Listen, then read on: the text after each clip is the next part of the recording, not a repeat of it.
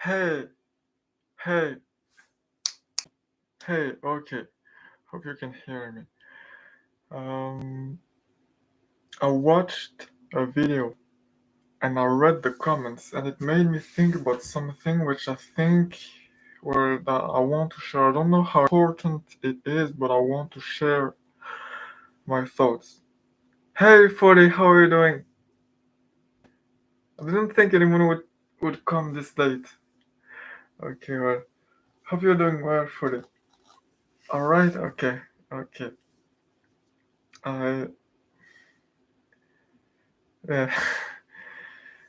You don't have to stay the whole time. It's not going to last for very long, but there's something that I think it could be important that I want to talk about. So let me share my screen.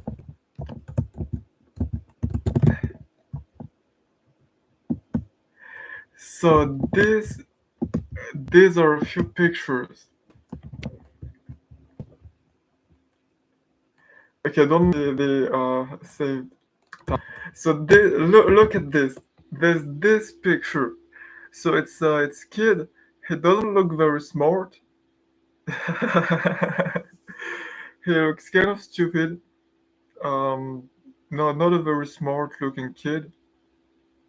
And then there's this person, so you can only show this side of the picture. It's an employee working late in like what seems like the late 90s. It doesn't seem very smart or successful either. It's like a small, weird office at night. And then there's this, look at this weird person. And finally, it's another picture, but there's this weird looking guy. Doesn't seem very intelligent either. Doesn't seem very intelligent. None of those people seem very intelligent or successful or like anything, anything. Like if you saw them, you wouldn't bet on them. They look like I mean, look at this face. He looked quite stupid actually, and yeah, not very not. I wouldn't bet on this person. that's that's a few people. Um, they're to give you more context about them. They're randoms. They're pretty random people. They're not like they're all broke. They don't have any money. They're not very smart, as you could imagine from seeing their faces. They're they have little skills or natural abilities in any field. They usually, well, they all come from the middle of nowhere, and they all come from pretty dysfunctional families. This weird, stupid-looking guy had a father that was a crook and a thief that pretended to be a doctor and that sold uh, snake oil medicine, and that then left his family to get married to a second wife without telling this person who was his kid or his current wife, and they were dirt poor. This weird looking person came from a dysfunctional family too, uh, whose parents got divorced and who was abused, um, not physically but verbally abused by his father. It's kind of better for this one. He was more or less abandoned by his father, but he has a uh, like a father figure who was more more supportive, and his mother got pregnant with this weird little guy when she was 16, and they were poor, and his new father figure was an immigrant from uh, Mexico, I believe, or a Latin American country.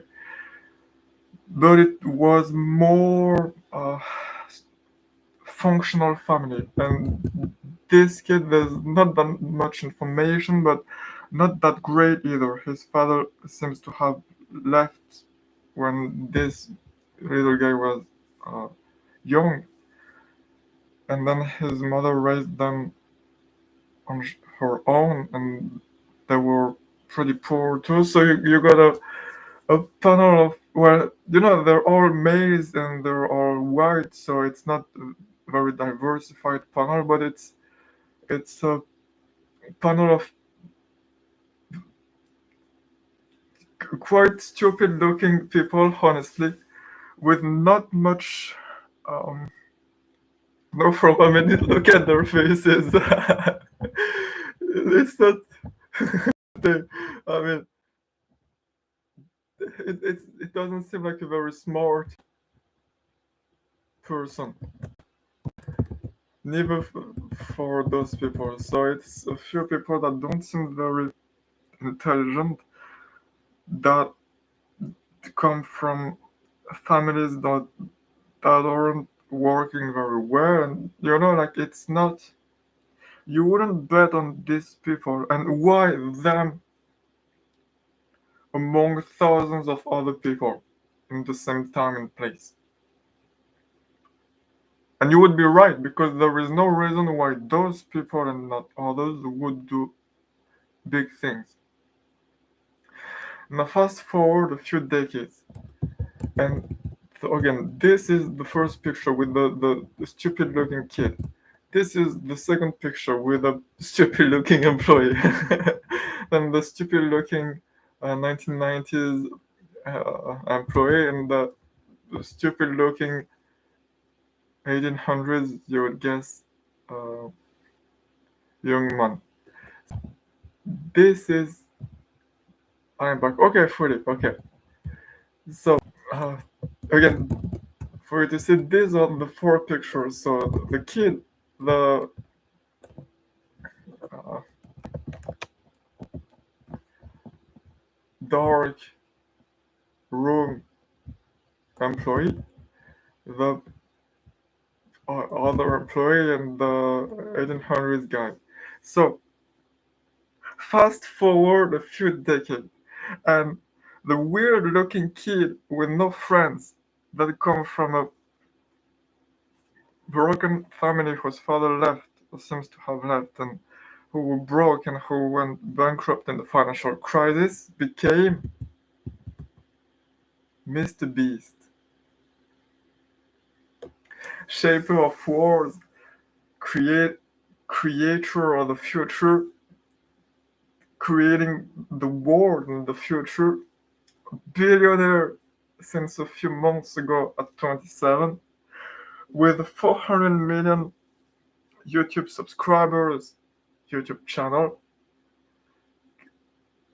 who planted 20 million trees, who removed a gazillion tons of trash from the ocean, who helped gazillion people in third world countries and all. This weird little kid with no money, who doesn't look very smart, became Mr. Beast.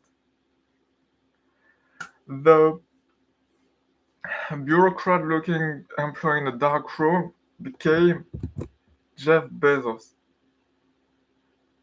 creator of wars again, because this weird little guy in the room was actually creating Amazon. It was like 1990. What exactly? Exactly. This is what I'm trying to share for it. This is what I'm trying to share. This weird-looking guy in a poor office with some posters on the wall, and this handwritten uh, poster with written Amazon.com. This was in like 1997. Was working on creating the future, creating the next few decades, creating what now is the commerce layer of the internet. First person to reach $100 billion in net worth. Uh, One of the biggest companies, growing at like 50% a year for 30 years. creator of the one day delivery, of AWS, of the Kindle, of Amazon Prime, of all of who bought Twitch and the Washington Post and all. This weird looking person. And again, like he doesn't look very smart with balding hair in a cheap office, became Elon Musk, creator of world's first person to become richer than John D. Rockefeller, with a 1.6% net worth, that is 1.6% of the world GDP. Rockefeller was at 1.5, who created a weird little quirky Yellow Pages, online Yellow Pages startup, and then who created a rocket company, who joined the cover company, who created the renaissance of electric cars, who created rockets, and then the first reusable rockets, and then the first reusable rockets to reach orbit, and then who's getting humanity to go to Mars and become multiplanetary, and who is created OpenAI, that he didn't actively take part in, but that is creating the AI revolution, who creates Neuralink, the Optimus robot, and many things I can't even imagine yet. And finally, this weird person. It's another picture, but this weird person with, I don't know, I guess. Oh, you can't see anything from this picture except that he looks quite young. He's already balding a bit. He doesn't have a great hairline. He doesn't look very smart. And again, he was from a dysfunctional family, and he had really, his family, very little money. Person became John D. Rockefeller. John D. Rockefeller. And I find this all insane because these guys are not titans. They became titans. They're just weird little guy with no money and no skills and no friends that are ugly and stupid, and they create the world and the future. And when I first learned about those people, it was insane in my brain because I just knew about their final state, so I assumed they were always titans. They were always successful and intelligent and incredible people.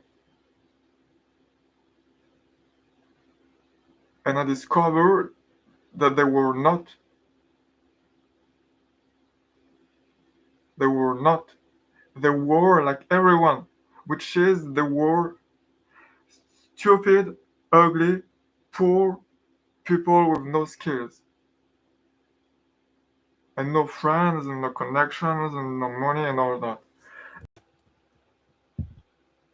Is immense because it means that if these people can start from scratch, from nothing at all, and create something as incredible as what they did, then maybe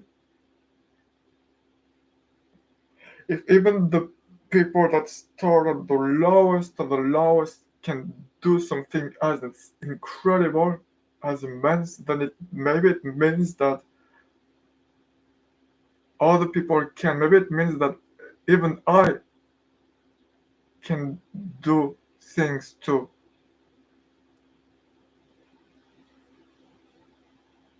Even if I'm stupid and ugly and poor and I have no friends and no connections and no money,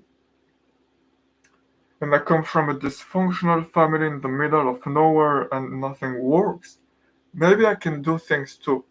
because they were exactly there. Because they weren't titans, they weren't giants, they weren't the shapers and the creators of the future. They weren't the people creating the world. They were just weird little kids, and they learned and they persevered. Now I don't really know yet how they did it, but if they could do it, then maybe I can do something too. If they could learn, then maybe I can learn. If they could grow and create things, then maybe I can grow and create things. Becoming.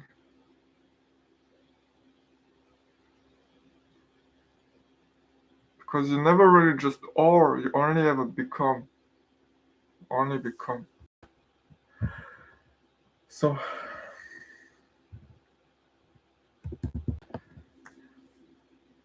I think it's very important. And that's what I want to share. That right now I'm nothing and I can well I show that almost every life, but I have 400 subscribers. I make $1 a month, and I'm in my room. My computer broke, and I can't even buy a new computer because bank my bank won't let me because I barely have enough money, and because my bank sucks because I don't have enough money to go to a good functional bank. So right now I'm making a stream and there's zero viewers and I'm just talking alone in my room. So I'm like this. I'm like this. Oh no, not this. This. I'm at this stage. This stage. This stage. A little past this stage, but not by much. That's where I am, but not in the Amazon. You can't really see the Amazon.com part. You can just see the weird little guy working at night on the half dimly lit computer in a dimly lit room. Maybe like this. But maybe the thing is that they were there too. So maybe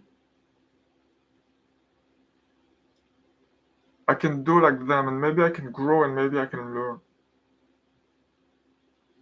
And it means that if they can do it, if I can do it, and you know in the future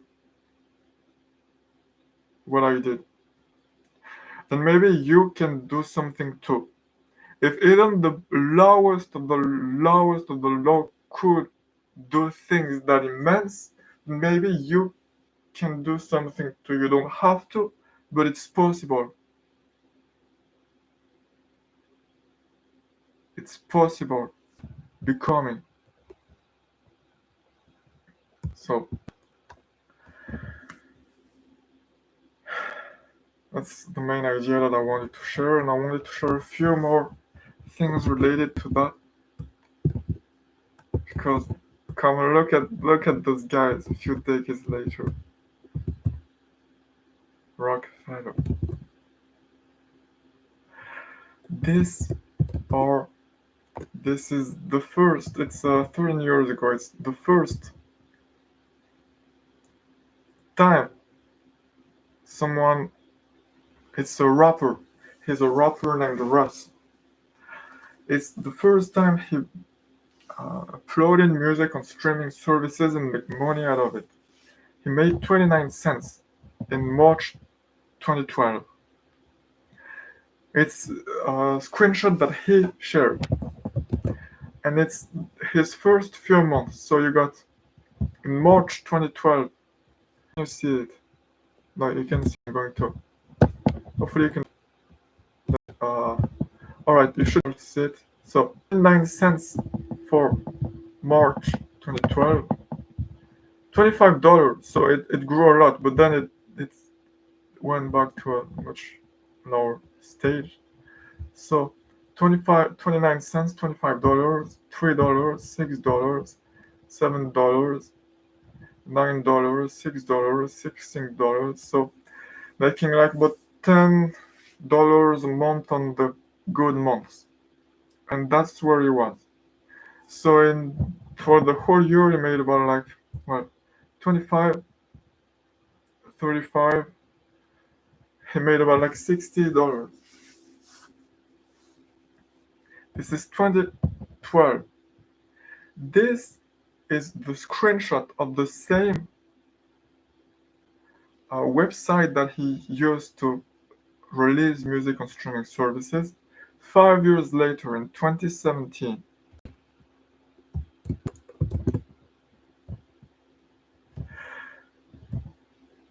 I don't need to comment.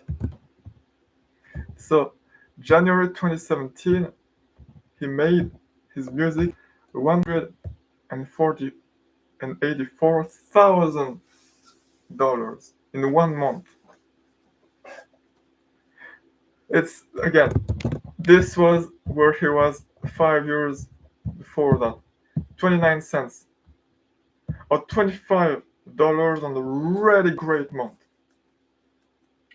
And then, so 29 cents in March 2012. And then in March 2017, $224,000. So 25 cents, that's ridiculous. 25 cents times 10 is $2.50 times 100 is $25. $250, $2,000, $24,000, $100,000. That's 1 million times more, I think.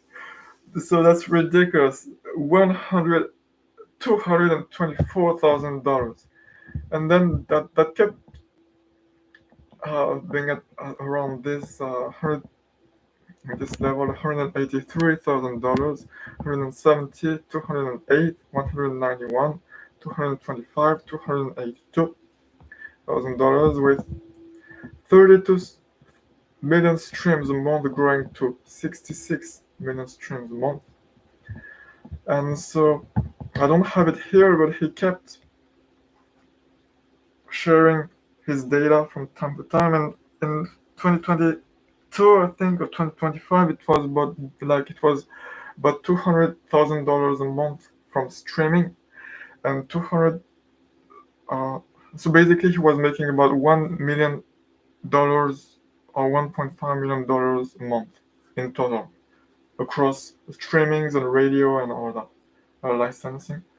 And in 2018, he made $15 million gross revenue, top line, from, again, 29 cents.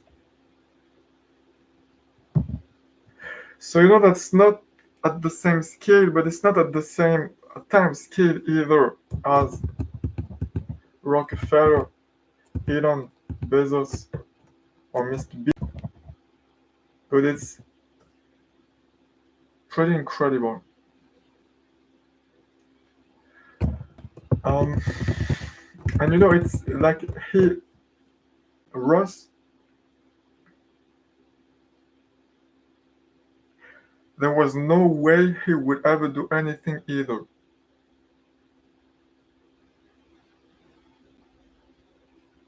No one would have bet on him. But it means that it's possible, that much more is possible than what people think. It's just that it takes a very long time. It took him 8 years, I think, 3 to 5 years, making one song a week on SoundCloud to get the momentum started, making music videos, making collaborations, posting on Twitter and all Twitter. So it shows that on a small scale, mean, it's big, but compared to Rockefeller, on a smaller scale, it's possible to do much more is possible. Then there's this. This is a website. It's 1996. It's Zip2. This is the same website in 1999. Zip2. And so that's an early Google Maps. It's a website to find addresses and find out how to go to those addresses, like a GPS, getting directions. And it's Elon Musk's first startup. And if you saw even this or this website, you wouldn't think that the same person creating this would be creating rockets 10 years later, or would have created a technological revolution 20 years later, or would be creating the the 21st century 30 years later. This is Elon. I think it's like in 2005 or 2008, and I think the question was something like about trying to make reusable rockets, and he said, and I think SpaceX is going to try to do it. And at the time, he evaluated the prospect of succeeding as very small, very low. It was probably not going to work, but we're going to try to do it. So he did. He kept going on. This is Elon 10, 20 years. So, and I think it's my last year in this night show. Yeah. So, like 5 years ago, 3 years ago, I didn't know any of that at all. I had like I may not have ever heard of the name Elon Musk or Bezos or Rockefeller or Mr. Beast. And 5 years ago, Mr. Beast was just a weird, quirky YouTuber. He already had a few million subscribers, but he was small. He wasn't the world shaper that he became, because it's all becoming. It's not what you are. It doesn't matter. It's what you become. At any stage, all of those people could have just stopped. And a lot of people do, like a lot of YouTubers.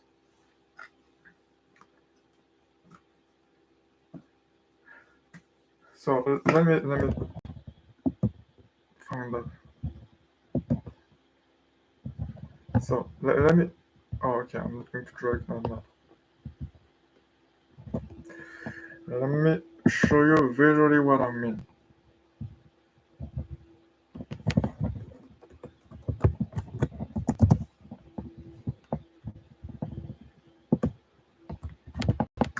Usually, what happens is that when to do something, it's a S curve is a curve, well, not as steep, but it looks like that. More like that. So, okay. What happens is that there's basically three parts. The first part where for a long time you try very hard, you're grinding, and nothing works, nothing succeeds, you just fail repeatedly for years. Then at some point you pass what the name of it is called the tipping point, and things start growing a lot. And everything is growing and it's thrilling and it's terrifying because you don't know how to not mess up and everything is growing very fast and you're very scared and it's thrilling because it's what you've been trying so hard and wanting so bad and dreaming of so hard for years, and now it's there. So you throw yourself all in into it, trying to make it work, and then at some point it starts growing more slowly and it stabilizes at this first phase where you've reached you've saturated your market, or you're reaching diminishing returns, or you you for example you've made a product and you spent 5 years working on making a product that is really good, and so you've improved it step by step, step by step, step by step. So there's seemingly not no progress, but during those years, in terms of internal metrics, step by step you've progressed and you've made this product better and better. Although it doesn't show yet, you don't see more sales or anything, but your product is little by little getting better, or your videos, or your songs, or your skills, or whatever. Past the point, it starts getting really good, and then people want to buy it, and from word to mouth or marketing or all that, the product is really good, so people buy it, and more people buy it, and then after a while, so you're growing a lot, you need to ramp up production, you need to hire a lot of people, you need to get some external capital if needed. You need to basically mass produce it because now there is demand, and because you've made something that is worth buying or worth using. And then after a while, everyone has bought your product because more and more people bought it. So at first, like few people buy it, and then they tell their friends or co-workers or users or companies or whatever. So they buy it too because it makes it easier for them to do something or to whatever it is, and then they tell their own friends and they buy it too. So it starts slow, but you get more and more and more and more sales or views or whatever, and after a while, but everyone has bought it, so you start getting fewer sales and then fewer and fewer and fewer, and then it stabilizes with a regular number of sales, and you stop growing much because everyone bought what you've created. And so that's usually where the story ends. And if you look at a lot of companies and so usually this is where people settle because now they're rich, they're financially independent, they're millionaires, and they're thinking, well, I tried so hard for 5 years with no success, and then I worked very hard for 5 years to ramp up the production. So now, I just want to retire. I've earned it. So now I'm just going to buy a nice house and I'm going to get married and I'm going to focus on raising my children and having a family. And so it's the end of the story. And if you look at the company or product or person 10 years later, or 20 or 50, they're about the same place. They haven't changed or learned or progressed much. It's like this, but on a larger scale in terms of, okay, can I draw a straight line? How do you do? No, maybe like this. Okay, let's say that it's a straight line. You're born, you're 0 years old, and then you die, and you're, let's say, 80 years old. It's usually, and then you're like 10 years old, 20, 30, 40, 60, 70, 80. These are not equal sized. Um, I'm losing my word. Please excuse the messy diagram. So, hello, my friend. Hey, undecided feelings. How are you doing? I'm doing okay. I'm doing okay. Better than yesterday. How are you doing? By the way, where you're from? Mexico? Is that correct? Okay, so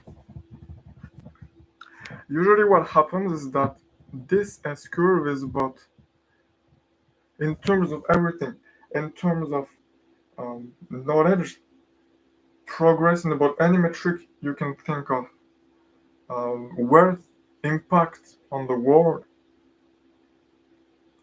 like effectiveness.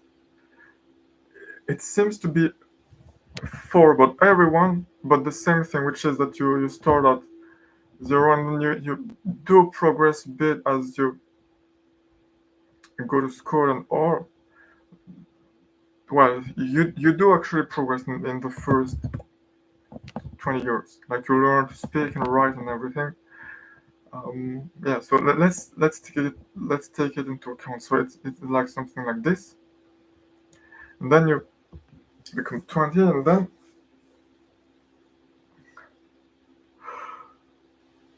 well, for most people it's the end of it actually, and they go to college, to university, and they get a job, and that's it.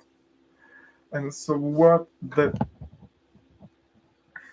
happens is that they're 20, then they progress a bit, they go to university, and then they may climb the ladder step by step, and then by the time they're like 30 or 40, that's about it, and it's like this for the rest of their lives, and then near the end their health decline, and it goes worse and worse, and then they die. And that's the usual, that seems to be the usual curve, though I'm not an expert in all this, so please correct me in the comments. So it's like first part where you're a kid and then you're a teenager and you learn to write. that's that's really okay, you learn to write. Then there's a mini S curve here, and then there's a plateau for the remaining 5 decades. Now, people do something different, and they don't get a job, they go a different path, they take a different path, and usually they get a lot of criticism because it's a different path, it's not a standard path, and it seems risky,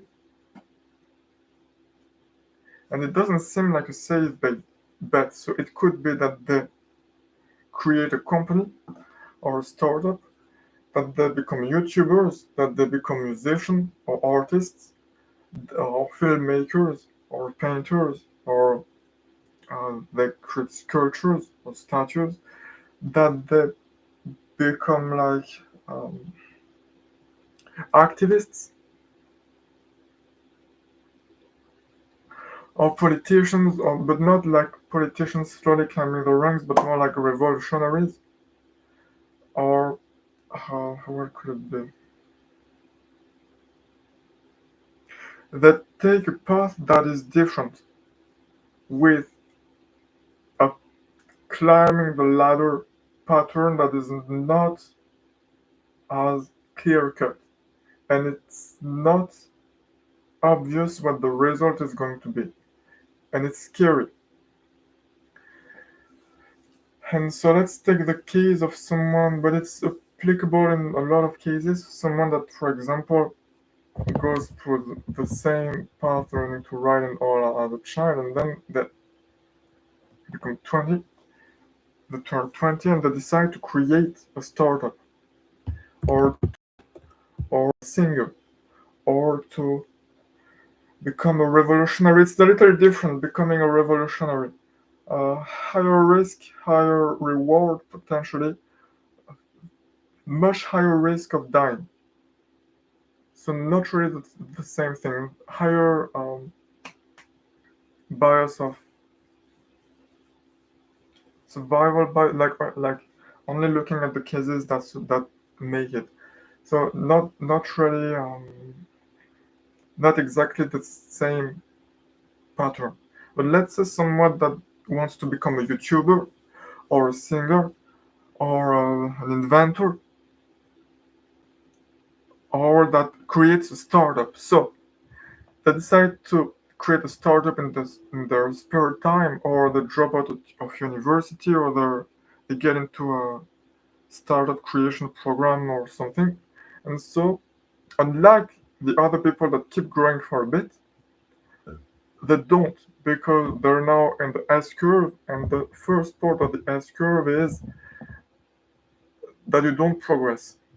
So, for a bit, they don't progress, and it feels very it doesn't feel great at all, because you're working on your startup and you're making no progress, and you see your past high school or university friends who go through college, who get a degree, and you're still working on your startup in your mom's basement, and then they get a job and they make money, and you're still working on your startup in your mom's basement, and you live on noodles, and then they get a car, they buy a house, they get married, and you're still working on your startup on your mom's basement. And now, instead of having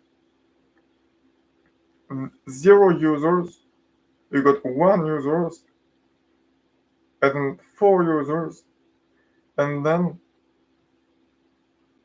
three people decided that they actually don't like your product, so they left. Now you got one user, and that's the progress that you've made in 5 years, and it feels terrible.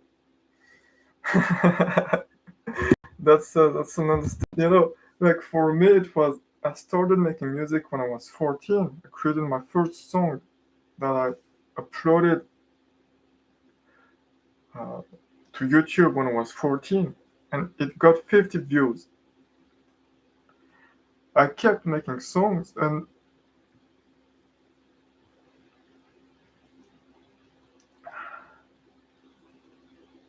to compare it, 3 years ago I decided to really do it seriously and all in and not give up anymore. And I made a song, and I uploaded it on SoundCloud, and it got 2 plays. A year later,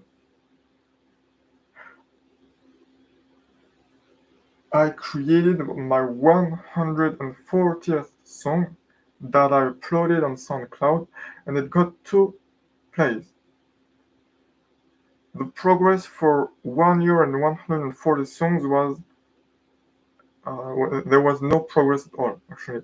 A year later, I uploaded it was like my 200th song, and it got 2 plays. A year later, a few months ago, I uploaded my like 250th song, and it got 2 plays. So the total progress for 3 years, going all in every day and doing nothing else, and making 250 songs, which is the same amount of song that an artist usually make in the 40 years entire career, is there's no progress at all. Zero. And so that's what it feels like. And whether you want to become a YouTuber or a painter or to make a startup, anything like that, anything that where you don't take the road well traveled, it feels terrible for years. I've been trying as hard as I can for 8 years. That's almost a decade. And so that's the progress for 8 years. So that's what it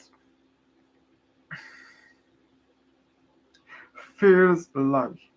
How it works is that you make no progress externally, but you actually improve.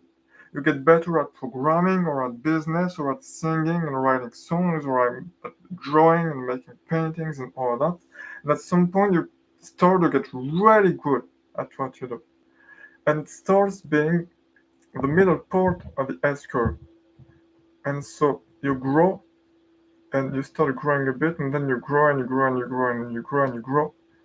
And you actually grow much more than those who stayed on the standard path. For example, oh wait, uh, or I think it was this, no, this. Okay, for example, this, like Ross's friends were probably making, he was like 20, 23, 25. So his friends were going through college, and he had been making music since he was 14. So his friends were going through high school, through college, getting jobs, starting to get paid like a few tens of thousands of dollars a year, and he was making less than $100 a year. He was living at his mom's house in his room and basement, and going to his friend's room that had a cheap home studio in order to record things. And he was saying, and he talked about it, that he was seeing his friends progress in life and that he wasn't progressing at all. Except fast forward 5 years and he was making $200,000 a month. And after 10 years later, it's 2025, he is making about $1 million at least a month.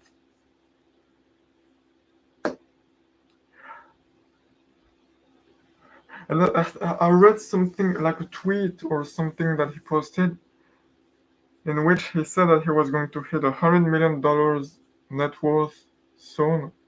And that completely makes sense. And that he wanted to become a billionaire too, and he will. He's going to make it. And except if his former classmates do something similar and decide to create a company or to make music or videos and to do something like that and to go through these very, very long years of frustration and pain, they won't do anything remotely similar in any metric at all, neither in wealth, nor in impact, nor in changing the world, nor in knowledge, nor in how, in terms of feelings, how incredible it feels to start something from scratch, from nothing at all, and to make it work. Then they won't ever do or live anything like that. But they could have, in the exact same way that they could have thought, well, I really want to make music, but it doesn't seem safe, so I'm going to listen to my parents. And I'm going to go to college and not drop out.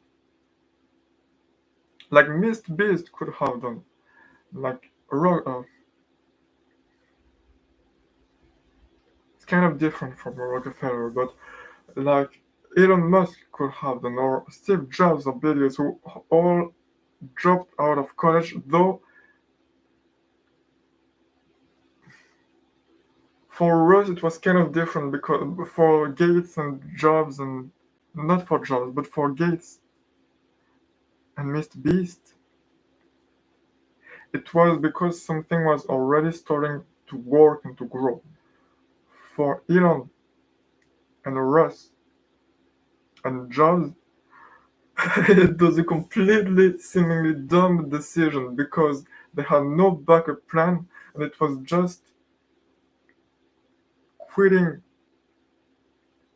a path that was safe to go in a direction that was extremely risky and with no guarantee of anything.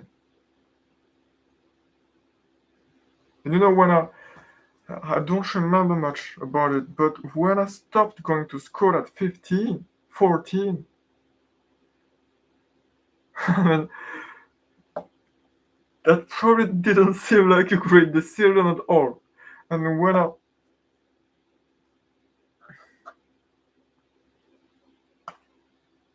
left, I dropped out of college at 19 and I was making 5 cents a month.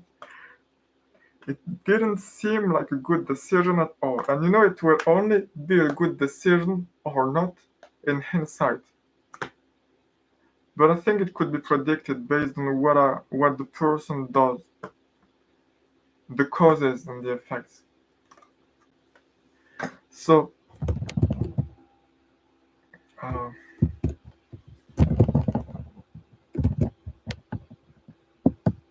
although I'm not sure who will ever watch those videos, so yeah, I don't know. We'll see. So what happens is that you try hard for a very, very long time whilst everyone else is progressing and you're not, and you feel terrible. And then you start progressing and you progress much more than everyone else. And then after a while, you reach diminishing returns and then you keep plateauing at the same state.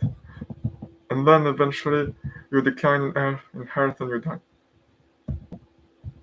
Not as much. You don't die more than other people, but it's like you reach a baseline that is higher. So instead, yeah, like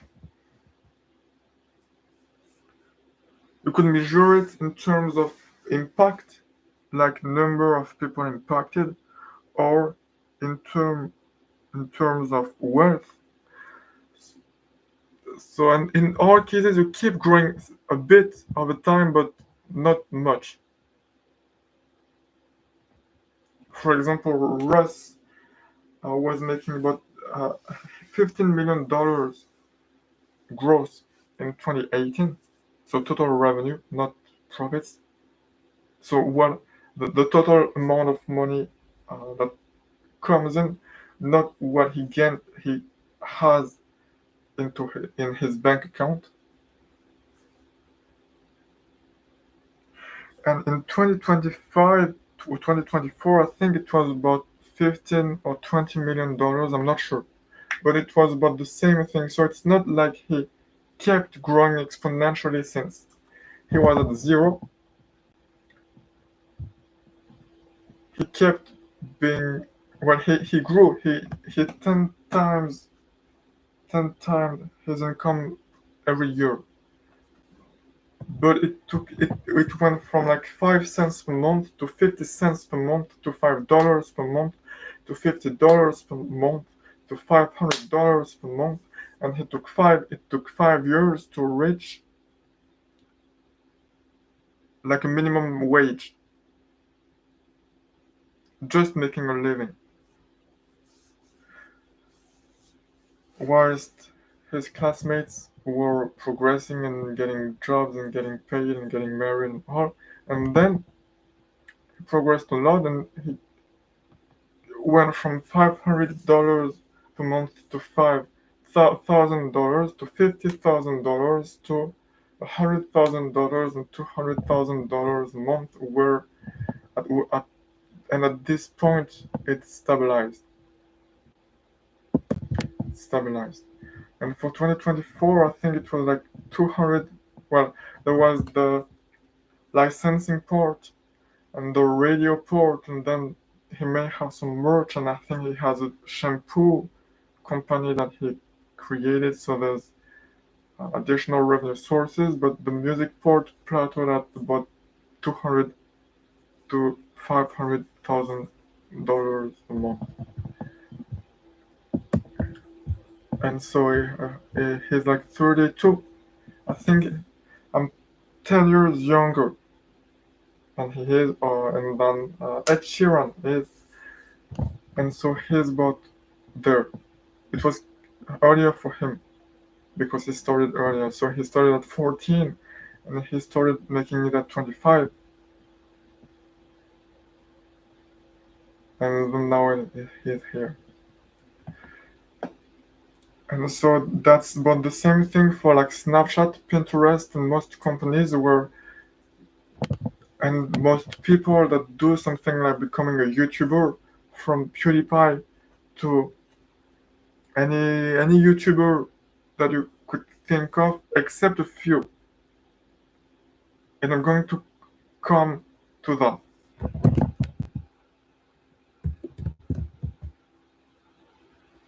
Let me take a break. I feel like I'm doing a webinar, and I'm a scam artist trying to sell my course so that I get money that I can spend on cars and prostitutes and drugs in Colombia and in cartels in Mexico with lots of prostitutes and gunpowder and AK.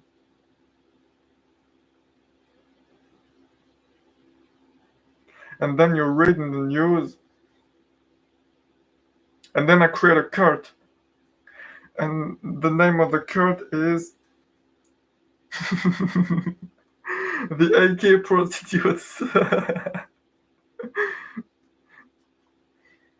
And I create a cult, and then we take no. If I wouldn't be that ambitious or perseverant or effective if I was just trying to make webinars to scam people. I wouldn't try to take over a government or something. I would just retire and buy some mansion and like this S curve. Except instead of giving value, I would scam people. But I would do about the same thing, and then I would try to avoid getting chased by the FBI and Interpol.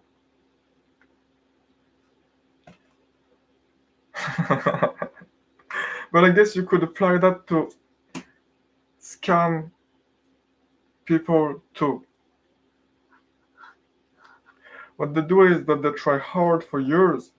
I mean, I guess they must try harder.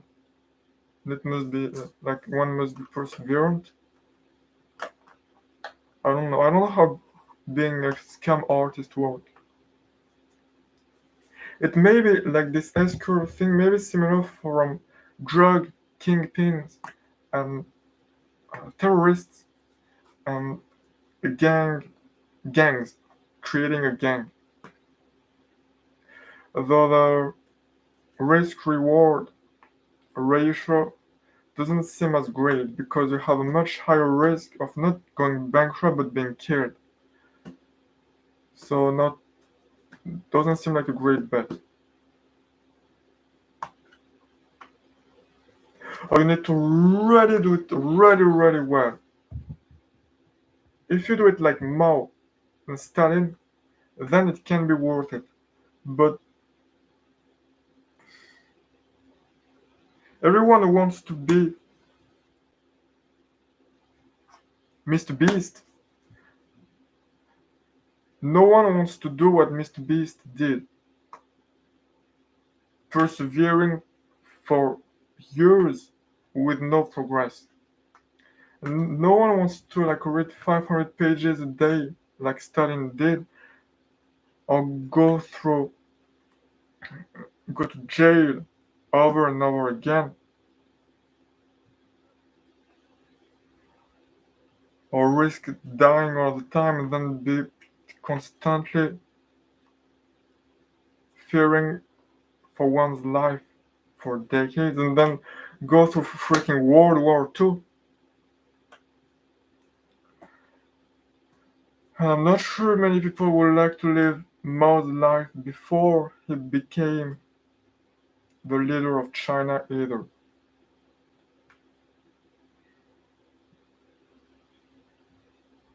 So yeah, I would highly suggest creating a company and not creating a terrorist group. It seems much more fun too. And you can change the world too. If you create something like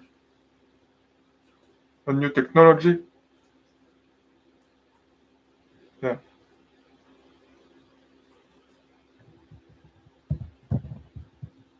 So I came into the stream at the most confusing moment. Hey Siri, how are you doing? Yeah. I mean, it happens almost every time. You know, like I was trying to explain career paths and all, and you came at the moment where I I I explained why it's not a great idea to become a terrorist. So, okay, I'm good. I finally got over art block. Okay, is it like writer's block when you don't know how to draw? Or you is it when you don't know what to draw, or when you don't want to draw, like you're burnt out, or it's not fun to draw?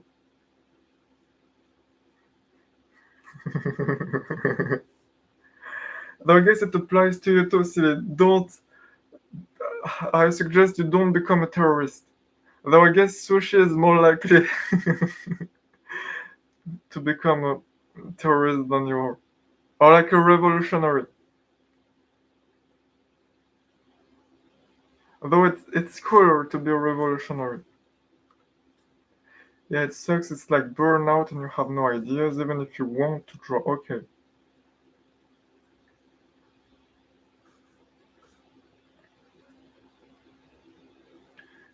So you just don't draw for a while and then it gets better? Is that how it works?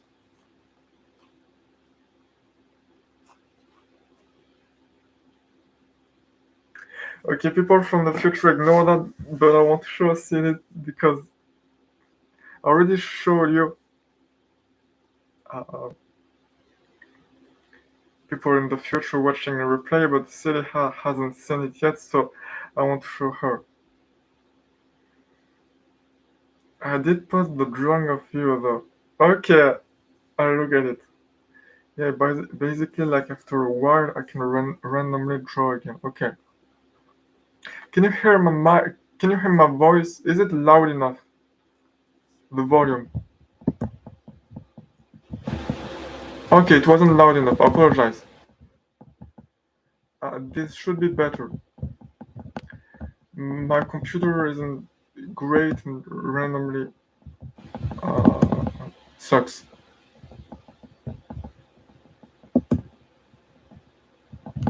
Okay, this should be better. Yeah, I can hear you fine. Okay, so at this. Look at this picture of this person.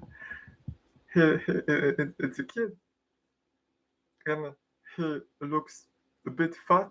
He doesn't look very intelligent. I mean, look at this face. And uh, he doesn't have great starting conditions either. He comes from a family that isn't that great, and he has no money and all. And then look at this person, this Sanfreya. You're going to have the picture, but still, stay with me for a second. this employee same in a dimly lit room at night, and then this weird little guy, and then this older picture, and um, what is in common in all those pictures is that those people aren't people that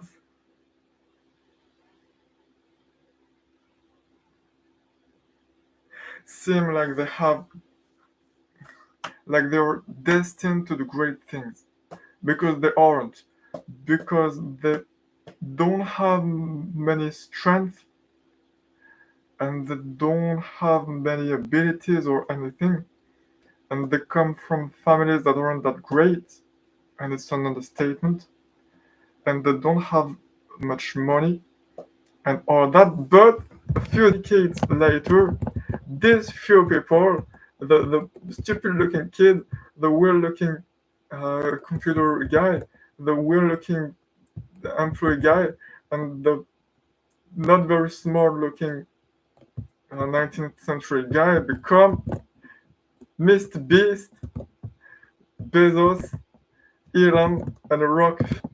And the contrast between those images, I find it insane. Because, so don't judge a book by its cover. I didn't even recognize some of them. Yeah, exactly. Exactly. I mean, yeah, the Mr. Beast as a kid picture is it's famous, but like this is Bezos and it's the Amazon.com poster that he hand wrote. I think it's when he was in his first garage office in Seattle, and then it's Elon Musk. Elon, when he was working on his first startup, Zip2, in the office space that is the cheapest office space he could find, and that he rented for like 200 and 400 bucks a month.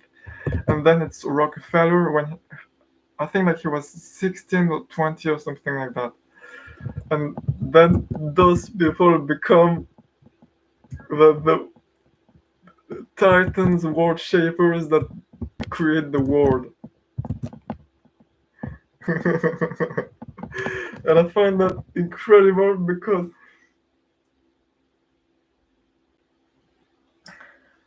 if most people saw the first pictures, they wouldn't think much of those people, and they wouldn't uh, think that they could do much or become much.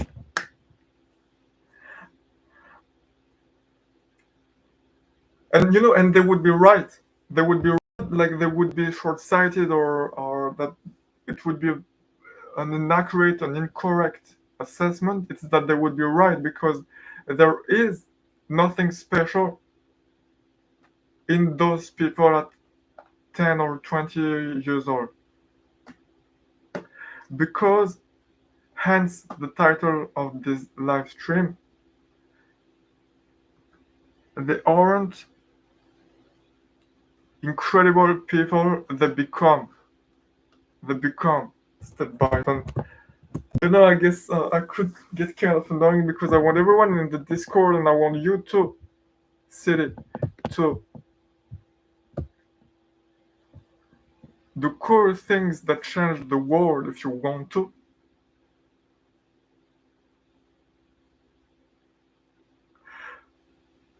But I really mean it. And you don't have to, and no one has to, but the thing is that it's something that exists. It's a possibility. It's something that is possible. And I didn't know that. So I wasted a long time. I wasted a lot of time with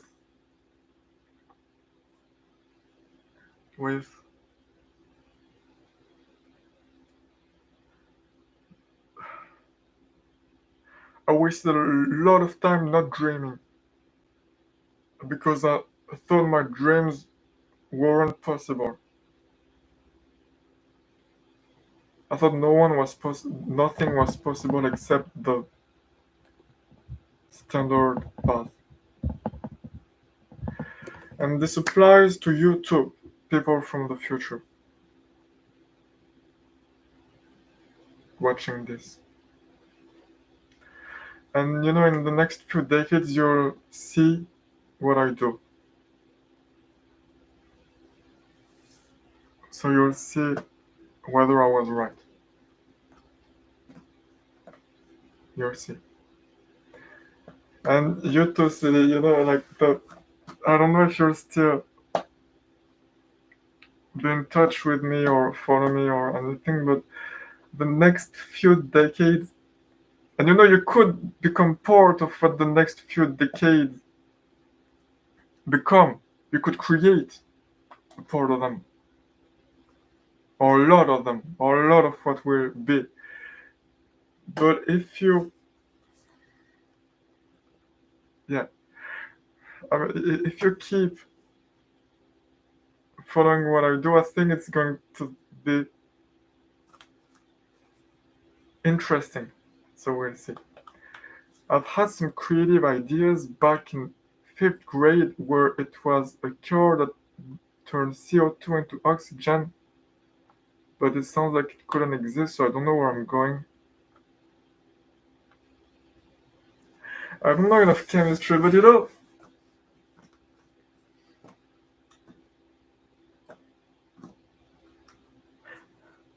not exactly this, but someone is probably going to make something like that in the future. Not exactly this if it's not chemically possible, but something that is chemically possible and they'll make it happen. And there will be a new Elon Musk thinking, hey, why has no one tried that? So they will. And they'll end up making something. So don't sell yourself short, silly.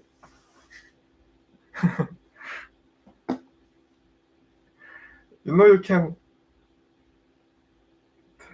This okay. This can be your motto.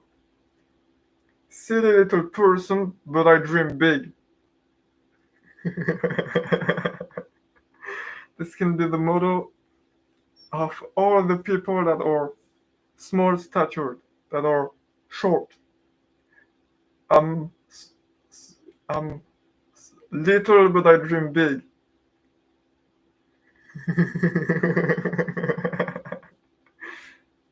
Small, but I dream big.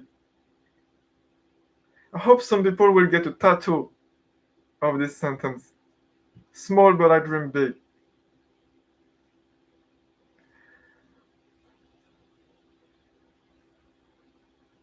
Probably it sounds like a good idea, but at the same time, I couldn't explain how it would work since I'm not an engineer or anything. It's not well. It's a solvable problem. Like Elon or Mr. Beast or all those people didn't know how to create what they wanted to create, so they learn all the time. It just takes a long time. So if it's not something you really like, it's not probably not a good time investment. But anyone can learn.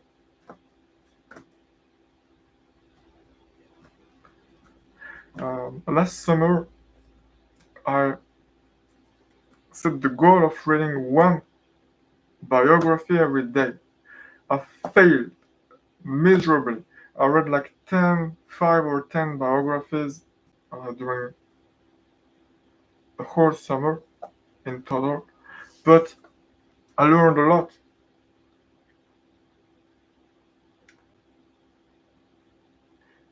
It will probably be useful later on. Um, so yeah, I don't know what, and yeah, but I guess you're young. You're young, so you can see what like in 5 years, you'll still be very young in that you'll have many decades ahead of you that you can use to do whatever you want. So you'll see what you want to do.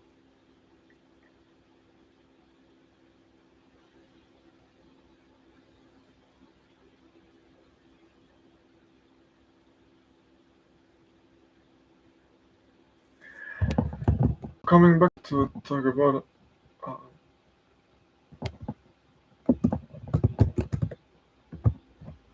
this is the, I don't know if you follow what I was saying, except it doesn't seem to be a great idea to become a terrorist.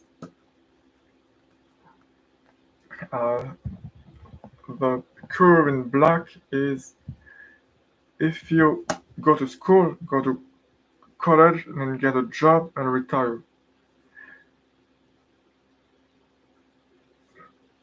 The x-axis is okay. The x-axis is time. The y-axis can be impact on the world, or wealth, or what could it be? Knowledge, experience, effectiveness, I guess wisdom, like that.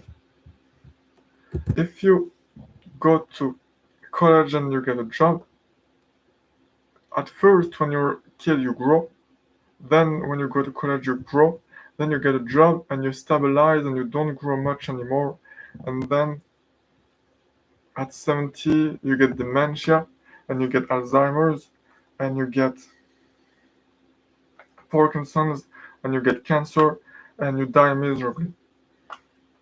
If you decide what is an orange is that you decide that you go through the same path, you learn to read and to write, and you fall in love when you're a teenager, and you have friends, and then you go through breakups and all.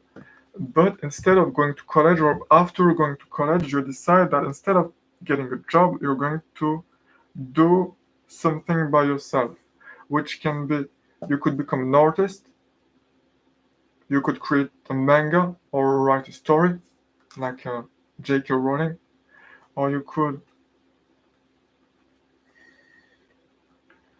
become a musician or create a company. And so for a while you see no progress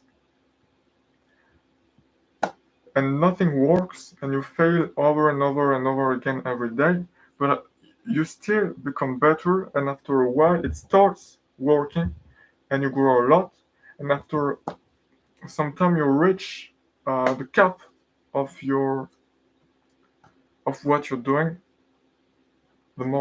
your market, and then you keep on growing a bit, but not by much. You keep getting similar results. You don't keep growing your results. You may keep getting similar results, like a similar um, revenue as for us, which is cool if it's a high revenue, but you don't. The revenue itself doesn't keep growing. It doesn't keep like doubling every year. Uh, and it's because you reach the top of the S curve. This is a S curve, and the S curve is the name of a type of curve which looks like this. So this is time. This is whatever variable you want, and it looks like this. At the beginning it doesn't grow much, then after a while it starts growing a lot, and it picks up steam, and then after a while it stops growing. Little by little it grows more slowly, and then it stops growing and it plateaus. So it's a plateau phase, growth phase, plateau phase. And so that's um, by the way, thank you for staying in this stream. Tell me whether it's interesting or not. I don't know whether that could be interesting to you. Maybe in a few years it could be. But thank you for being there. It's some company. Some company. Not like as in a corporation, but as in a friend. And there is what I want.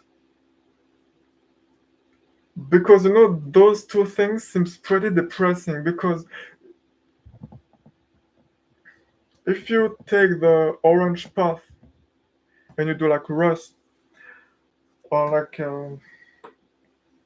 the Pinterest founder, then you don't you get rich, you get richer, so you can buy like a $1 million house instead of buying $100,000 house, but it doesn't seem that much more fun, except that you have a higher standard of living and knowledge and effectiveness and all for the rest of your life, but it's still plateauing for decades.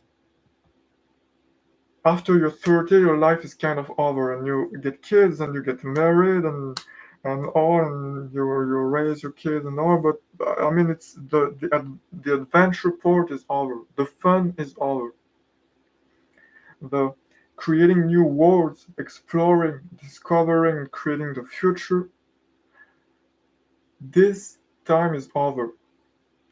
And then it's cool, and you raise your kids, and then your kid grow up and they go to college and they do what they want, and then you get Alzheimer's and Parkinson and cancer, and you get miserable and you die. So it's better in terms of ROI. Those 5 to 10 years where you that are hard are worth it because you get benefit for the rest of your life. But still, you don't keep getting more and more benefits, and you don't keep growing and learning and exploring and expanding and going into more adventures and creating the world and the fun part and the adventure part and all. It doesn't keep going, it just stops. And then you raise your kids, and I guess it can be fun, but why not raise your kid and have fun and create the world and create the future? And then the last part sucks for everyone. Getting old and getting age-related diseases and senescence catching up, and then you get miserable and you get diseases and you get cancer and you die. And you're a shell of your former self that was someone creating the future, and you have some nurses that don't really care about you, that keep you alive, and you see your brain and body deteriorate and you die. So not very fun. I don't personally understand, but I like to listen to it. Okay, okay. Is it because of my accent? Is it because when I say, okay, is it because I'm not clear? Or is it because the way I speak is hard to understand? Like I don't pronounce words in the right way because of my accent? Or is it because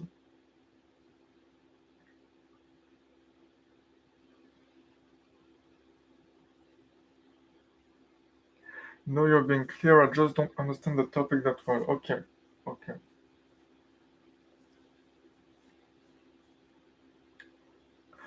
I recommend that you bookmark or you add this video to your add to later playlist, because in a few years it might be more useful. It's about like what life path you can take. So you may not be there well, but it might or might not.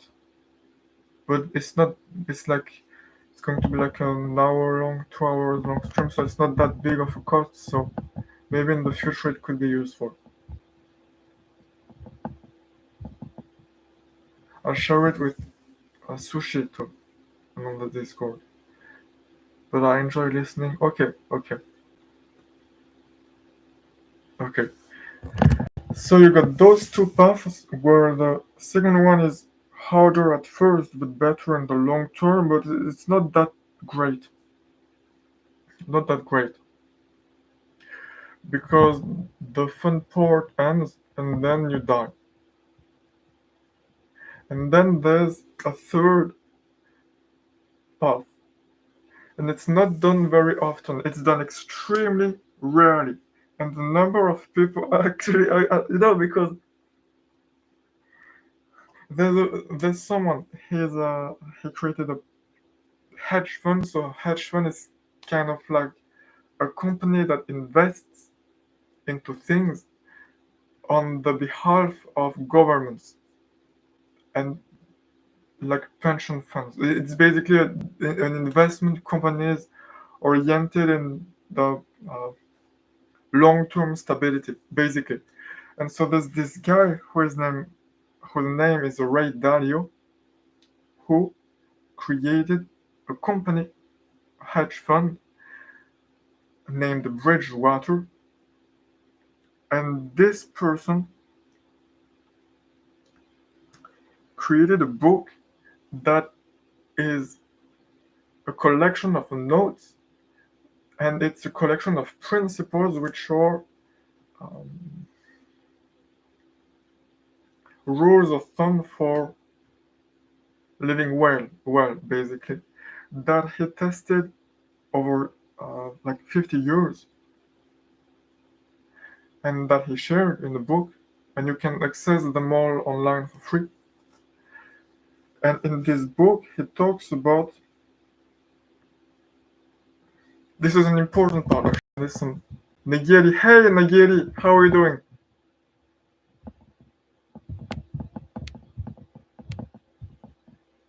You're the person from Belgium, Belgium from I don't remember.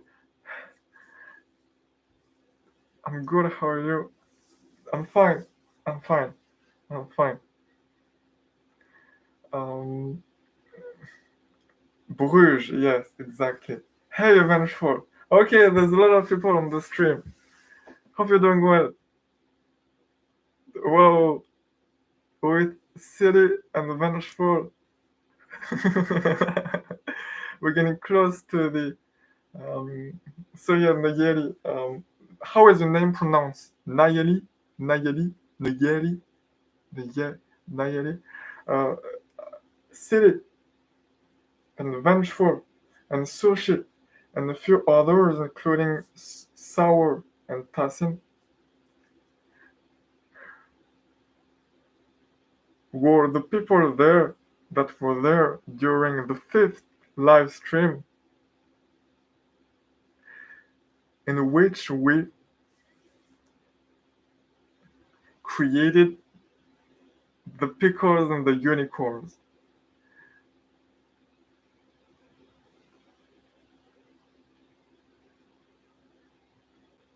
So yeah, they're the founding fathers and mothers of the pickles and unicorns. So we need to do a live stream that is like a reunion. Okay, okay. Oh, you didn't answer me silly last time. I want to do something. I want to do a role play thing, like on Minecraft, with people about the pickle and unicorn story. And I'm searching for people that want to be part of the live stream. So uh, Sushi is in. And if you want to be part of the live stream, anyone watching this stream, contact me. We'll make something cool. It will be from scratch. Nayeli. Nayeli. Okay. Is that a common Belgian name? Oh, is Souyini a common Belgian name? It was probably. Apologize for doxing. That was very stupid. That was very stupid. I'm sorry.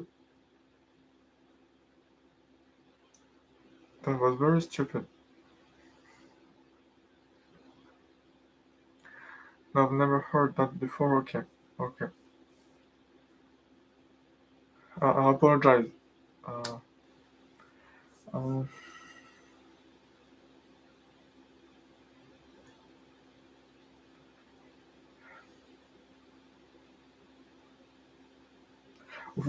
This was really dumb. Why did I?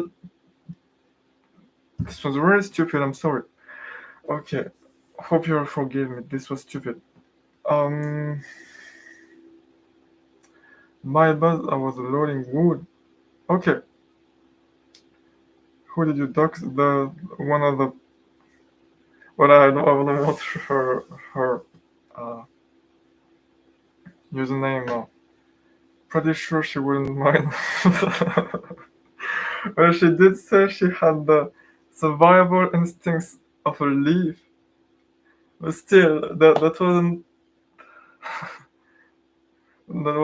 wasn't cool. I mean, at least I need to ask for her permission. So, uh, sorry about that. So, hey, Nagiri, vengeful, and there's another viewer, I think. Silly, vengeful, Nagiri. Talking about. So I'm not going to re-explain it all again, but I was talking about the various paths in life that we can take.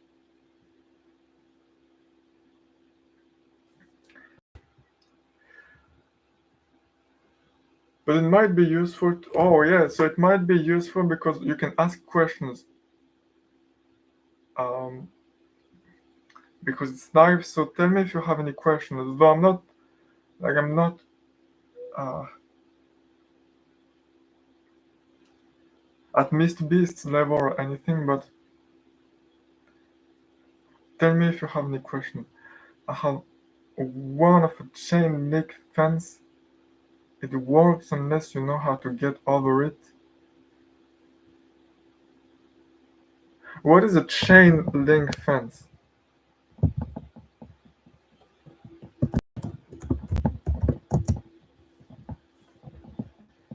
Oh wow.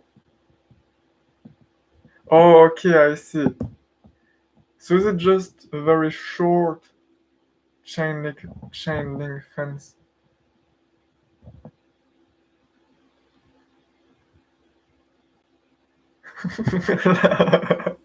That would be kind of funny. Like it's just very short, and the only use is to repel very short people, like anyone that is under 1 meter and 1.5 meters. So I don't know how much that is in feet. Like anyone that is under 5 feet isn't allowed. It's like discrimination, discriminating fence. It would be kind of funny.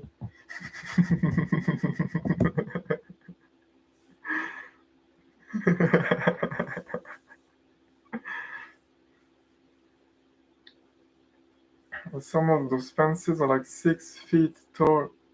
It's crazy. Okay, that would be really hard to get over it. 6 feet tall.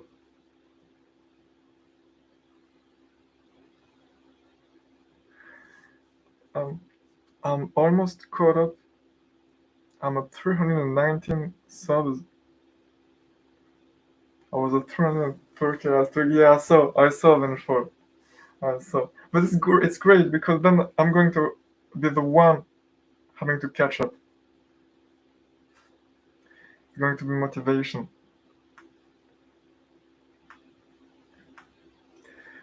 Most are like 4 feet. My brother is 6 feet 5.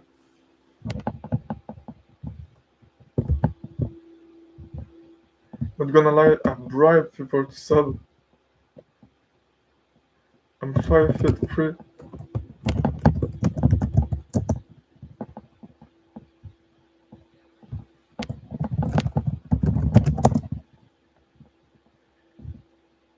2 meter. Okay. Yeah, that's very that's very tall. Like basketball players. Uh,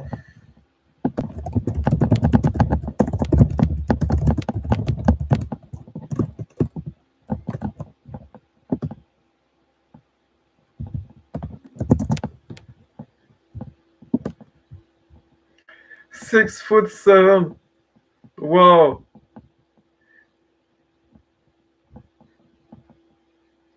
2 meters tall. Okay. Okay.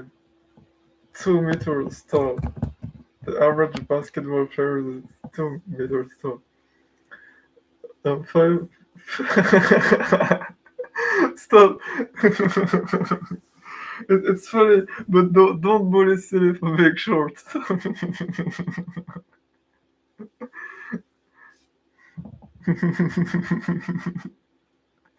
Sushi was already bullying you. I,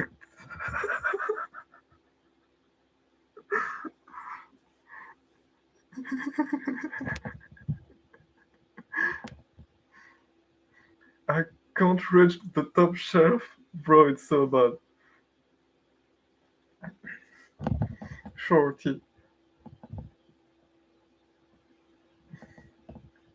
I My parents are 5'4" and 5'4" and 5'5" and cook. My brother is 5'11". Took all the tall gyms. At least you'll be a good climber from all those shelves. I can't climb.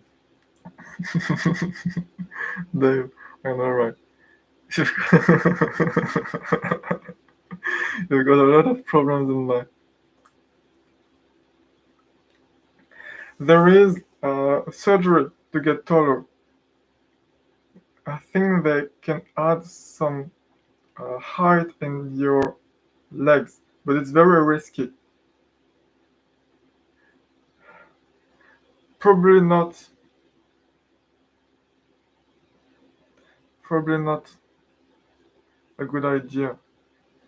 We're all broke, remember? Yeah, the other weekend we were the broke, stupid, ugly losers. That's that's the name of the non-official name of the platform or the community of the fans. No, no, no, no. Bad idea. Bad idea.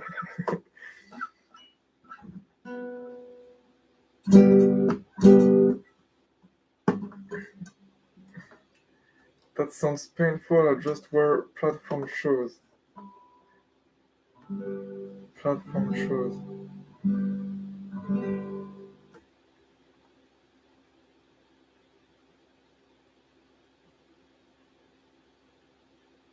What is the impact of like on of platform shoes on perception?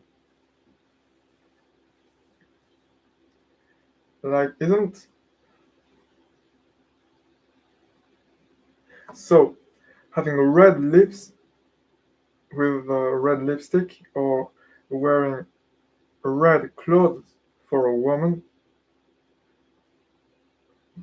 uh, makes the woman be more attractive when perceived by. Isn't there something like that? But if I don't know anything about it, but so isn't there something where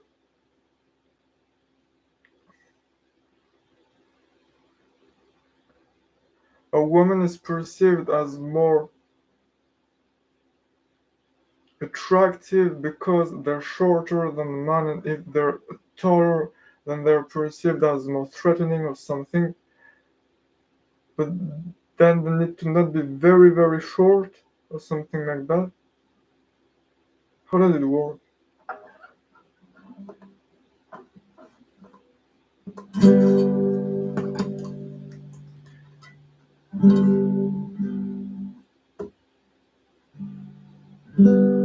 Sorry if it's a weird question. Yeah,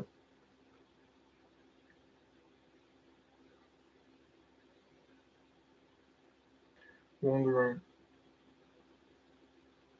Is there like an evolutionary reason?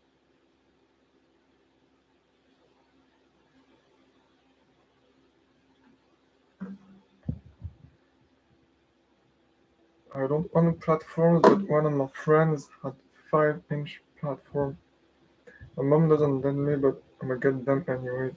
Platform shoes make you look taller since people don't really look at your shoes often. Bro, I'm short and I still get absolutely no game, so if it's true, I guess I'm not short enough.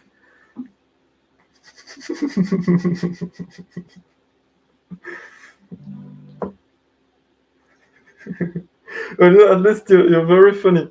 You're very funny, silly.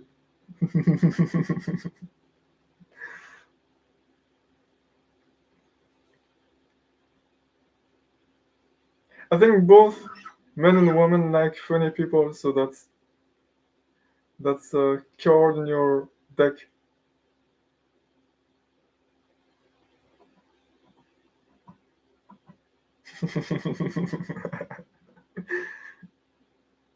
Yeah.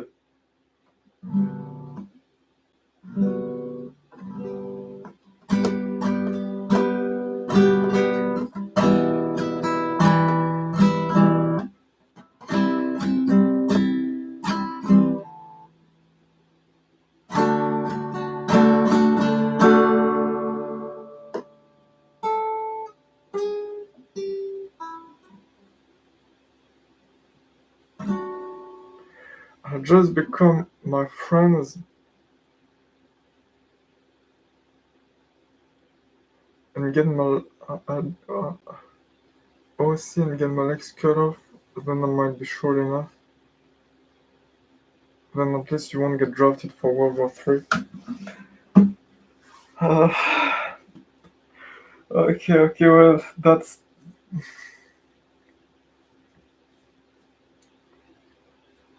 Let's try to avoid big decisions like that.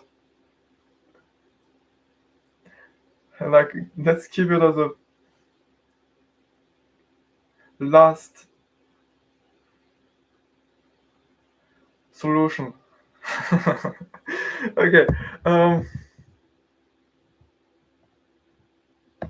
please, Nigeri and okay. You know what? No, not this one. Well, maybe. Okay, I'm going to trust you. Nigiri and City. I'm going to drink some water. I'm taking a small short break. So this is a board. If you want to draw something, it's the same board where I'm drawing all those things. So please don't mess it up. I want to finish discussing it, and yeah, be right back in a few minutes. Make a tractor prank city or something like that. And Sushi's honor.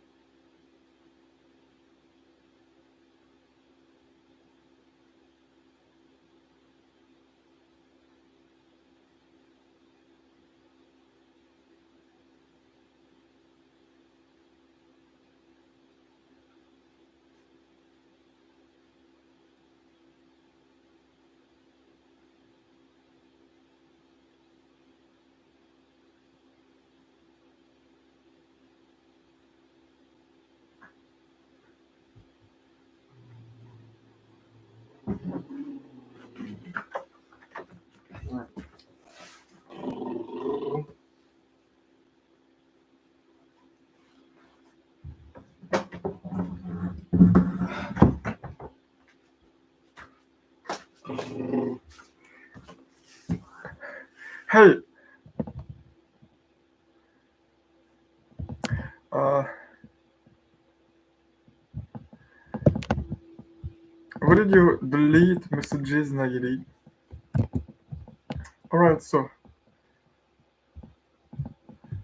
tractor, okay.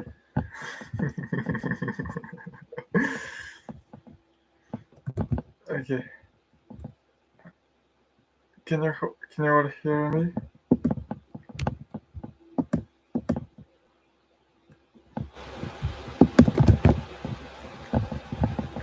Okay, I think this should work. Okay.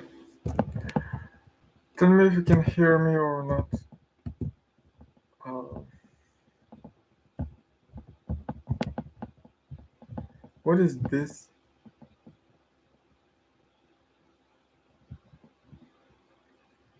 Oh, okay. This is your the YouTuber that you like. Oh, your character. Okay. Oh, so and he has no legs.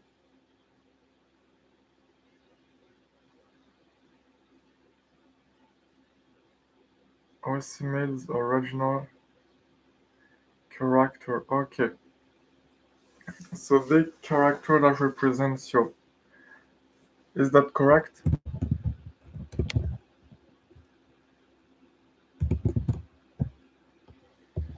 Yeah, I can hear you. Okay. Uh, birds of feather, little paper you.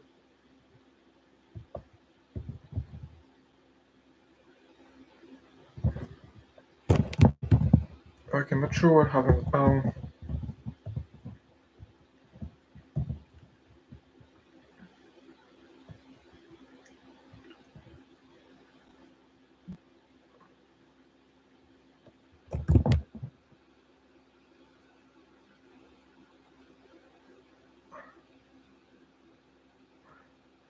Could you tell me what happened, Nayeli?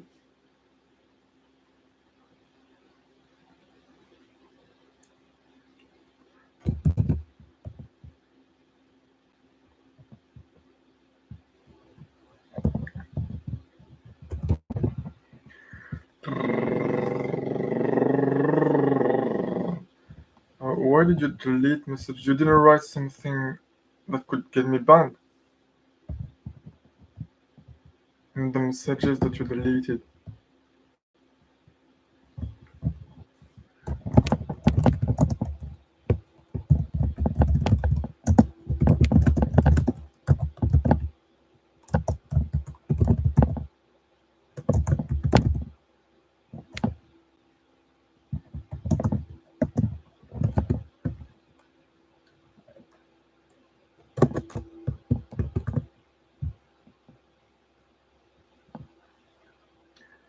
No, I didn't. Don't worry. Okay, okay, well. If you can tell me what you wrote, it would be great. If you don't want to, it's okay. So, what did I quit? No, okay. Um,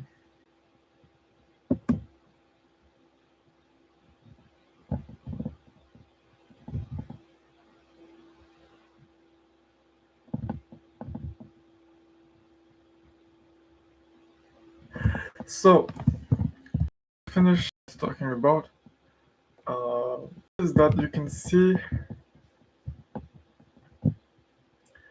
the path that you can take in life as on a continuum with three types of choices. In the first choice, you go through the standard path in the box, and these are ages from 0 to 80. You go to school, you learn, you socialize, and all. Then you go to college, or you get a job. Then you may climb the ladders over time, and then you get senile and you die. And you don't progress much between the time you're 25 and the time you're 80. Neither in impact, no wealth, no knowledge, no fun. So that's the standard path, the default one. You have the path where you do the same at first, but then instead of going to college or instead of getting a job after college, you. Okay, sorry for that. College or.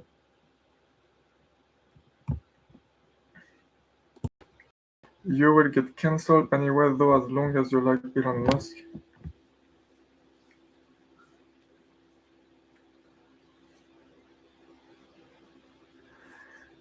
I don't know how long it's going to last. The the Elon Musk uh,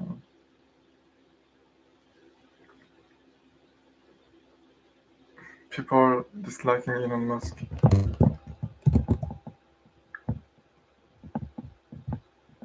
Bro, why you say that?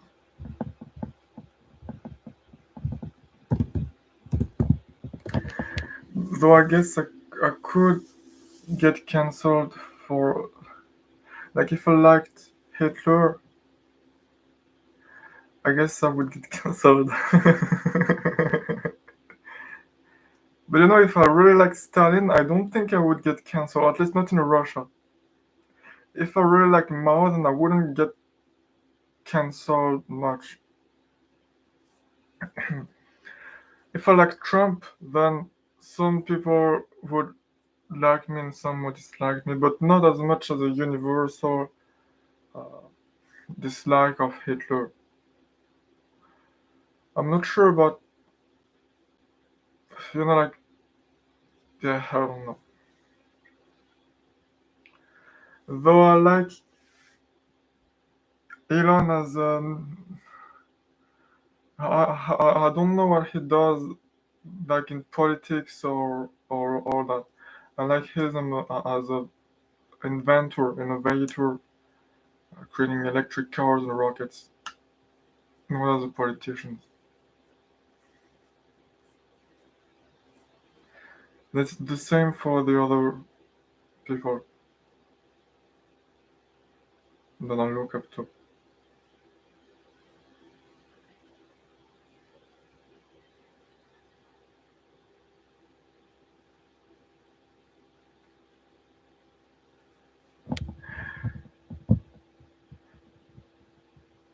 You'll get cancelled anyway, though, as long as you like Elon Musk. No offense. Why you say that? Because he's terrible. Obviously, do you not agree? Okay. So yeah.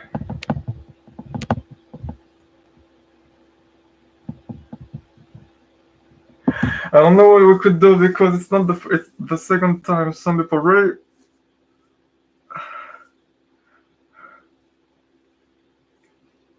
like, well, politics. I don't know what what. Okay.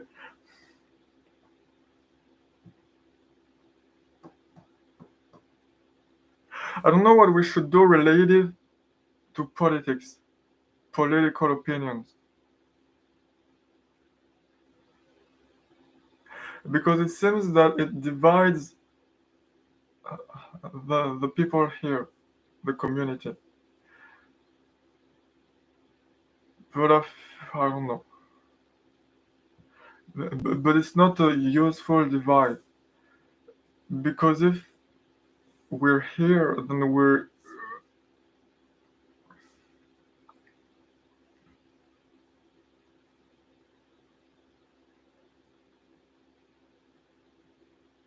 we all have similar enough ideas.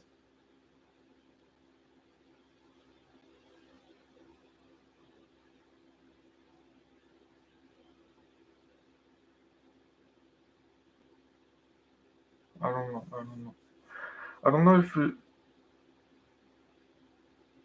I don't think politics should be brought up on streams or like in the community. I don't want hate and stuff. Okay, yeah. It would probably be better to not discuss it. Yeah. We'll start by doing that. We'll start by doing that. It it produced problems the last time. Yeah. Though it doesn't solve the problem, it will eventually appear again, but I can learn, I can become better at, like, solving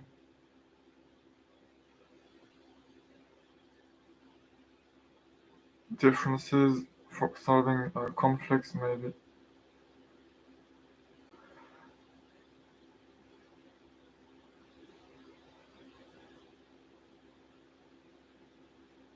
Oh no, goddamn. Okay, no opinion on on this stream at least. Okay, no politics on this stream. This isn't going to end well. It already happened. It didn't end well. No politics on this stream. Maybe the next in the future stream or something, but it's already not going well. Just just right now, nothing is even happening.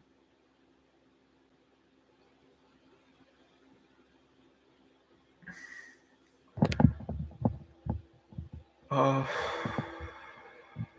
let's see.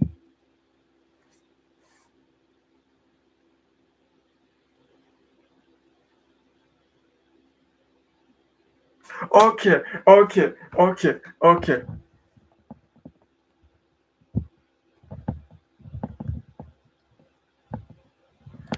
I don't know whether you left Nayeli. It's like the last time.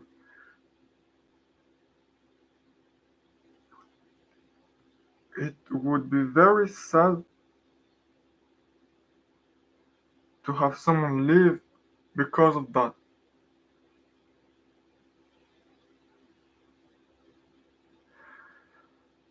Because I feel like it's not the core of the community. The core. This is. It's a core. It's a core character, by the way. Oh, okay. He has.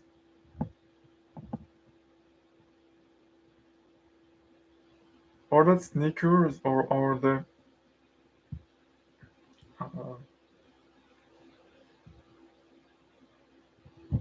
what are they? Uh, um, so this is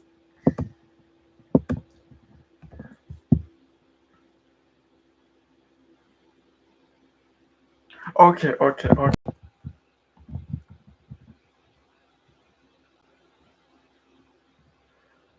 I'm a fight for what I believe, whether or not people are uncomfortable about dropping now.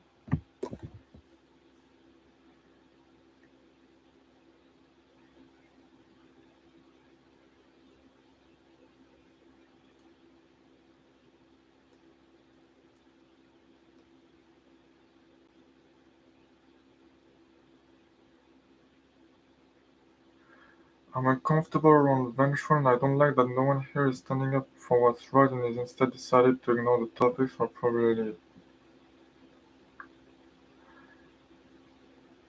Vengeful, I think you should drop it for this trend news. Okay. Okay, so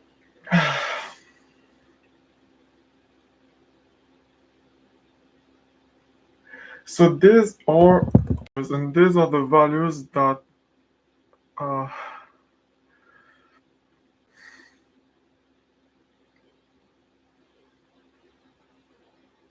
I guess people that join this community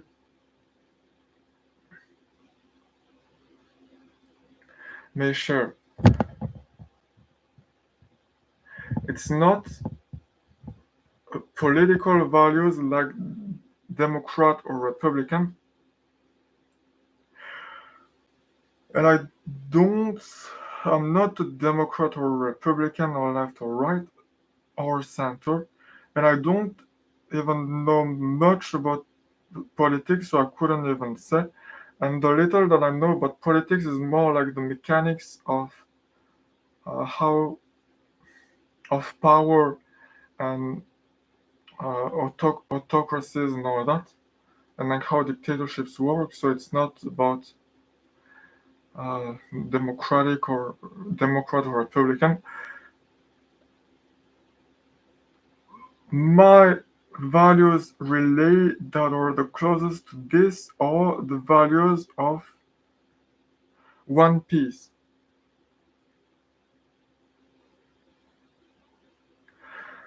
So that's the values of adventure, freedom, fun, and growth.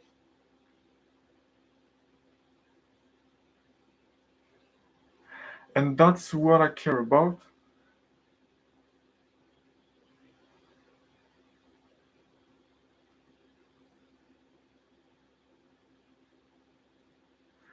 And I think that these values are independent of which political party you like or dislike, or which person or politician you like or dislike. And therefore, no matter which person you like or dislike, you can agree or disagree with these values. So, yeah, and that's the values that I want in this community,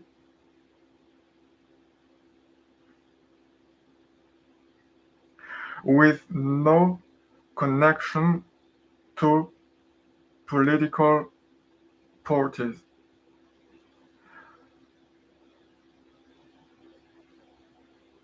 Is it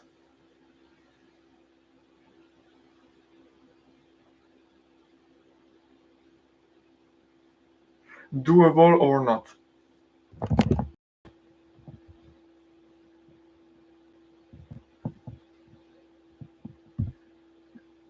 I'm sorry, Nayeli, I'm just not comfortable with politics. It's a long story. Final comment, subscribing with them. Goodbye, I hope it's been a great time.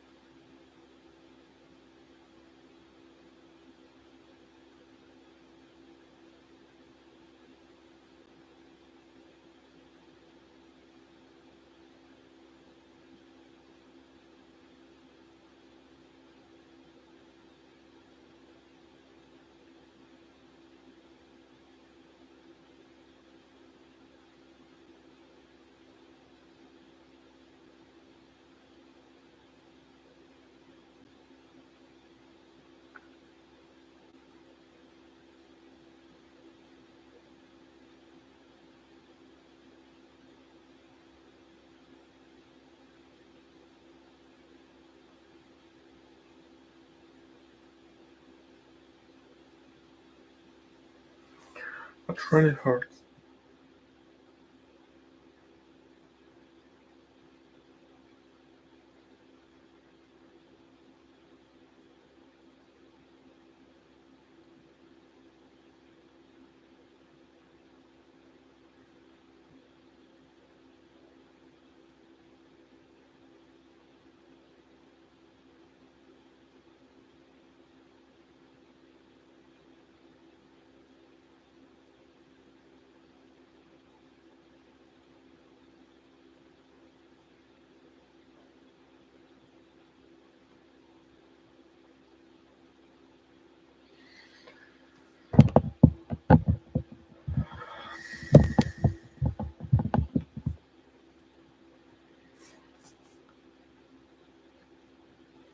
I,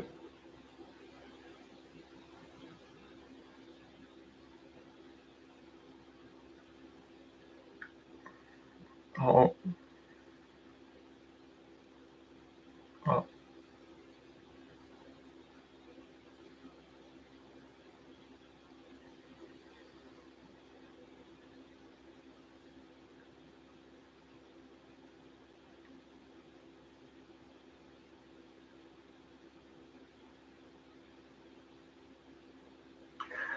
I almost lost a friend over this exact same thing, which is political disagreements.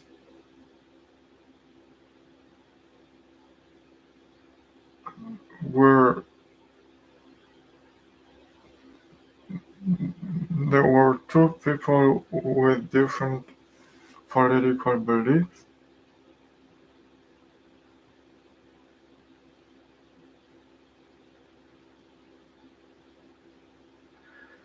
and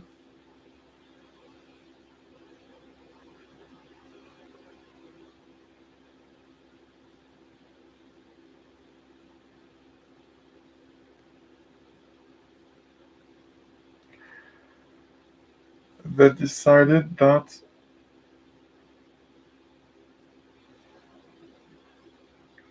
they couldn't be friends and that one of them should just leave.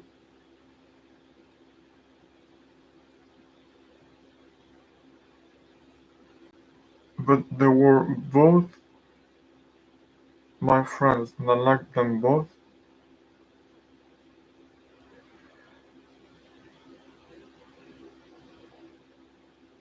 And I didn't do anything because I didn't know what to do. And the exact same thing is happening again here.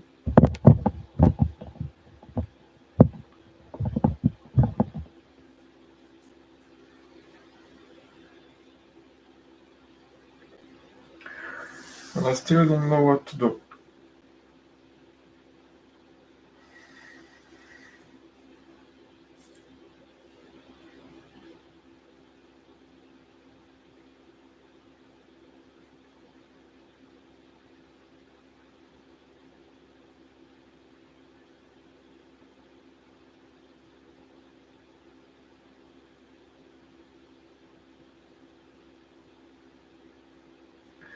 Your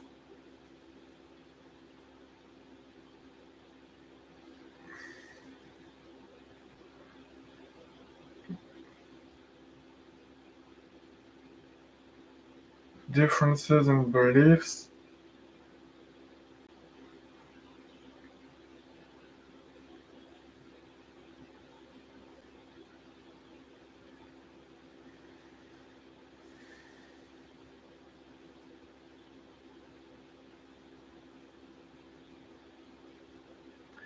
may be on the surface, and it may be that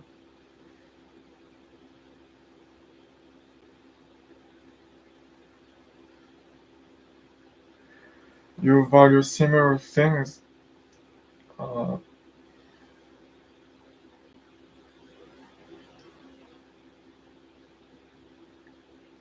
but not from the same point of view.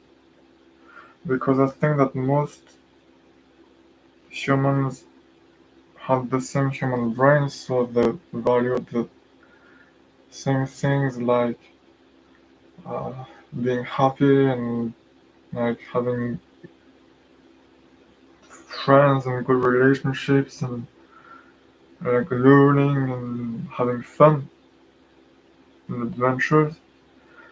And I think that most people don't like things like war,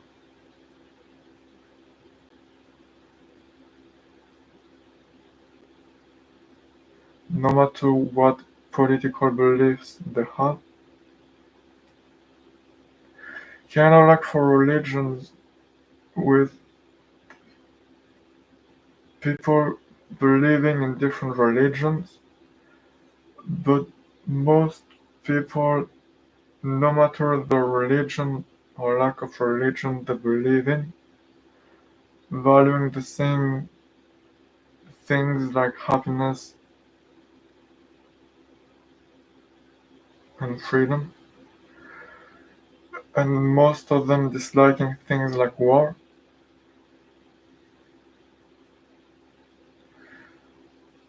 So if it actually is something like that, then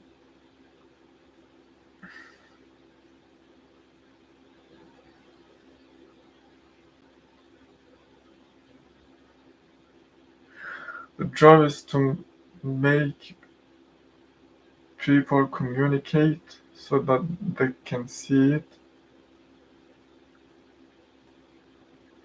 If it's not the keys and if there are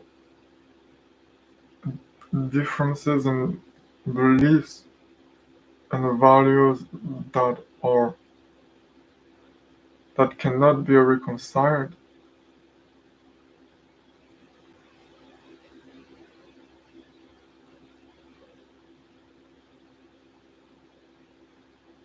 And I guess the relationship breaks.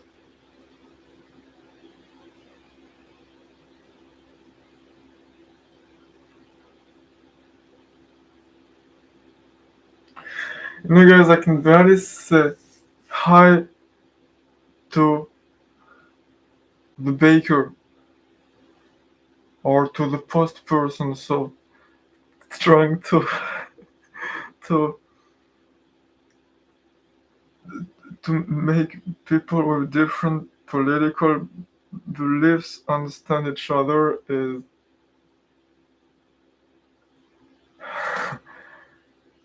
like like social skills are already one of my biggest weaknesses. So yeah, no, I'm not great, and this makes me very sad every time something like that happens.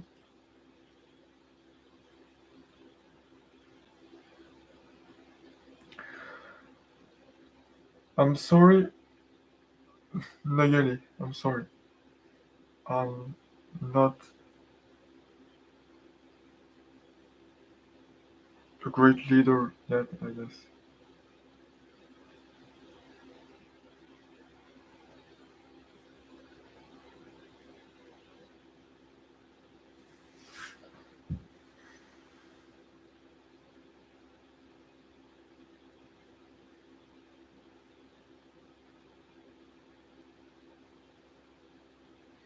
No,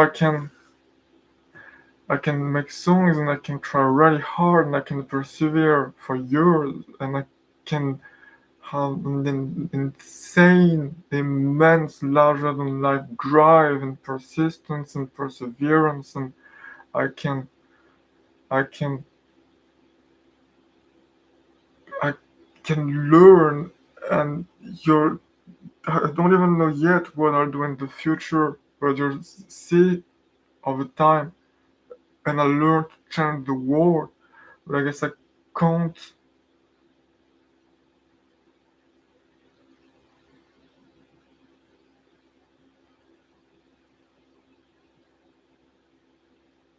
deal with relationships yet.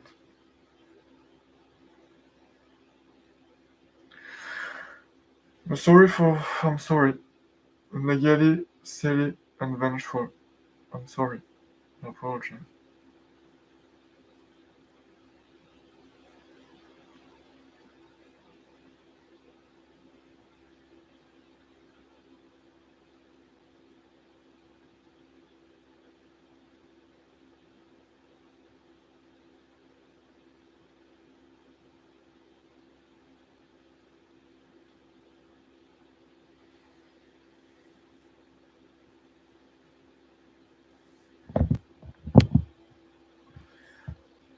Good things take time and hardships make people stronger. You don't need to apologize, this is our fault, not yours. Don't say sorry to me, I should be saying sorry to you. Well,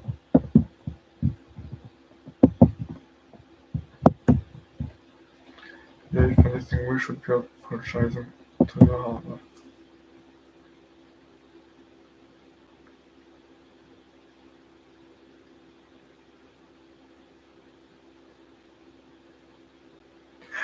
I guess I learned I I should have set rules like no talking politics or like talking politics a certain way, like something I should have set rules for how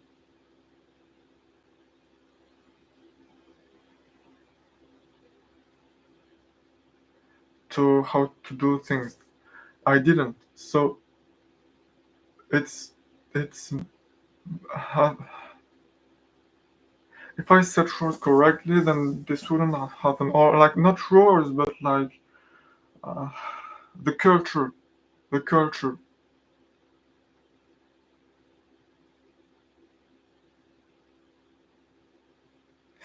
it's like the yeah, I don't know. I probably shouldn't use these names as examples because it seems that half of people love them, half of the people hate them. But it's my first time doing all this, creating a community, trying to build something, to build a culture and all. And I have no idea what I'm doing, so I'm learning by making a lot of mistakes. And like this is a very, very costly mistake. And it's not the first time, and I didn't learn last time. And now we lost a friend. That's an extreme cost.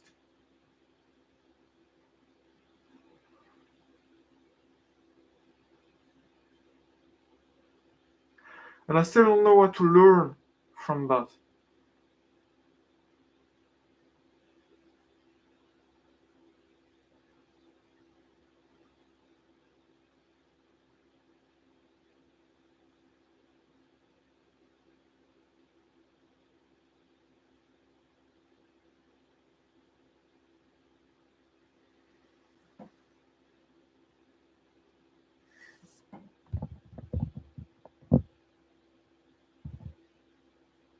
"80% me, 20% city. Gonna cite the point in this and respond back. Have an opinion."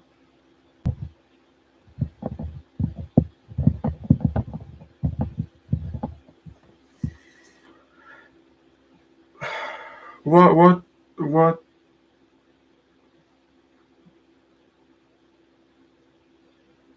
That sounds good. Wait, isn't it in a thrift thrift shop? What at the beginning in the instrumental?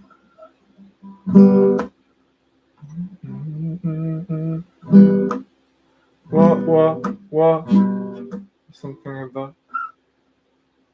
Okay, so anyway, what?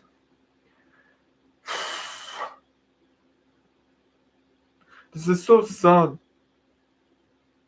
I feel bad. I feel bad.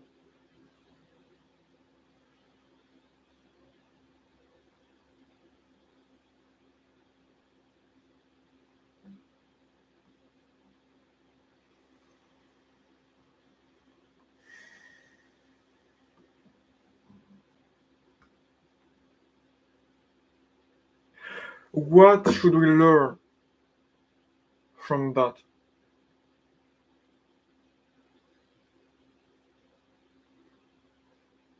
What should we learn so that we don't lose people in the future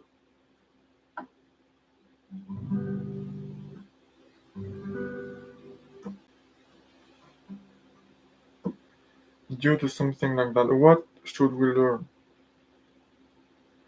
What should we change or add or remove in how we do things?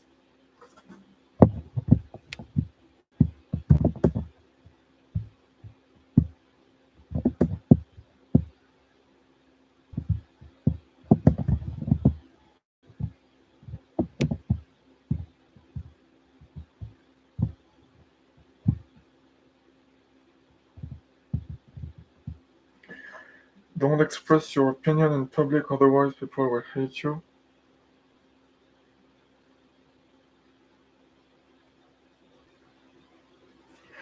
What do you think, silly?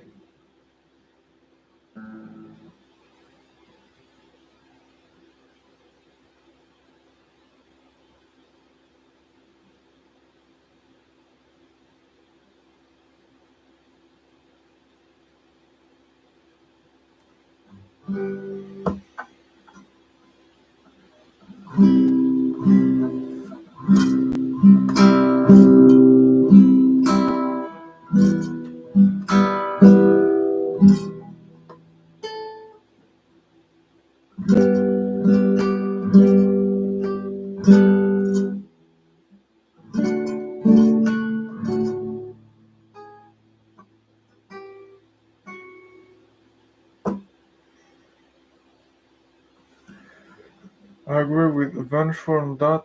Also have moderators to mute people, but I learned it back in 5th grade rather than just now. Probably should have remembered it. So not expressing opinions in public.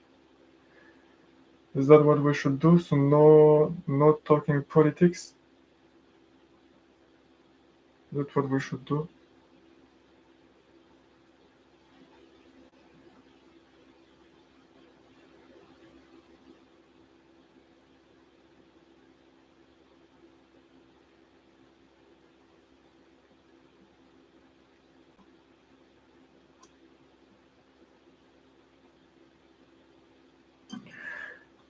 Politics shouldn't be discussed? Okay. Seems you're very agreeable for it.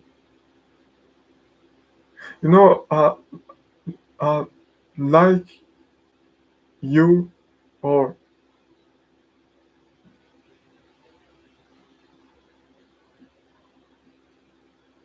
so yeah, okay. Unless outside of the streams or Discord server, okay. Okay, I'm going to write it down.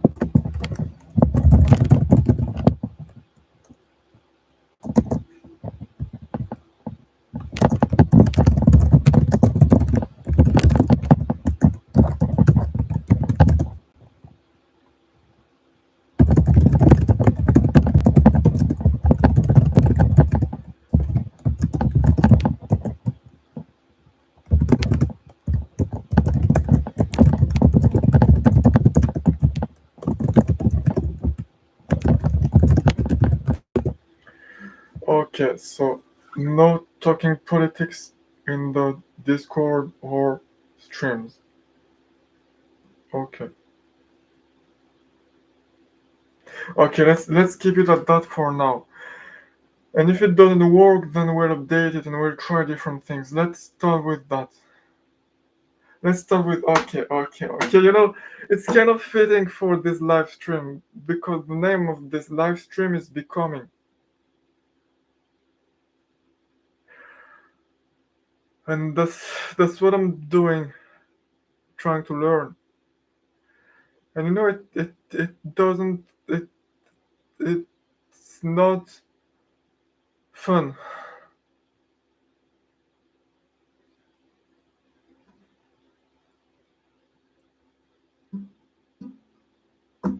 But maybe hopefully it's progress.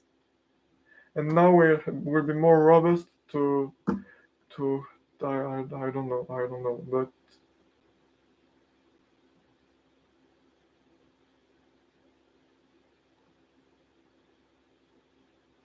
yeah, let's start with that.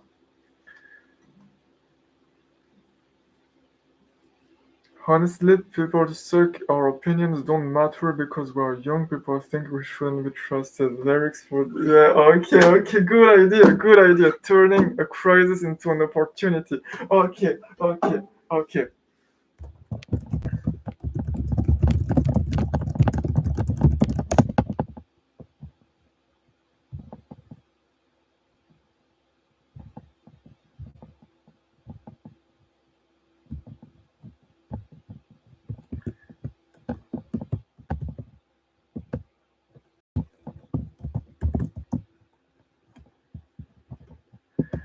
Let's write a song.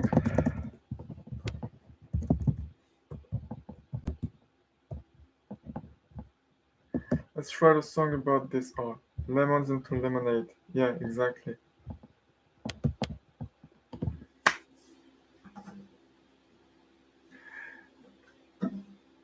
Good lyrics, but some opinions don't matter if we're young, not just no politics and that kind of stuff.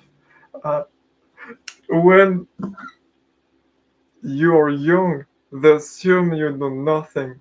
This is a Taylor Swift lyric. I thought it was really great. Okay.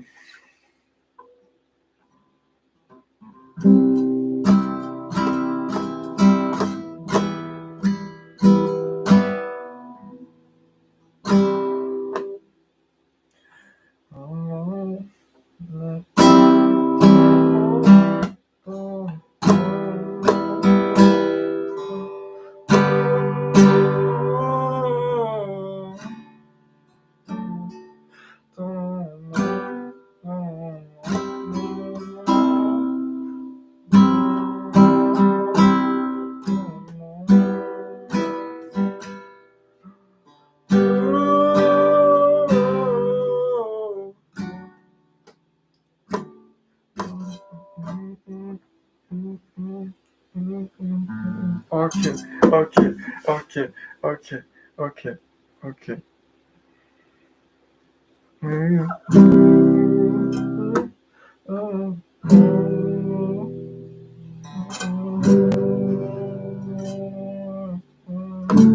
Okay, okay, okay, okay, okay. Write lyrics idea if you have any. Revenge Francie.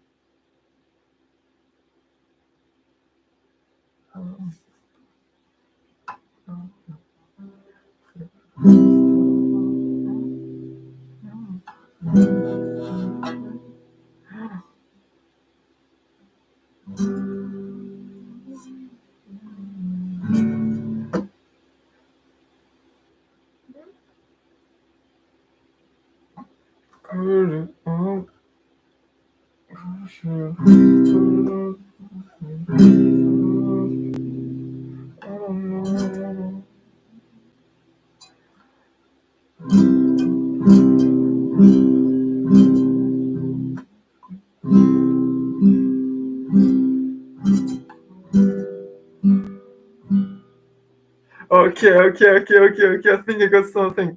Okay, okay, okay. This is a song that is dedicated to you, Nayeli. Though, please, people from the future don't like uh, break up great relationships with me so that I will write a song about you.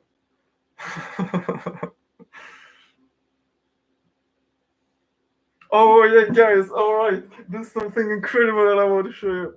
Uh, okay, let me see.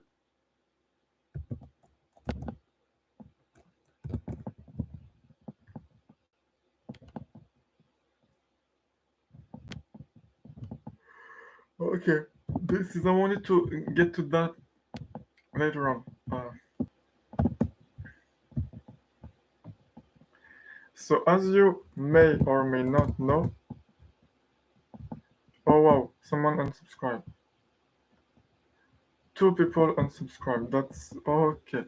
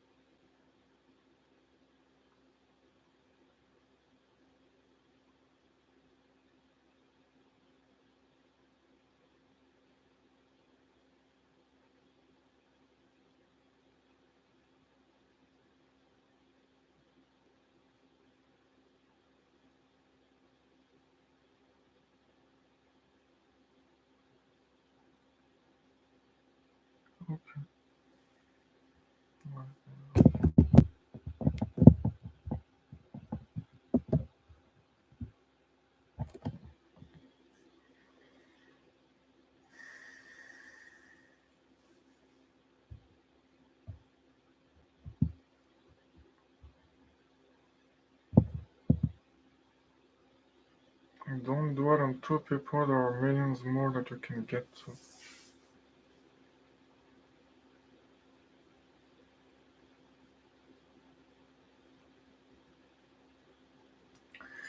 Yeah,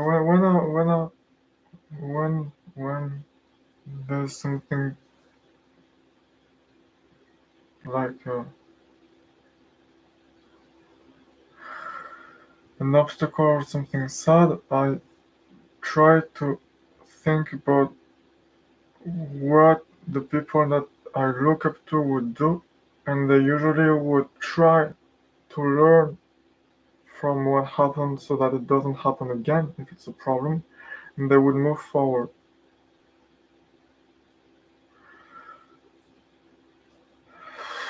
What is it? Uh, it's not fun.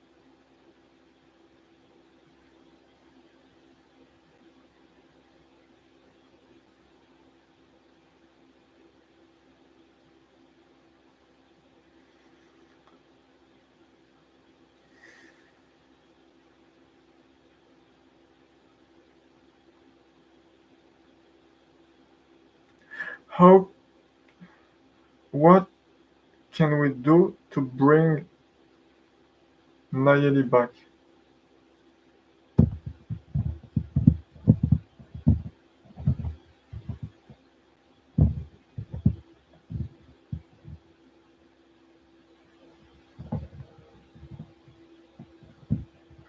What can you do to fix it? So we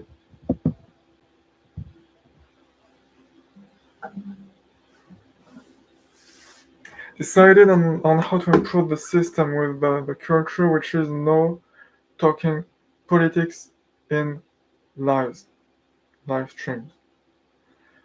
Now it would be better if we can fix the problem at hand too, which is I I'd like to have Nayeli back.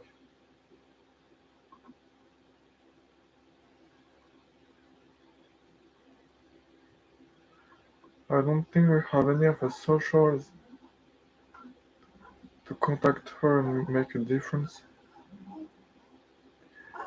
Nayeli made her choice to leave and we probably can't bring her back. We need a moderator. Let's make Celia mod, she's good. Well, you or Sushi seems like the most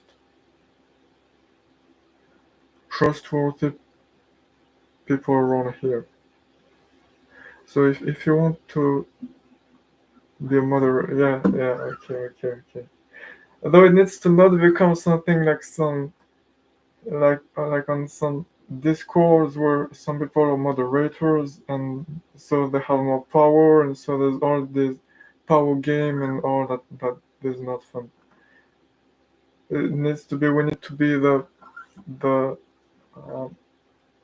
the straw hats.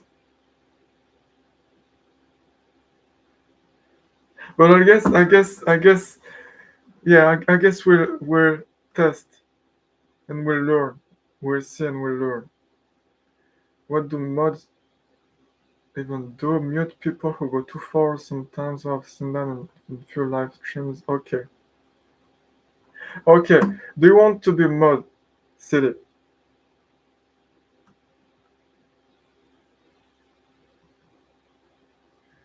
Bro, I'm Kaido at third people report. Okay.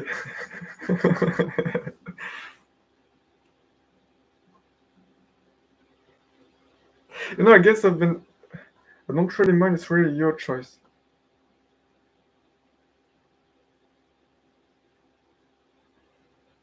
Let's try. Though it may or may not work, so please don't uh, hold it against me if it doesn't work. It's an attempt. Are you fine with that or not? And so when you're here, you're mute people that go too far, I guess. Though there aren't that many people in the live streams yet, but and the live stream arc is going to end soon. But maybe in the future it will be useful, or more useful. We can already try. Let's see. All right.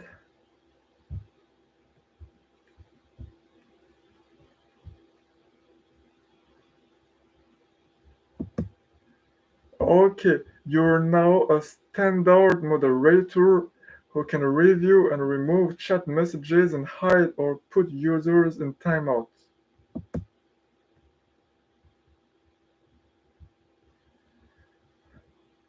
Okay. That's it was a big loss. Losing the Yili was a big loss. But what we can do is try to learn from it and move forward. Though I hope Nayeli will come back. If you're watching this, Nayeli, please come back. Oh wow, you're blue. You're blue, silly.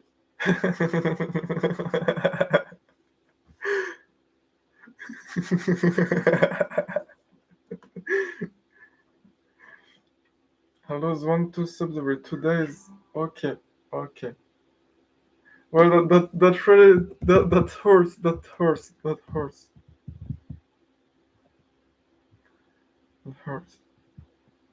But yeah, moving forward. Though I hope you'll come back, Nageli. Nageli.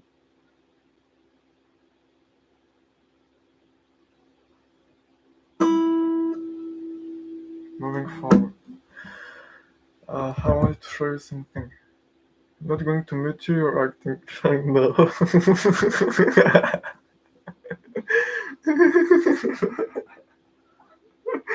Oh yeah. I think he's trying to test whether the um, timeout function works. Is that I'm not sure what is happening. Okay. Uh,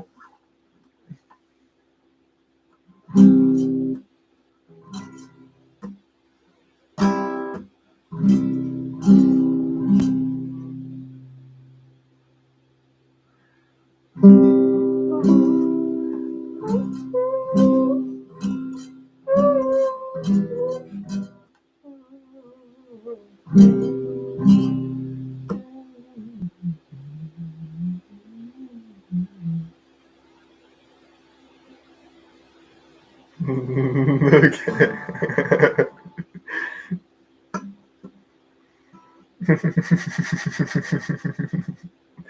You're funny people. You're pretty funny people.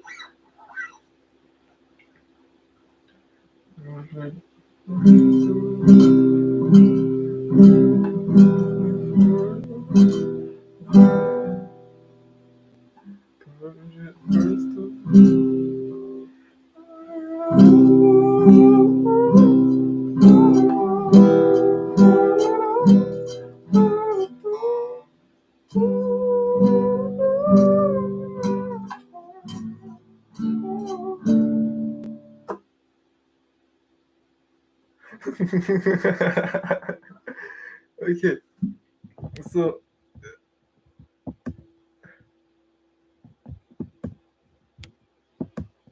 okay, so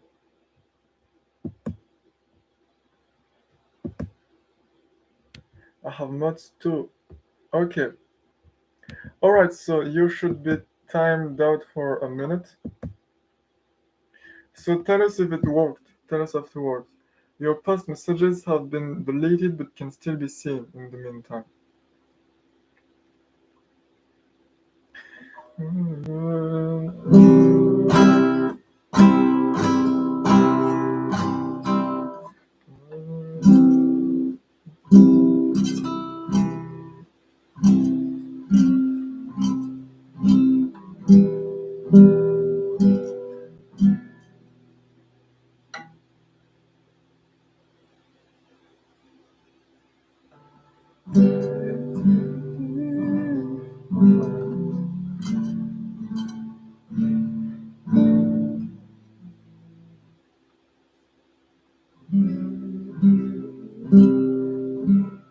Can still mute herself.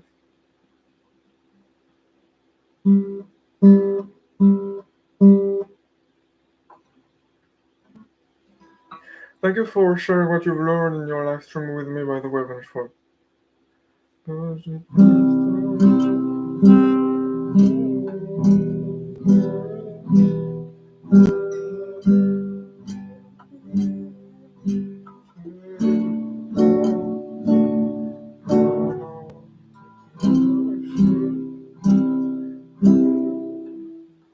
Okay, I think.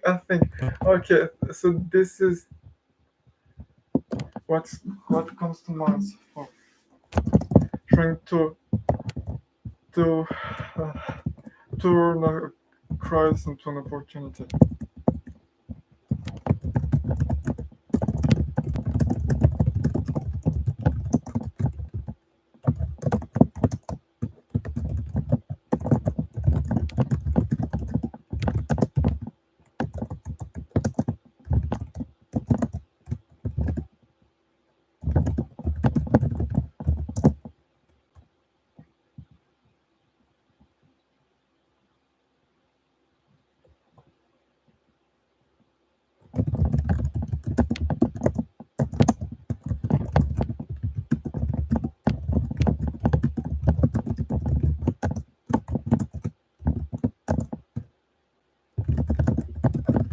So the lyrics that come to mind so far. I wanna mute Siri now. What did I do? New challenge for the Discord.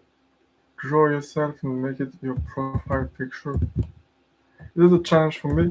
But I don't want to show my face, not yet.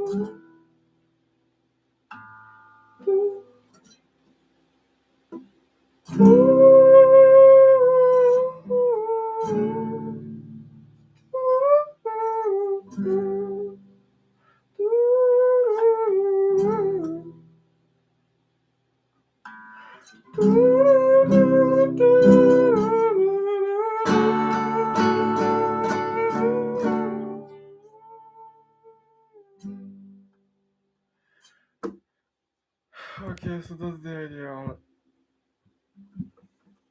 Um, keep working on the song later. Do my lyrics.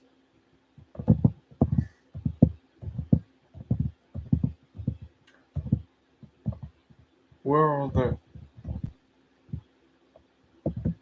All of your messages. I can't see your messages. Can you write them again?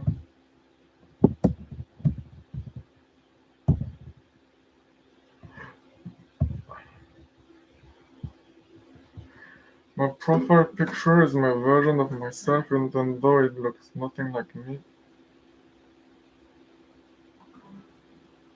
It's definitely not you. Even the eye color.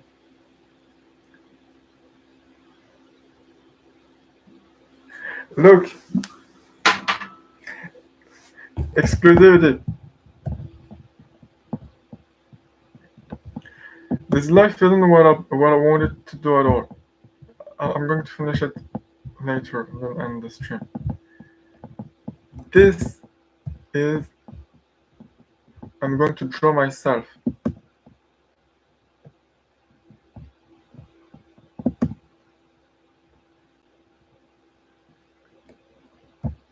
So there's this, and then it goes like this,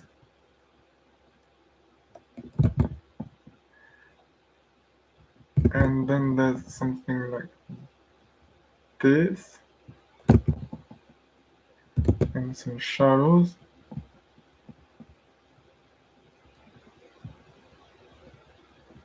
Okay, that looks like a necklace or a choker.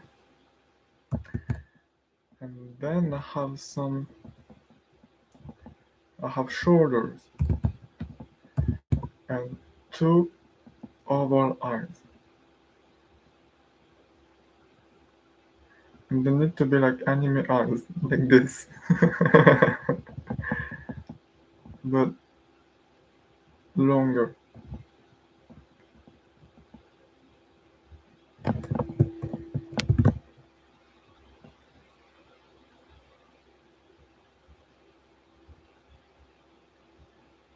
It looks like I'm very sad. I don't know. Okay, that wasn't a great drawing. How can I make it better? Be like this.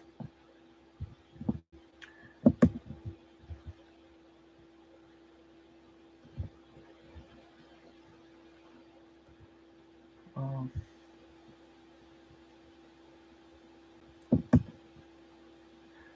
let's see.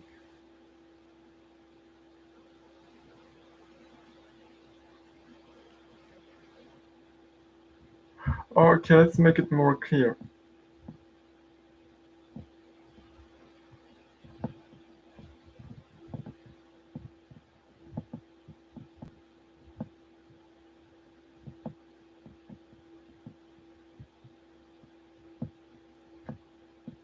Okay, that's my fan art of myself. So,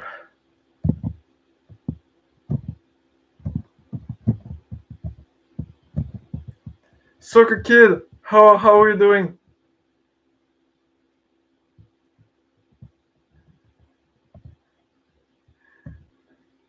You can't find my lyrics. Also, your new song is crazy. When you got timed out, your messages were deleted.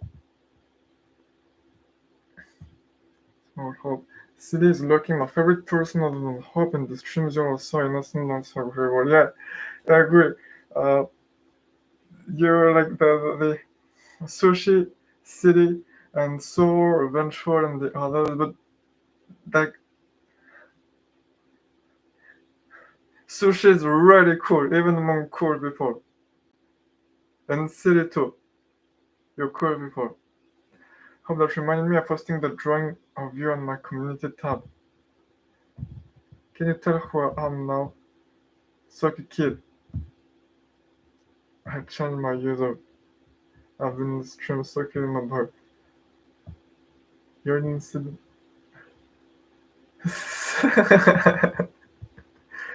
Sushi is my up now. I'm gonna change it back to cyber, it feels more original. But she hates me after I express my opinions. But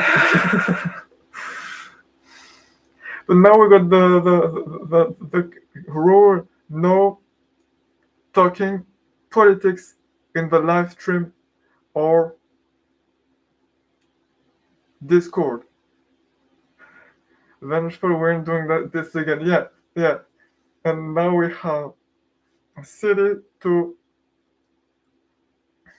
enforce those rules. Hopefully, we'll not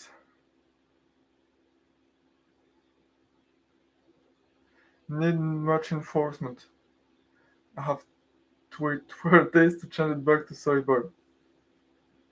It's like a kid to cyber.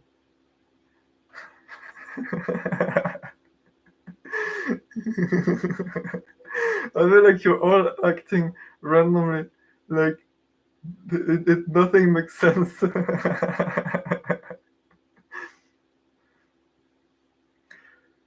But yes, indeed, we almost lost sushi because of this exact same thing. Now people like feet. Okay, I'll stop looking at the chat before it gets weirder. Um, I need to finish this idea because I feel like it's an important idea. People in the future may get value. Why does my volume keep getting loud? People in the future may get value from this idea. Maybe. I'm not sure. Because I'm not believable yet. But I want to finish it. But before that, I wanted to show you something. Because you know that I want to.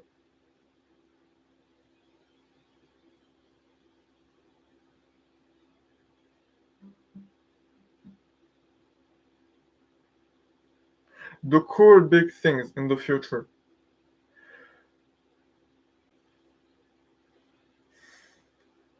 But it's not just that. I have about 100 projects that I want to do, which are not like world-changing project, but it's some smaller things I want to do.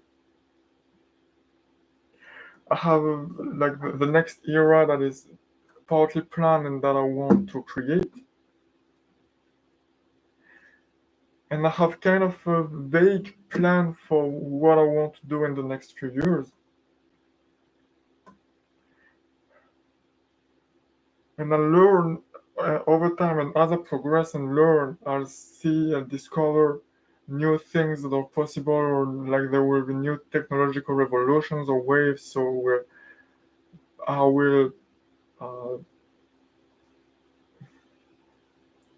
decide what I work on, and I will find people in the meantime and over time that can become part of my crew, like in One Piece. And part of these projects is that I want to create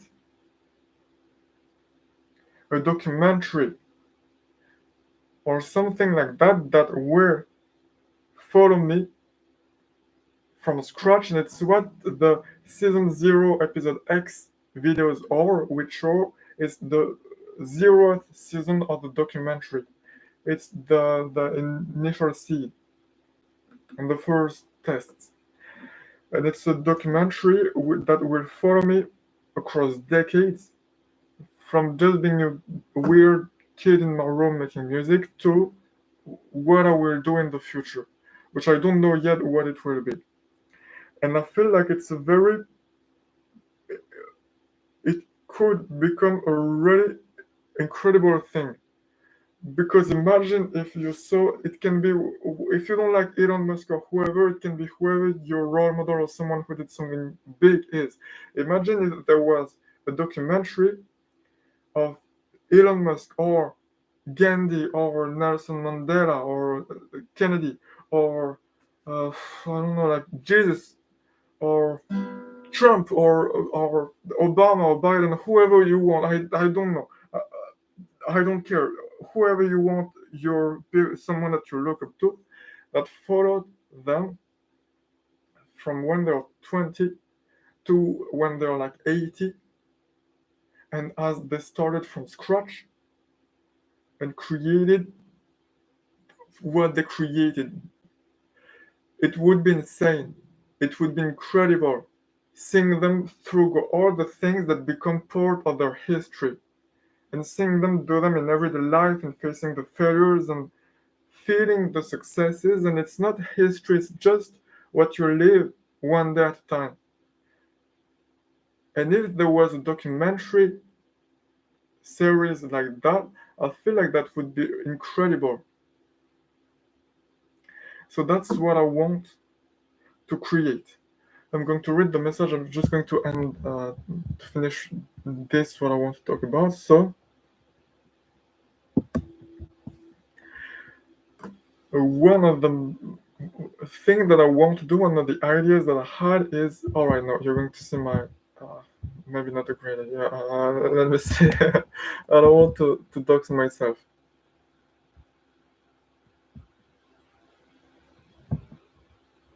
Let me see. I don't want to dox myself. Okay. If you're writing things in the chat, I'm going to start. I'm going to read them. I was trying to focus on finishing my idea.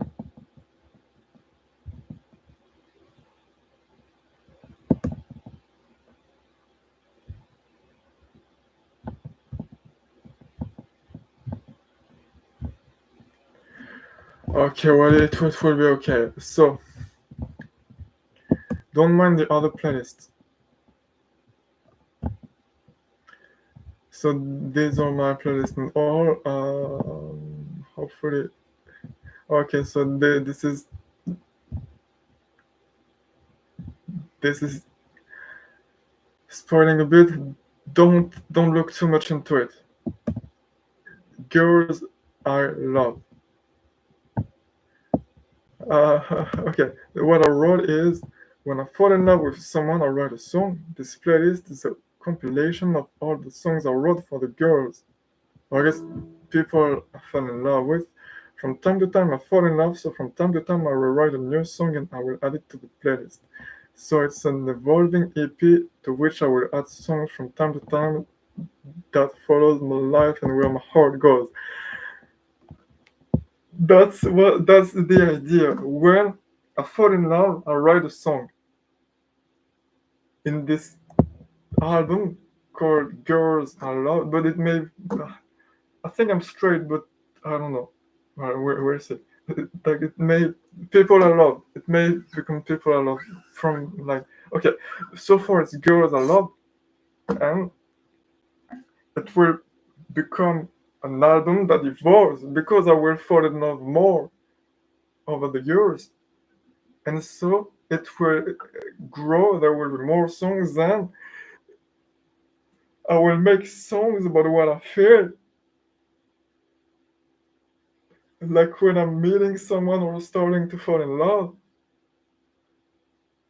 and then whatever happens next, there will be this song, and like decades later, it will have been part of the story of my story.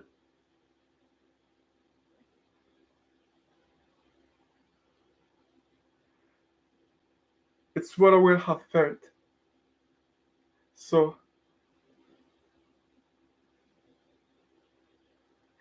yeah, tell me what you think. I thought like when I got this idea, like it was an incredible idea, like an album of songs, but the people that I fall in love with that will evolve over decades. Tell me what you think. It may just be me. I thought it was a great idea. So I'm going to catch up to what you said. Uh,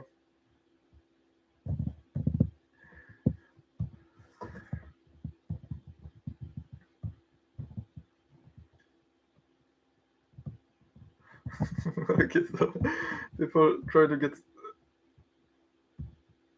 timed out. I'm going to try to join back.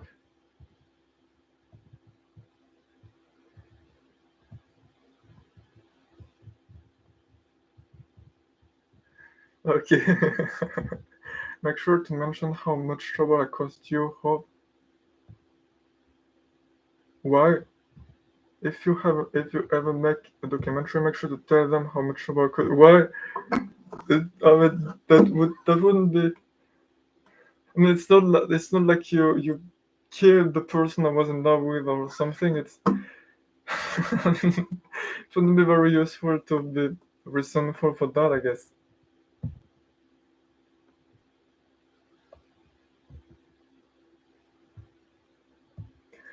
The masculine urge to dig a hole in the sand when you go to the beach. Make sure to kick me from the Discord.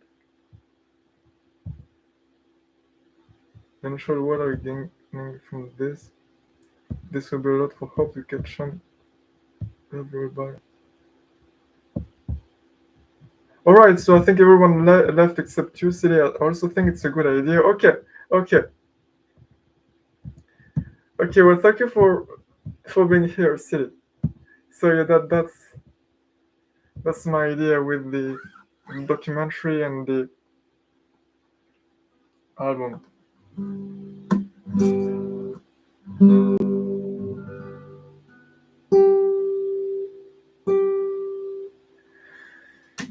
You know,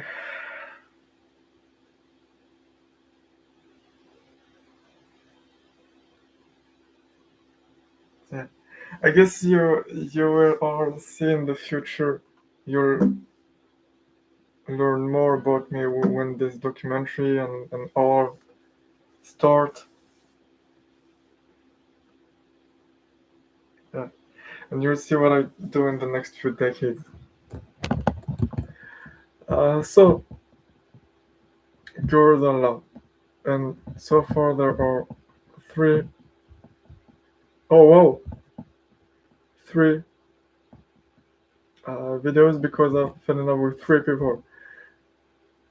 This may not have been a good idea to provide the full given name of the person as the name of the song.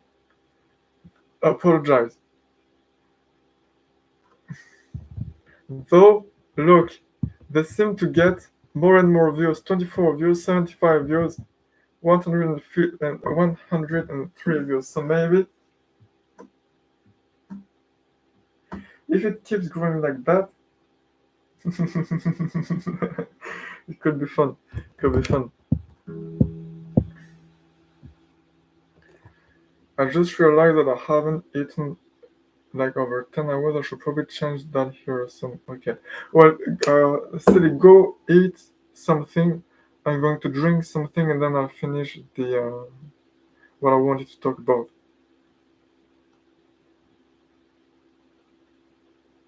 Yeah. here.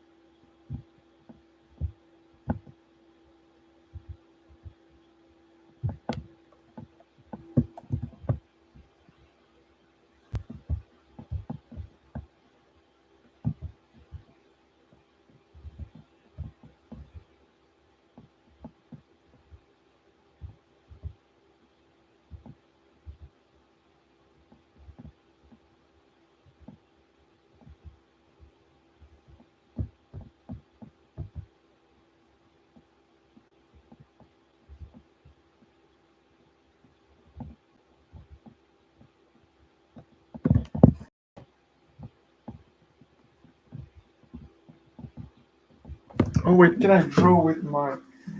I may be able to draw with my finger. It's a touch screen. Okay.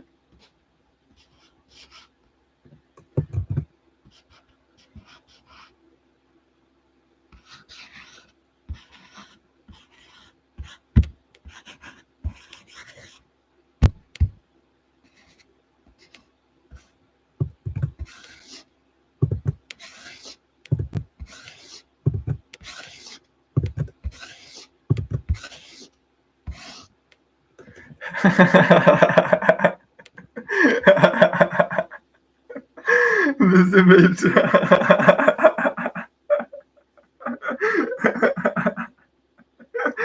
Imagine you join the stream right now and you see this with the big smiling emoji. Okay.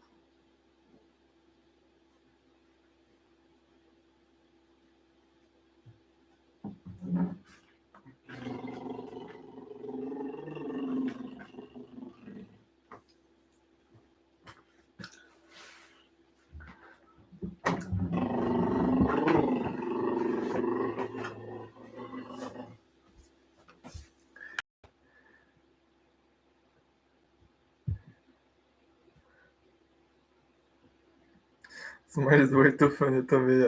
Hey, Lolo.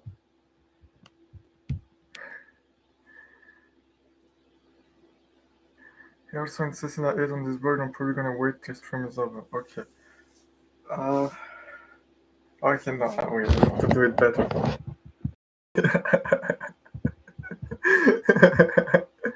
With the smile. You're very happy to see that you're peeing. I'm peeing. Okay. Um, let's be more serious tonight.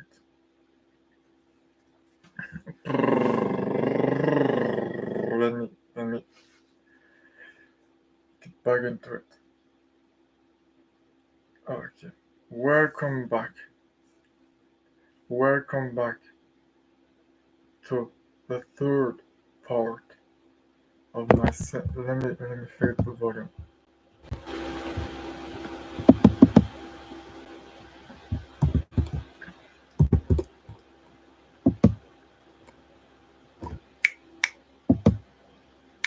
Okay. Yeah, we should both sleep, I think. All the people here.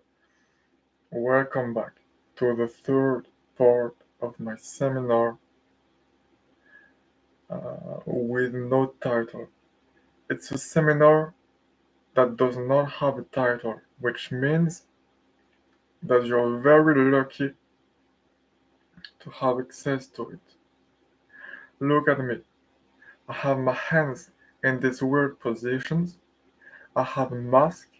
I'm in a dimly lit room, which means that I am trustworthy, that you should trust me, because everything about me is trustworthy. I can speak in a low-pitched voice. Listen to me. I am speaking in a low-pitched voice. I think that was very trustworthy.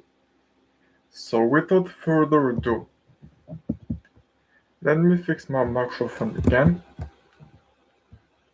and let's get right into it. Okay, let's do that. No, I won't be dark.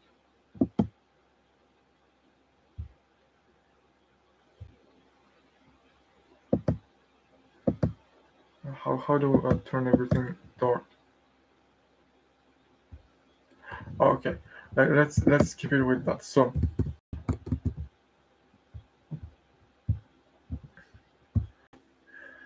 the very affordable sum of 9, it's in dollars,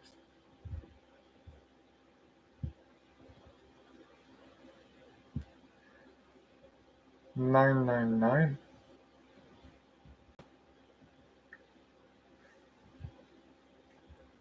999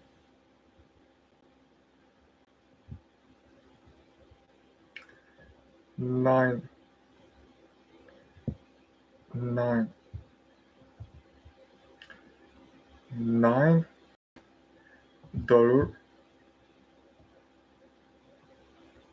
and 99 cents. So that's $9 billion and 99 cents plus uh,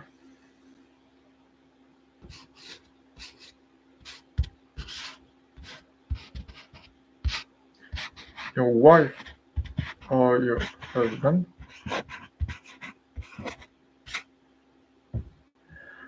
plus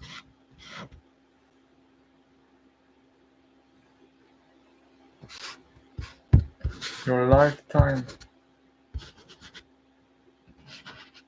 allegiance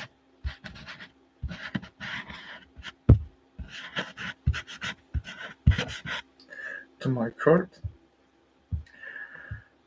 for the affordable price of 9 billion. Sorry, I messed up your drink. for the affordable price of $9 billion. And let me try very hard to not mess this up. Okay.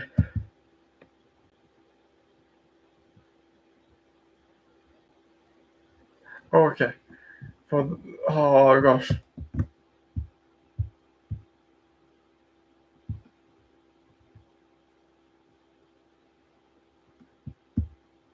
Okay, that's better. For the very affordable price of $9 billion, your wife or husband, and your life allegiance to my cult, I offer you this webinar. This is no webinar like you have ever watched. This is no experience like you have ever lived. This is no moment in time or anything like you have ever seen. These are not emotions like you have ever felt. This is something that will never happen again. This is just tonight.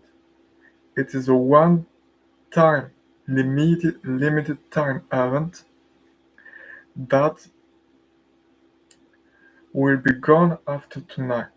And for this small prize, $9 billion your wife or your husband life legend, I offer you the secrets of the universe.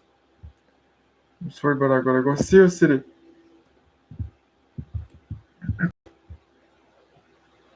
There's no one else here? Okay. Have a great, have a great. So, people from the future. It's just you and me now.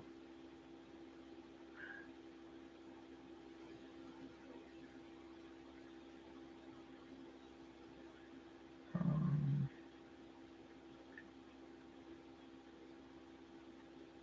okay. People from the future.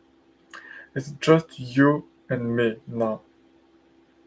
So we can drop all the facade. We can drop all of the politeness. We can drop everything, all of the appearances, all of the things that can be dropped. We can drop them. All of the stones left unturned, we can turn them. Every stone, everything that can be dropped, we can touch it and we can drop it. This is what we're here to do tonight. Drop things that are undropped and touch stones, not turn stones that are unturned. So,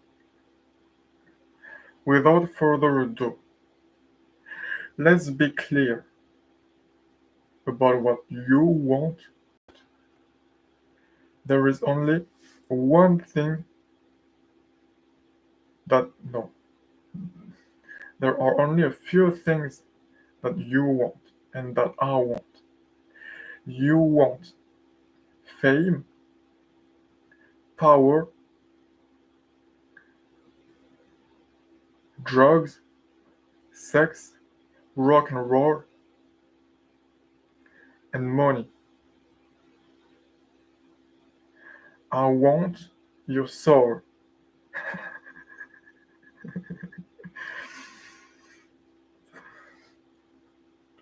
So, I think this is pretty accurate, and this will be accurate for everyone that watches this. What do humans want? Power, fame, sorry, fame, power, sex, drugs, rock and roll, and money. What do I want? Souls.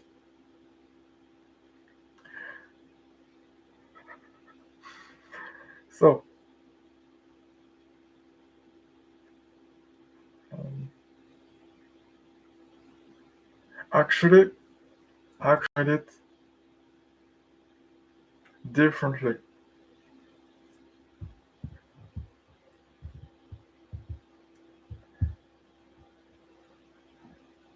Oh,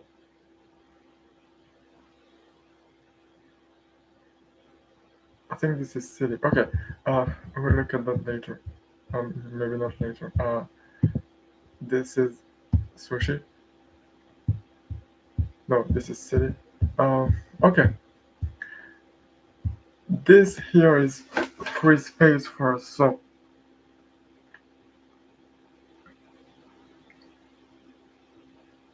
this is actually kind of accurate. Well, not really, but it's kind of accurate because if this is correct, and then the dog kind of get fame and power and money and sex and drugs if you want to, and rock and roll if you want to. You don't give up your soul, but it's very costly. So it's necessary to make it be based on something fun, something that you like. What I'm about to talk about.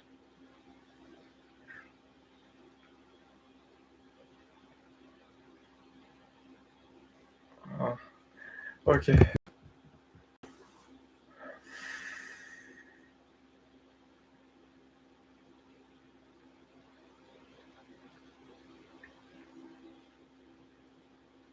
Actually, I changed my mind. I don't want souls. I want slaves. Um, it seems more useful. I'm not sure what you can do with souls, but with slaves you can, well, you can do quite a lot of things. You can sell them. You can make them work. Um, that's about it.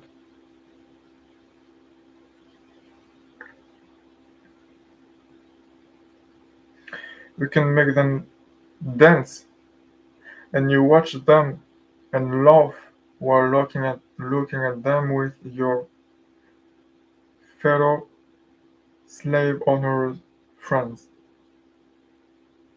So that seems like a pretty healthy and fun way to pass the time. So that's now my new goal. uh, no, just more seriously. I hope that okay. I find this all funny, but I hope that you're not taking it seriously. Well, I guess you're not. You understand, right?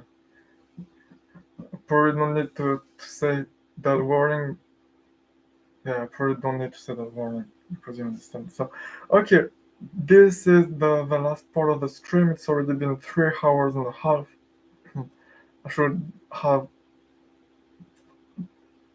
I should have been asleep since 10, which is 5.5 hours ago.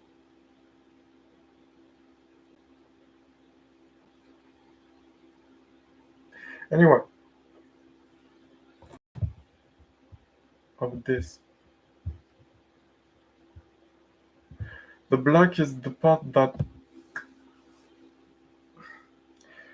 what results you get if you go the standard path of kid, school, college, job, wedding, kids, work, work, work, retired, death. So you grow, you learn, you do things, then you go to college, then you don't do much, you don't do much, you don't do much, you get old and you die. What is it? Orange is the path that you take if you take the path less traveled, as the poet said. Don't remember his name. I took the path less traveled by, and that has made all the difference. And he's right, because if you do that, then you start at the same place and you grow, but then you decide at 20, 25 to create. Usually, you can start like at 13, like Mr. Beast. You can start at like 5, like some professional athletes. You can start at 75, like the KFC founder. You can start at 50. It doesn't matter. Usually, it's about people start at in their early 20s, usually between 20th and 30. So you you're a kid, you grow up and all, and then when you're 20, you decide that you want to do something, and you create a company or a startup or a YouTube channel or songs or drawings and paintings or a book or inventions or a political party or something, and then you spend very long and frustrating years with no progress while everyone around you progresses. But then after some point you reach the tipping point after some time, and then you grow a lot. Then you reach diminishing returns because you've saturated your total addressable market. For example, if you make 3D printing videos, you exhausted you everyone that likes 3D printing is subscribed to you. So you have saturated your market. So you have maybe like 2 million subscribers, but you're not going to grow much more because there's just 2.1 million people in the world that like 3D printing videos. So after that, but if they like it, they're going to keep watching. So you're going to keep making about the same revenue, the same number of views, if maybe, and it's going to be much more than if you didn't do that. When if you just decided to become a 3D printing engineer, so you've grown and then but you keep plateauing for the rest of your life, although you're plateauing at a higher level, but it's still plateauing. It's more comfortable, but it's still plateauing. And you're going to be happy because you're going to think, well, if I didn't create my YouTube channel, I would be like those engineers toiling away, but now I have this YouTube channel and I'm financially independent and I can do what I want, and now I have my great husband or wife and children, and we have fun. But from time to time, you may still think it's great, but I feel like I'm missing something. I feel like more is possible. I feel like I had chances and I didn't take them. I took the making a channel one and I persevered and it ended up working, but I feel like there's more. And you feel it doesn't feel great and you feel regret, but you don't even really know why. And then it's not pleasant, so you do something like you go back to your husband or wife and you have fun and you forget about it. But from time to time, you still think back to it, and it's not very pleasant. And then you get old, and then your body disintegrates and you die. So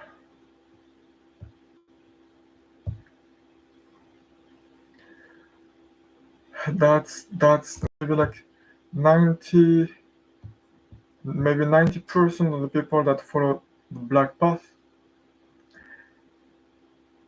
and like, or maybe 95, I don't know, but most people follow the standard path because the orange path, especially if you don't have mentors or people that have already done it, it's very scary and it hurts, and you have to keep going for years with no success and no progress. So usually people just give up because the rational choice in the short term and medium term is to give up.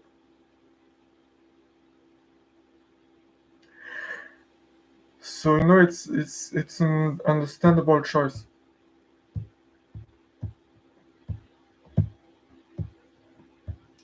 Now,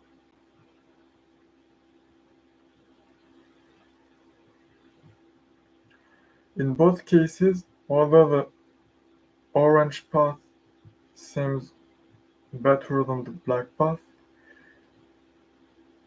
they don't seem like perfect solutions because in both paths you get regrets.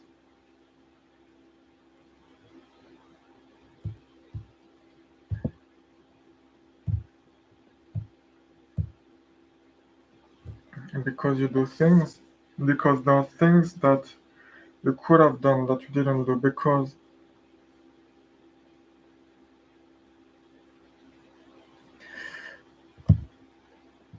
you're doing the black path, so you're happy because you got a job and you got married and all, but because while one of your former classmates, the weird kid, was working on a tech website startup, so you're glad that you didn't do like these idiots and do something like that, and you were glad that you studied and got a degree, and now that you're working at P&G. Except after a while, he figured out what worked and what didn't, and he made his start of work, and now he's worth like $20 million, and he's living with a mansion with his husband or his wife or her husband or her wife, and you're just a manager at P&G and you feel bad because you compare yourself to him or her. But then you still climb the ranks, the social ladder, and so you make more money, and you buy a mansion too eventually, and you get a wife or a husband and kids, and it's good and all, but sometimes, and you may, probably not, unless you really try. You're probably not going to catch up to him because like is him he invested that into an index fund, and so now after 30 years he's worth like $150 million. So you're going to have a lot of trouble catching up to that in terms of wealth if your your source of wealth is your P&G wage or even your P&G shares and dividends. But you're going to get wealthy too, and you're going to have a husband or a wife. You're going to have kids, and you're going to buy an expensive car, and you're going to feel good and all. But sometimes you wonder, well, now I have more money, but why do I feel empty? Sometimes when I relax, when I take a step back, trying to look at where I am in life, there's a small, like small crack, a small fissure in the picture.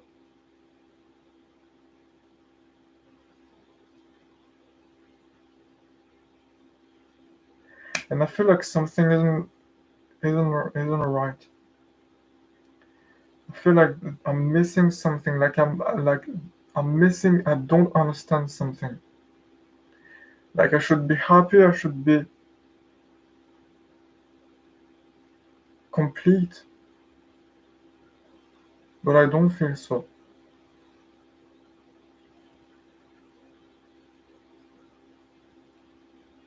And then you go back to what you're doing and you forget about it for a while. And then you get old and you get cancer and you die.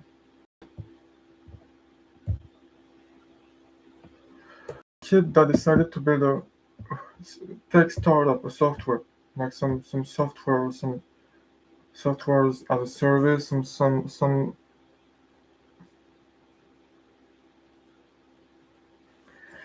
e-commerce shop for nerds or something like that, some startup. Probably not some e-commerce store, but some software. And so he did the same thing. He had more trouble with a romantic relationship in high school than in college. So he decided, okay, I have nothing to lose. I have no friends and no girlfriends or anything, or boyfriend or anything if she's a girl. So I'm going to create a startup. You might as well try something. And so it fails for a long time, and then he eventually makes it work, and then he keeps growing it for a while, and then he sells it to Google for $50 million, and then he reads a bit about investment, and he decides that he's going to keep 10% of it in the bank account and to invest like 30% in bonds, 30% in stock, and 30% in uh, 30% in a bond index fund, 30% in a stock index fund, and 30% in Berkshire, for example. So he does that. Then Buffett dies, and his Berkshire stock gets halved overnight, and he wonders whether it was a good decision or not, but he decides to not sell it, and then it eventually recovers. By the way, by the time I'm speaking right now, Buffett hasn't died yet. So this is kind of a prediction. You'll be able to rate whether it's what happened or not, whether Berkshire stock price significantly was significantly reduced when he died.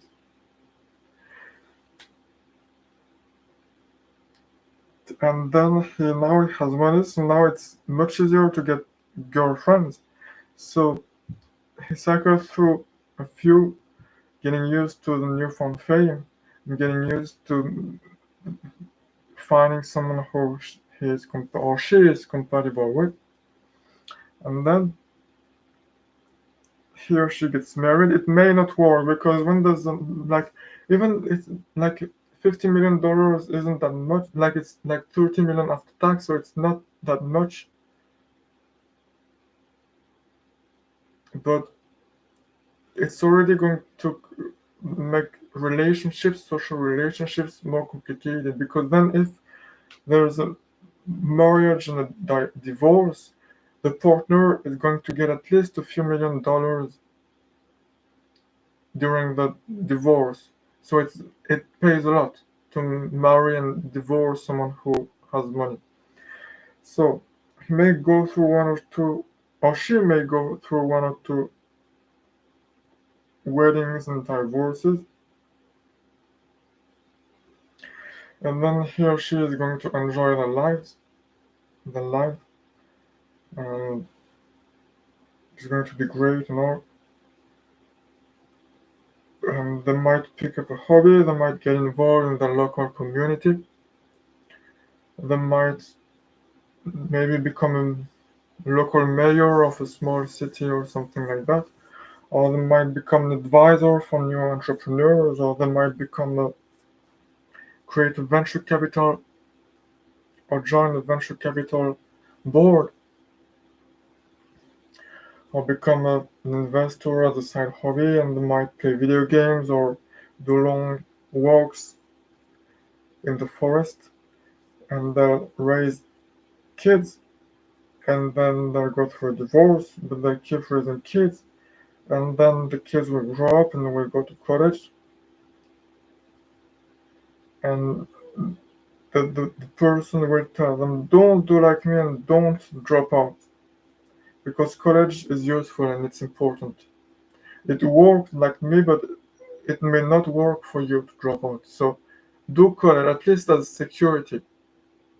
And so they will say that to the kids, and the kid will become like a doctor or a lawyer or a banker or something. And they won't create a company. They won't. There's no chance they will create a company. There's no chance.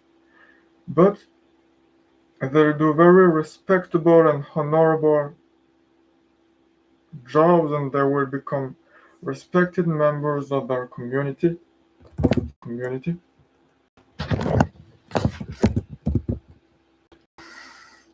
And then the orange guy or girl will get old and die. And in the meantime, sometimes they will feel something bad. It's not something bad when they take a step back and they look at their life and what they've accomplished, and they will feel like there's a fissure in the picture somewhere. There's something that isn't right, but they don't really know why, because they're not like the cool kids in school that laughed at them and that bullied them because the person was a nerd, and then the cool kid went to get an MBA and to work at P&G, and now they're much poorer. They're much poorer. And the nerd kid created a startup and sold it to Google, and now he's much richer. And he has a beautiful, she has a beautiful wife or husband, handsome husband, and kids, and they're happy and all. And they went through a few divorces, but now it's good. They found balance. After all these years and crises and all this pain, they found some balance. And they seem much happier than the PNG guy. But sometimes at night, in their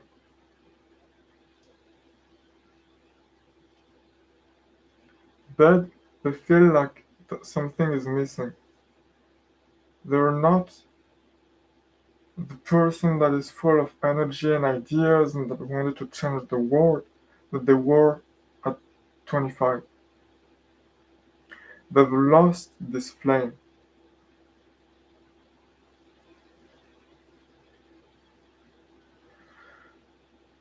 But it hurts to think about it, so they don't think about it, so they watch something on TV or now on their Neuralink device and they forget about it. And time keeps passing by and they get older and older and they turn 30 and 14, 15, 16, 17 and they die. They get cancer and all that and they die. So, hey, Sophie Kid, I don't know whether you're watching.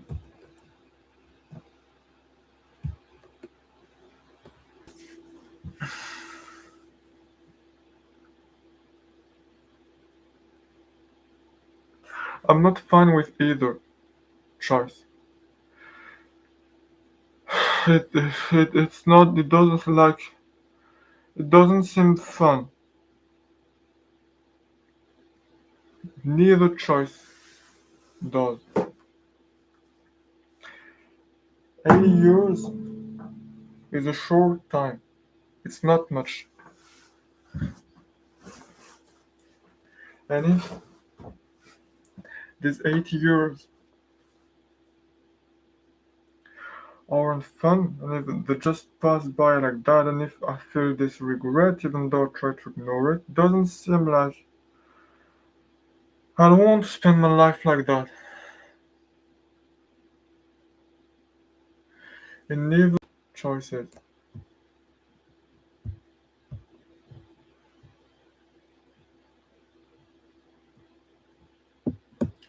I finished my shower. Dang, this is a long stream. I look back in chat.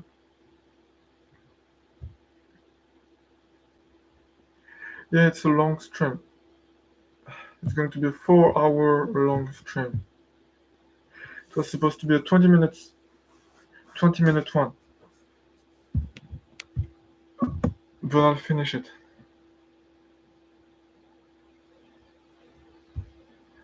I want to finish what I was talking about. Yeah, people in the it may change someone's life. Someone's life. So,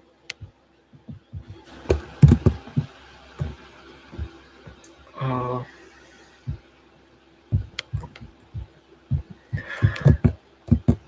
by the way, if you're watching this in the future, if you're a video editor that I hired, make a video based on this with better, not this hand-drawn thing, and with cuts, with a better script about this idea. And if you're like YouTube or anyone that can edit videos and are more famous and you want views, then you can do that too. And if I'm more famous, then people might come for because I'm more famous.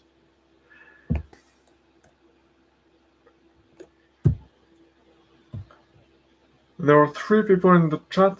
Hey, three, to the 3 people watching, type something in the chat so that I know you're alive.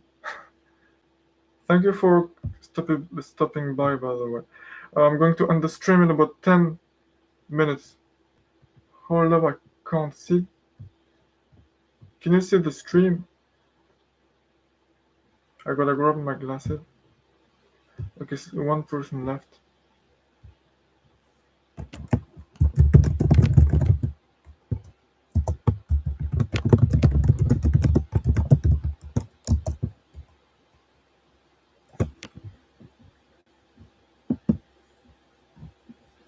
Okay, that's better. Hey, Dennis. Hello, Dennis. How?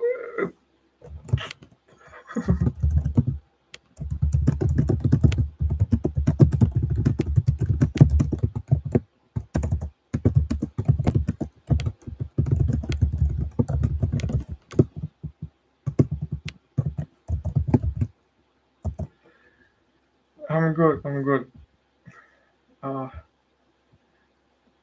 Okay, I'm going to finish what I. That's 2 paths that exist. And again, it's not like what you're destined to do. It's what you decide to do. This is very important. You're 20 and you can decide, well, at any time actually, it's not just at 20. You can decide I'm going to create a startup. You don't have to decide I'm going to drop out and risk everything to create a startup. You can think, all right, I'm going to create a startup on my spare time and to start something. And if it works, when it starts to work, then I'll spend more time on it. Or you can decide I'm going to get a degree first so that I have more knowledge. Or you can decide I'm going to work, I want to create a tech startup, so I'm going to work at OpenAI or Google for 2 years to learn. Or like in a new tech startup that is growing for 2 years, I'm going to work there for 2 years, that I learn how it feels to work there and that I can use that and use the culture and the systems in the startup that I create. Or you can decide, all right, I'm 50 and I've been a P&G employee for my whole life, and I've climbed the ranks and I'm a general manager and I make a good living, but now I want to create a YouTube channel dedicated to cats. So I'm going to start creating that. I won't show my face, otherwise I'll just get fired by P&G. But I'll create that. Or you can be 75 and decide, okay, I'm 75, now I'm going to start selling chicken door to door, chicken wings. Like the Colonel Sanders guy. Je sais pas, je me suis réveillé comme ça et j'arrive pas à me rendormir. I'm not sure what you're saying, guys.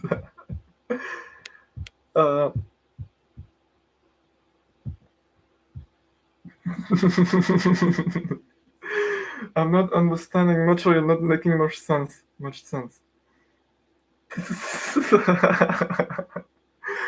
John Apple, bro, the autocorrect. I can't type today. I woke up like this and I can't get back to sleep. Okay. Or if you want to get back to sleep, you should probably stop watching because blue screen light uh, makes you more awake, I think. So none of these two paths seems great, seems fun. Because they're basically just the same path. It's just that in the orange one, you do a S curve jump. You add an S curve, but otherwise it's the same. If you remove the S curve, then it's just the black one.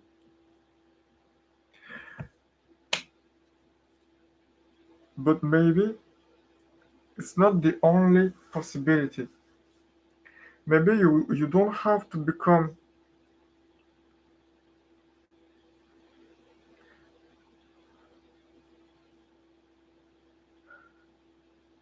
you don't have to die as a former PNG employee, and you don't have to die as a former guy who created a startup in his 20s.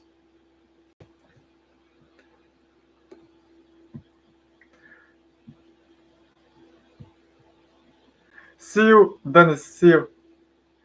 I can't type today. There's 5 people here. I think there's 2 people now. For don't seem to last long, but it's okay. Maybe in the future people will. Yeah, talk gang, we need to know you're alive.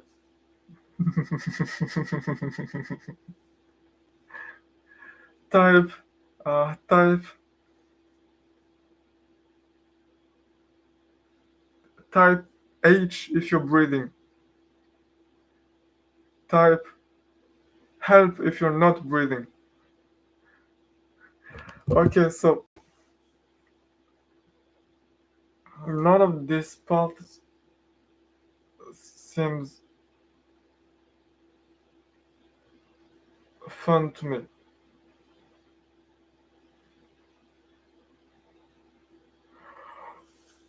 So, and it's not just for people, it's the same for companies. For example, if you look at Pinterest or Snapchat or a lot of companies or Yahoo, but not just tech companies, but like Total or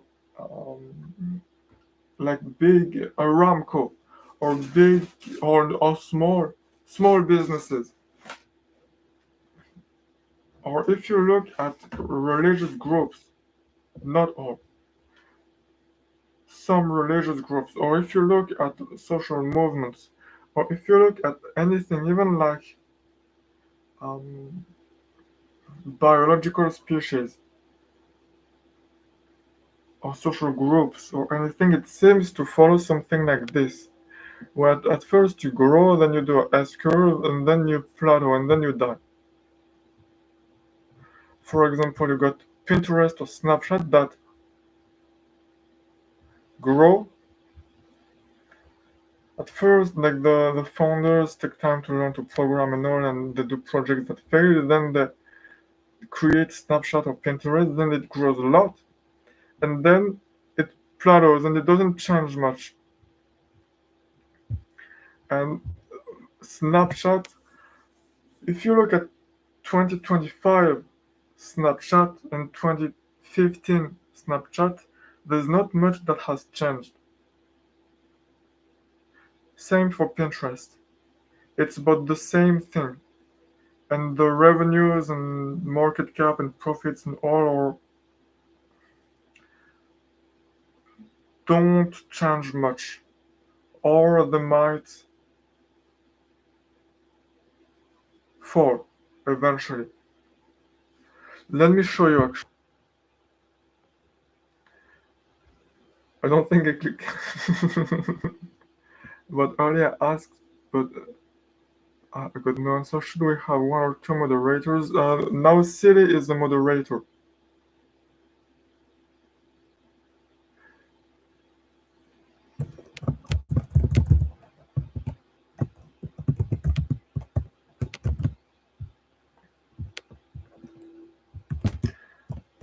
So this, I think, yeah, Dropbox is public. This is Dropbox. It's they've just been there for 7 years, so take it with a grain of salt. But so far, it doesn't seem to look great. It doesn't seem to look great. So because they were there in like 2010 or something, and they grew a lot after reaching product market fit, and then they didn't grow much or change much or innovate much. So eventually, Google Drive and Microsoft uh, their cloud thing, and other competitors just caught up. Let's look at Pinterest. They haven't been there for long either, but it's not looking great so far. Pretty much plateauing.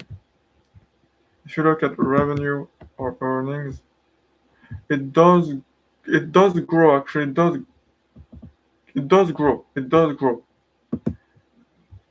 Not earnings don't grow much though. Let's look at Snapchat. They haven't been there for a long time either, but it's not looking great, except for peak in 2022, 2021, 2022. They were worth like $20 billion in 2017, and they're worth 10 to 20 billion dollars 8 years later. So not that great, especially if you compare that to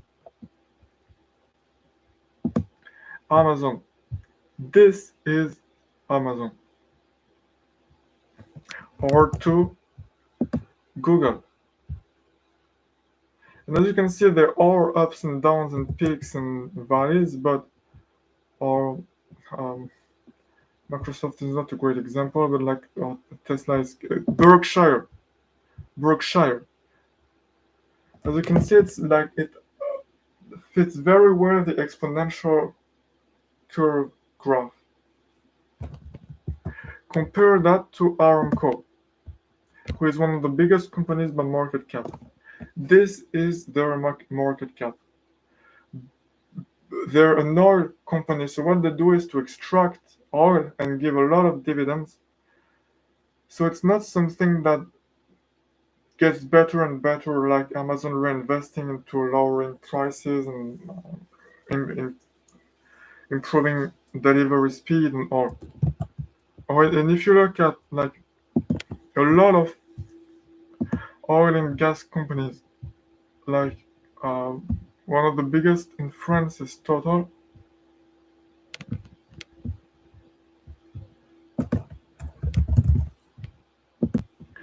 And okay, yeah, not that great either. So that's over 20 years. So not that great either. Now they got delisted. Okay. Or like Exxon. You see, it's not, and it's over 30 years, 29 years. So it's not like Berkshire where they're growing exponentially over time.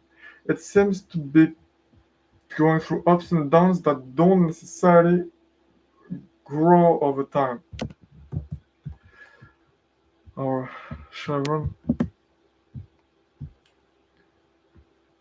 It seems better, but you get the idea. So it seems to be like this at best, and not like Berkshire or others that are like this. So an exponential curve. Um, Looks like a fun roller coaster, yes. Not very fun for the people uh, All of them look like roller coasters. When you're a shareholder or your CEO, it's not very fun. It doesn't look very fun to be a CEO. But like, and I find it very useful because uh, it's not so it's actually was surprised because the only companies that I studied are those that keep growing or trying to grow more or less exponentially for decades. So the Berkshires, the Meta, Amazon, Facebook, no, Amazon, Google, Microsoft, Apple, Oracle, Tencent, Netflix, and not the not the G, for example, or like the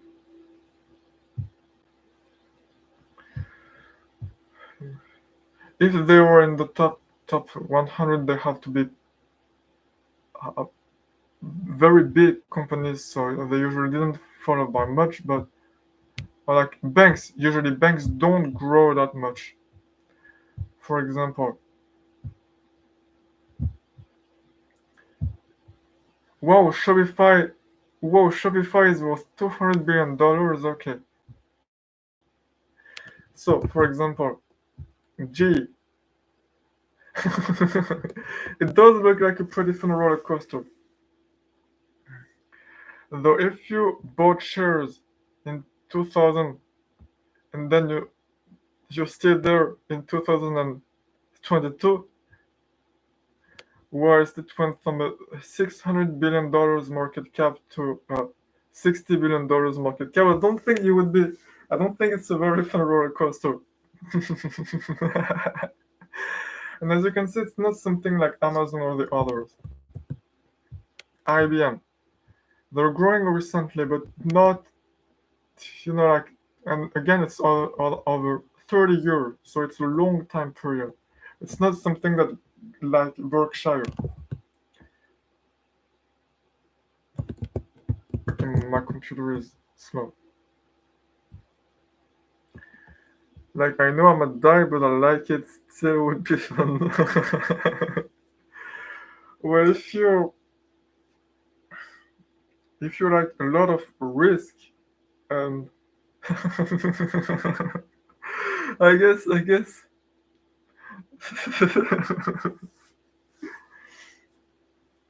if you like feeling like you might die, then I think I could speed up the process.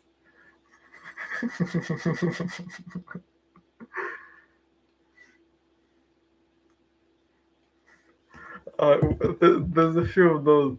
Uh, so HS, it's a big bank. Swiss bank, I think. No, UK bank. UK bank.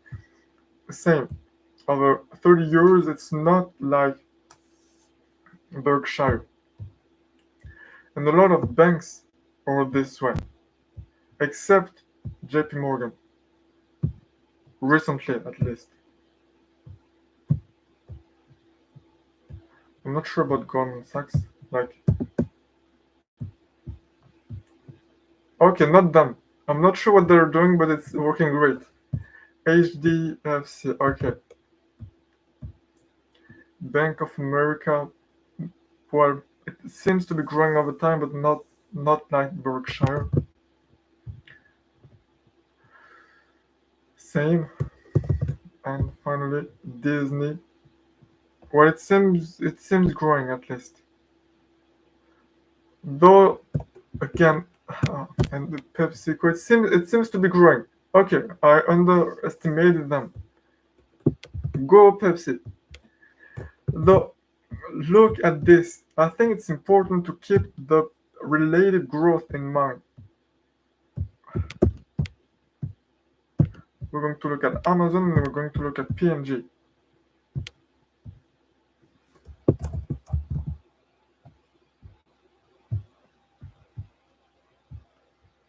PNG, or actually I can find this. Uh, no way, it would take too much time. PNG, if you don't know, are a big company that creates a lot of products in a lot of categories. Like they own Gillette and Dove and a lot of brands are in commodities, and they've been there for like 200 years, and everyone likes them, and pension funds own a lot of PNG because they give a lot of dividends, and they pride themselves on having increased the dividend that they give for decades. That's their thing, giving dividends. And they do grow, except they were worth. Let's compare apples to oranges. In June 1997, Amazon was worth $400 million, less than $1 billion. In June 1997, June, P&G was worth $95 billion. So Amazon was worth half a billion, they were worth 100 billion. 30 years later, Amazon is worth 2.3 trillion, they are worth 300 billion. So they're worth almost 10 times, Amazon is worth almost 10 times more than P&G. Except they started at 200 times more, and now they're worth 10 times less. So they do grow. It looks up and to the right and up, but it's slow. It's very slow, very, very slow. I don't remember it, but it's like they grow at like 5% a year or 10% a year.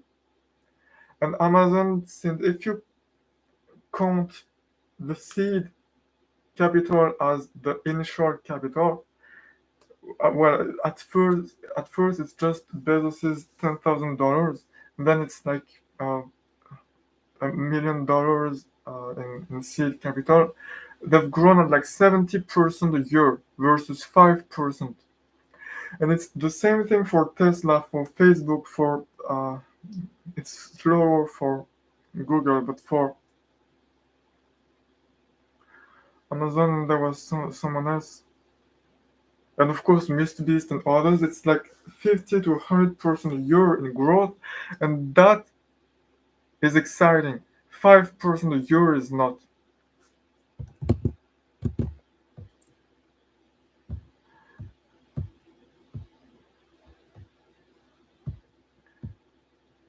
Coke is better than Pepsi. I don't care which one other people think because I don't like to argue.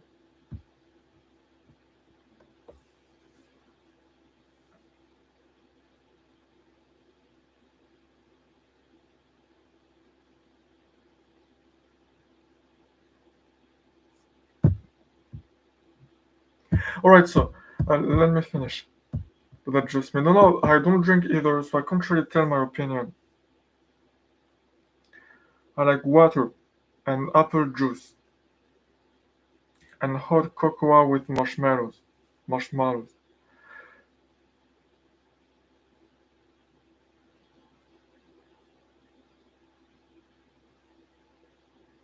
Why is no one else joining? That's sad actually because I think this could be an important stream. What should we do? Well, I'm going to end the live stream soon anyway. Apple juice is so good. Yes.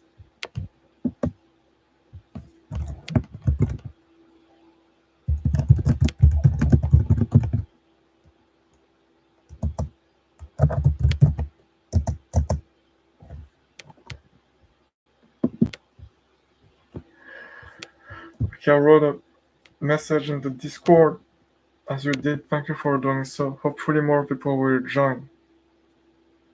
Okay, so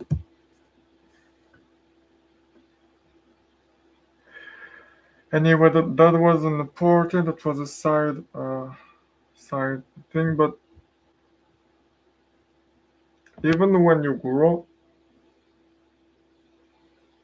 you can grow at different rates or speeds. PNG grew at like 5% a year, Berkshire at 20, and Amazon and others at like at least 30. If you count, uh, if you calculate it since when the company was founded, it's 50% or more on average. So my question becomes, how do I do like Amazon or Berkshire and not, or even PNG, and not like Snapchat or Pinterest or the banks or the oil companies? How do I do? Not even this, but how do I do this this curve and not the black curve or the Snapchat or Pinterest orange curve? And so that's what I've been trying to find out. So and because and not just in companies but in me, how do I not become someone that did something cool but now I settled, and now sometimes late at night when I let my guard down and I think about it, I just feel regrets for something I don't even know what it is. How do I do that? Is it even possible? Is it even possible? Because most people, not just in today's age but in history, take this black path because it's the default one, and unless you specifically search for a different one, you're not even going to know that there is a different one, that it's not the only one. So maybe like 99%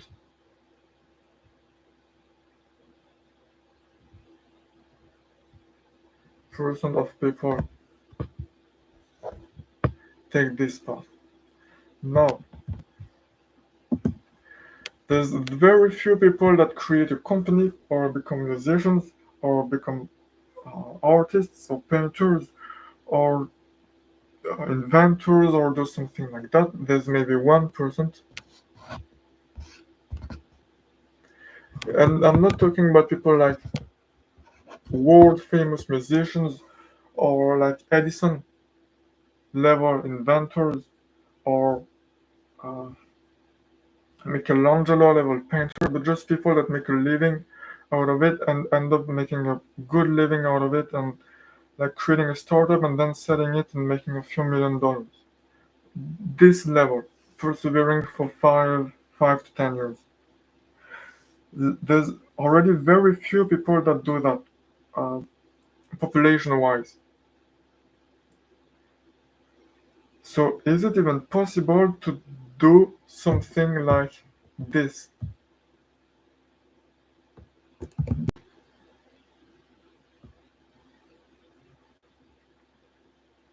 I'd say that you need to take risks, even if they could end badly, because all of them have lost money or dipped in sales or lost workers. Well, I went to therapy even though it may have been for OCD, but still that could be helpful to get rid of that anxiety or regret. Okay, okay, so there's two ideas there. There's this, you need to take risks. To not do the black thing, you need to take risks and fail so that you can do the orange thing. And to get rid of anxiety, you can go to therapy. I guess it's a solution, not a satisfying. Well, it doesn't feel satisfying to me, and it's not the one that I wanted to come to. But I guess it's a solution.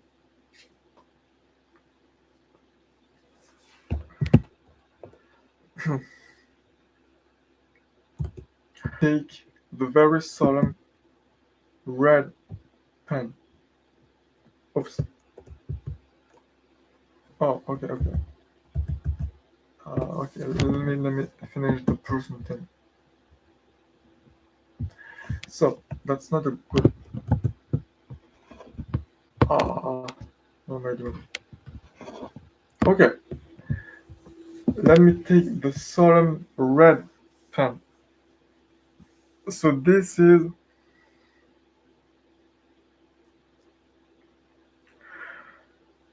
the solution that I've currently found for how to not die with regrets. It's not perfect, and it's a working version. It's not the final perfect version. It's a work in progress, under construction. And I'll take your feedback of people in the watching this in replay or anything, or like watching this as a clip on TikTok or in like an article in the future or anything. Help me improve it. But this is the best thing that I've found so far.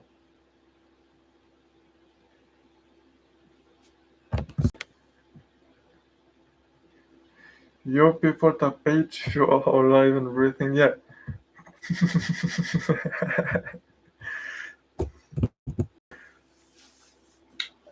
I try to research why. So look at make more sense because like if you look at Microsoft or Alphabet or Amazon or Facebook, they're not the only companies that wanted to do what they did. Google wasn't the only web search engine. There was Yahoo. There was like Alta Vista at the time. There were many different ones. Now there's DuckDuckGo and Quant. And also, why Google and not Yahoo? Amazon wasn't the only one with the ideas of making an online store. There was eBay. Then there was Barnes and Nobles that went to online commerce. Facebook wasn't the only one with the idea of making a social network, an online social network. There was 6 Degrees, then there was Friendster, then there was MySpace. So why Facebook and not the others? Why Amazon and not the others? Why Google and not the others? What did they do that was different? Why did they do that made them grow worse than the other platform? Because we can look at that.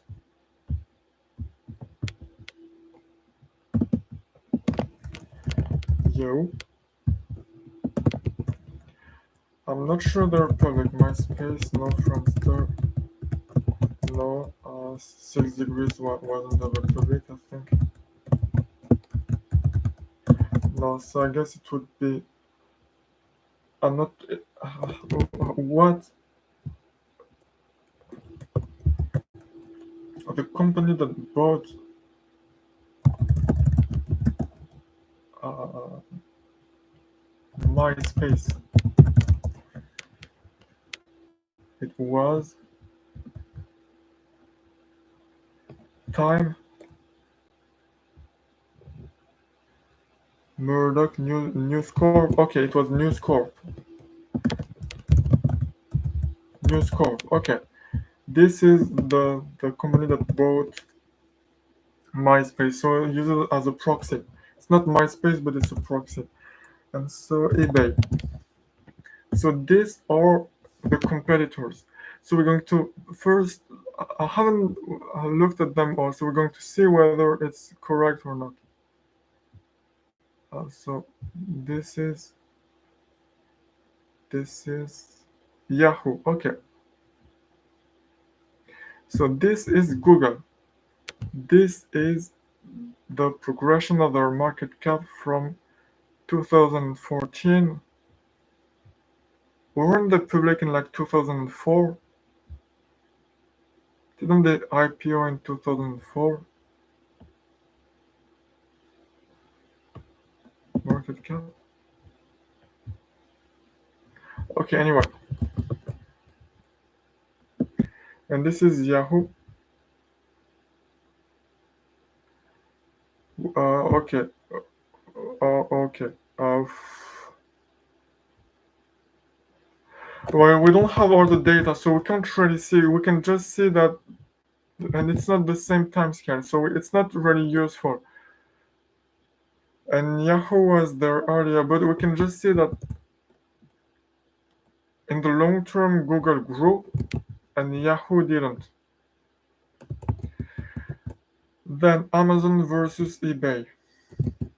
News Corp, eBay. So this is eBay since 1998, and this is Amazon. So there's a very stark difference here. I'm using market cap as a proxy, but it's a pretty good proxy in the long term. Like in the long term, the market is a weighting machine. It's a pretty good proxy for what a company really is worth in the long term. So it's the difference is very obvious here. There's a fun roller coaster here with many ups and downs and not much progress over almost 30 years, and then there's this behemoth and giant of a company that keeps growing. And then finally, Meta and News Corp. So News Corp, again, not enough data. It's just for 12 years. And okay, so it's actually pretty. It could be compared. Well, it's more. No, it's not similar at all. It seems similar on the surface, like in terms of what the curve looks like, except look,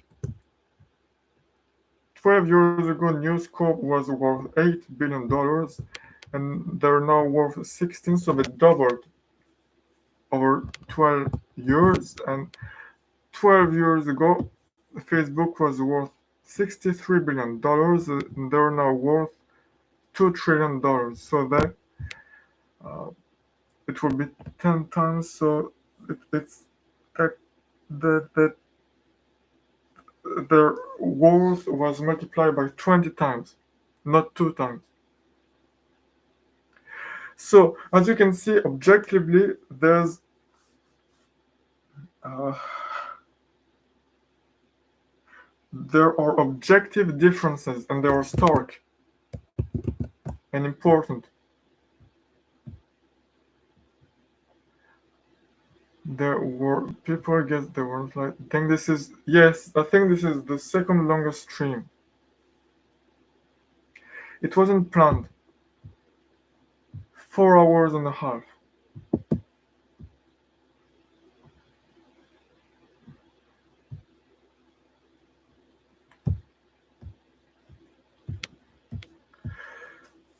Yeah, I don't even know why I'm sharing all that.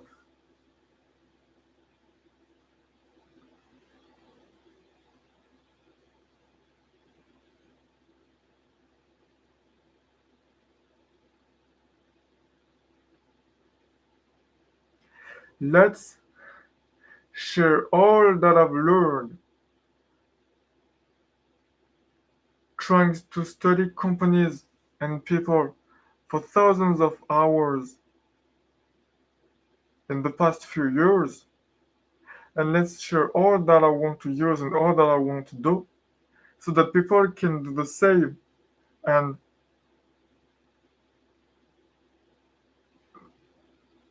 become competitors and kill me. I don't see what could go wrong. This seems very stupid.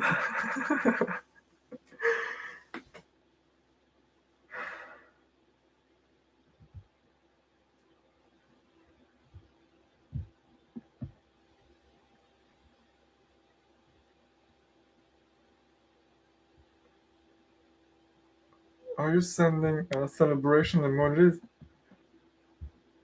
Heart emojis? Uh,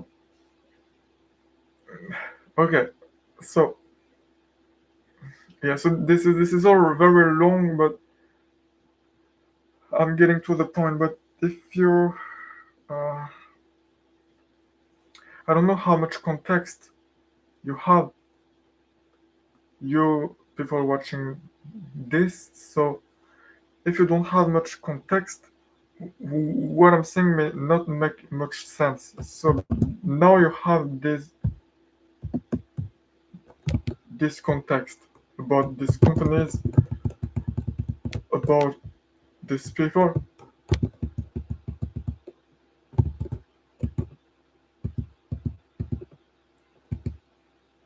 and about this data.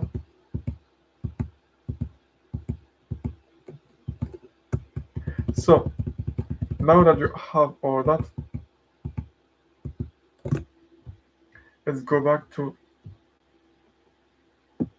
this, and this time let me use the waiting thing, the waiting poster. Okay, I'm going to go drink something. Be right back in 2 minutes.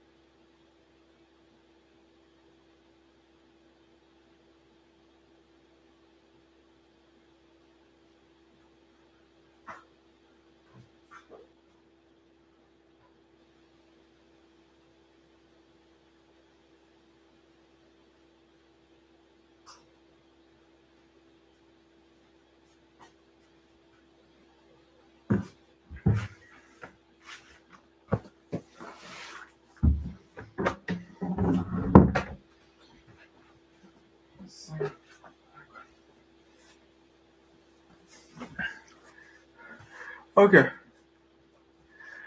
Uh,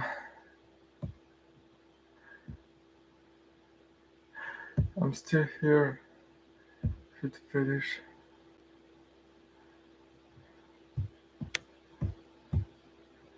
No, well, it may make. I mean, it is kind of funny, but it may make people feel uncomfortable.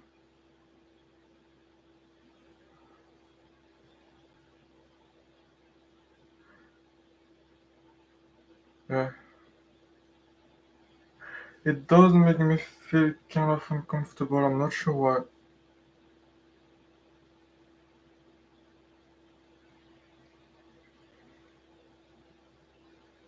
Yeah, yeah, that's why I think I should stop. I'm sorry. No, it's okay. It's okay. I'm not. I don't know. I don't know. I don't hold it against you, but I have a lot of things like that, past traumas or something that. Um, okay, so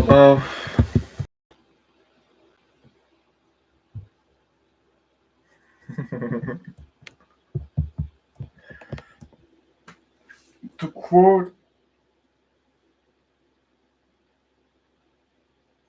no, that's not a good quote. So let's finish with this.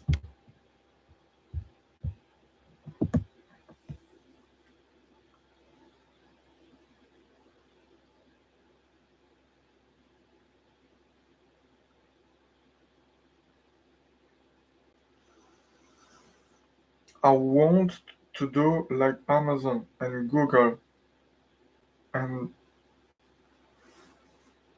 Facebook and Apple and Microsoft and all those, and I want to keep growing in my personal life too, not just in business or what I do or like music, but in everything. Is it even possible? Because 99% of people seem to take the standard default path. One person seems to take the S-curve path. So are there even any people at all that take another one that is closer to what I want? Are there, because most companies, like small businesses, do like Amazon, and no, do like uh, Pinterest, where they like this. Where was it? Like this Esker, where they start a small business, it grows a lot, and then the plateaus, and they get regular orders and all, but they don't keep growing much. Most companies. So what I want to say is that the S curve seems to be. This is the S curve. It seems to be common for everything, including companies, including individual people. So if I want to do this in everything, in companies, but in also my personal life and what I do, what do I do? Are there people that do that? And if I want to do it in companies too, what do I do? What did Facebook and Amazon and Google do differently from MySpace and eBay and Yahoo? How does it all work? This is my current hypothesis. Sorry, I'm tired. Which I invite you to criticize, test, and improve.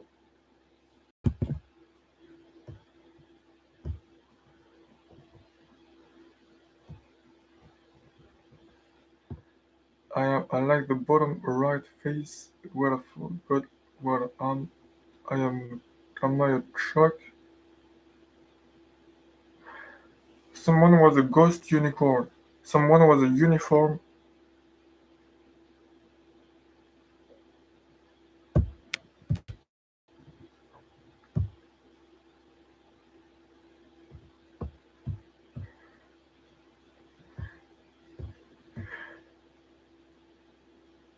I'm not sure how to help you with that. No, no, no, no. It's. I was so.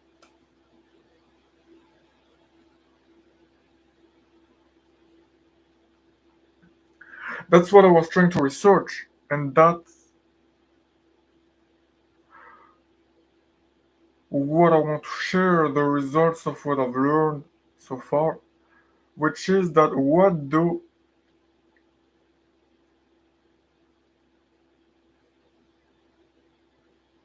Google and Facebook and Amazon do differently from competitors? There are several things. For one, they invest more usually. For another thing, they try to improve their products and all, but it's not enough. And they try to lower prices and all, but it's not enough because at some point, if they don't do anything different, then like maybe their cap, the max level that they can reach is here. So if they don't do anything different, then at some point they will reach it. And once they reach it, then they will stop growing much. So maybe if the what they do is very universal, like being a search engine, it's going to be very like maybe it's going to be there, so they can grow for a while before reaching it. But still, they're going to reach something that will stop them at some point. So what do they do? And even if they keep improving and reinvesting and all, if they've saturated their market or if they've reached diminishing returns, they're not going to grow much. So what do they do? Because they all at some point hit their cap. There is a cap and they all at some point, if they keep growing, at some point they do hit it. So what do they do? There's one thing that they do that all the companies and it seems all the people and it seems everything that keeps growing do.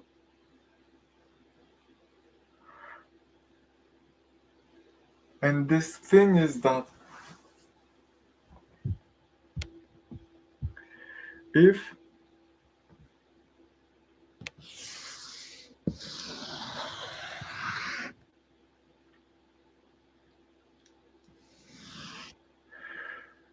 they're, they're creating something and so they go through the standard S curve and it takes a while with not much and then they grow and then they hit the cap and they reach diminishing returns and they cannot grow much anymore. Most people and companies and all stop there and cash out and give dividends and buy mansions or cars. But a few ones don't. And what they do is that they try to create a new S curve. So instead of keeping on not doing much, they try to create a new S curve so they don't grow much for a while, but it's not because they're cashing out on uh, on their existing thing, it's because they're creating something new. So it doesn't work for a while, and after a while it starts to work. So they grow and then they hit diminishing returns because it's the new cap or their new thing. So what do they do? They try something new and they fail for a while because when you do something new, You don't know what's going to work. So you just stumble and shoot arrows in the dark, and it doesn't work for a while. Because if you knew what worked, then it wouldn't be new. So it wouldn't be something that can grow a lot.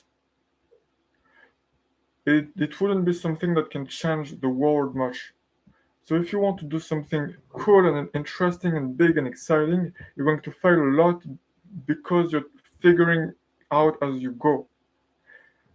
But little by little, you do figure it out. So after some point, you reach the tipping point and then you grow and then you reach diminishing returns again because it's the current cap of your new thing.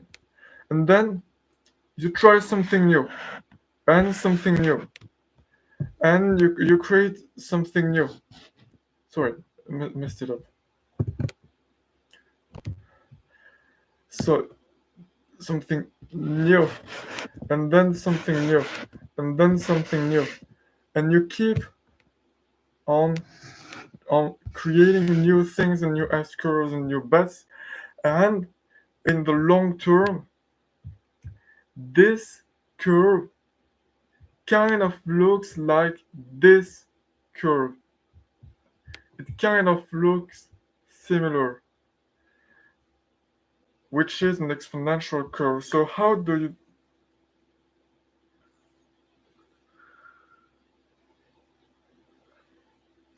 you overcome the S curve, the end of the S curve curse?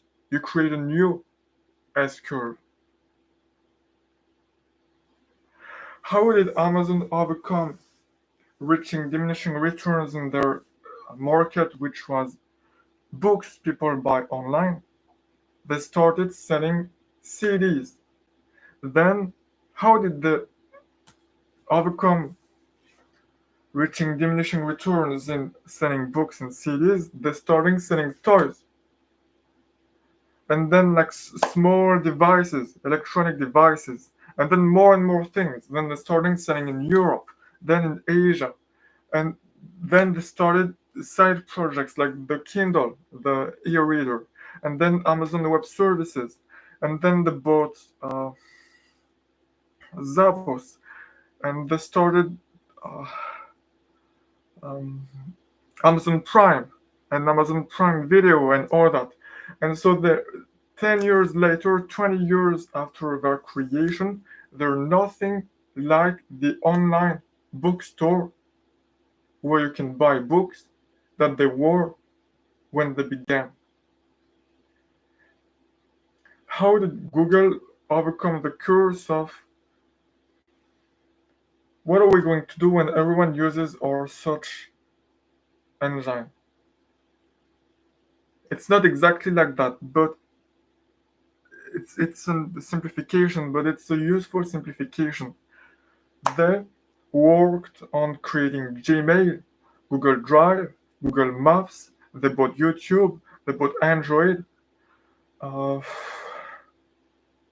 Now they're doing Gemini and all. How did Facebook overcome being just a social network for college students, where they opened up step by step from Harvard to the Ivy League universities to all universities to high schools? They tried the army, it worked. They tried workplaces, didn't work well, and then to everyone in general, and then in other countries. And except it was still just a quirky social network. So how did they improve it? Well, they created friending, poking, the news feed. Then they bought Instagram and WhatsApp, and they created Facebook Messenger. Now they're working on the metaverse and on AI and all, and so every time it's not like just one thing. It's like there's Pinterest. This is Pinterest. They created something. It ended up they ended up finding something that works. The news feed with pictures. and user-generated content or user uh, imported content, and they've been writing it ever since. And so that's what they do. They're writing it. In comparison,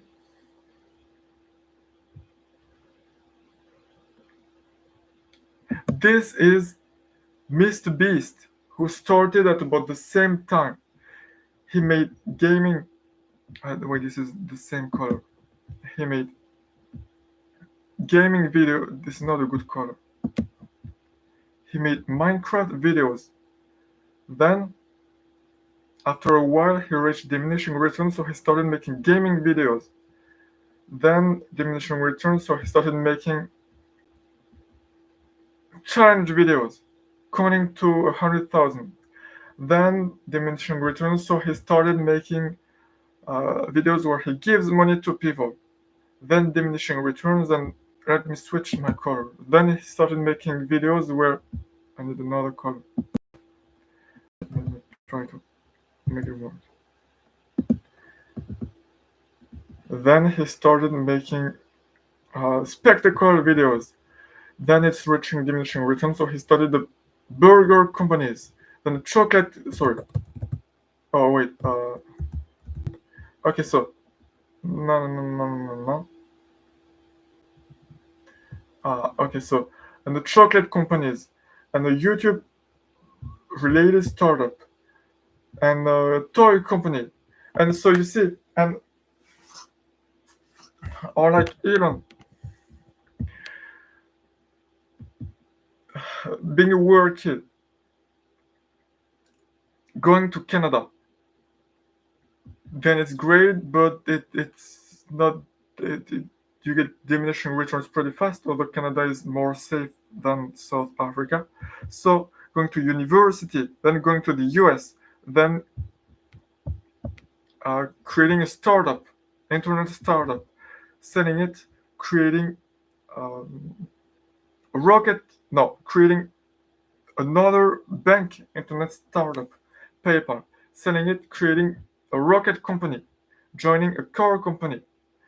It works great, creating truck, and then now Neuralink and the Optimus humanoid robot. So, and it seems to be one of the main factors, which is that it's not just that you don't give up and that you keep persevering. It seems that it's that you keep persevering and you keep evolving. You keep innovating and creating new things and not just what you're already good at. You keep taking risks.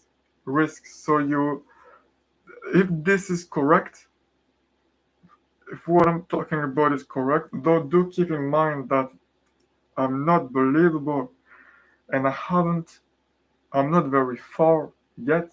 So these are hypotheses to be tested and improved, and not the gospel, not the word of God.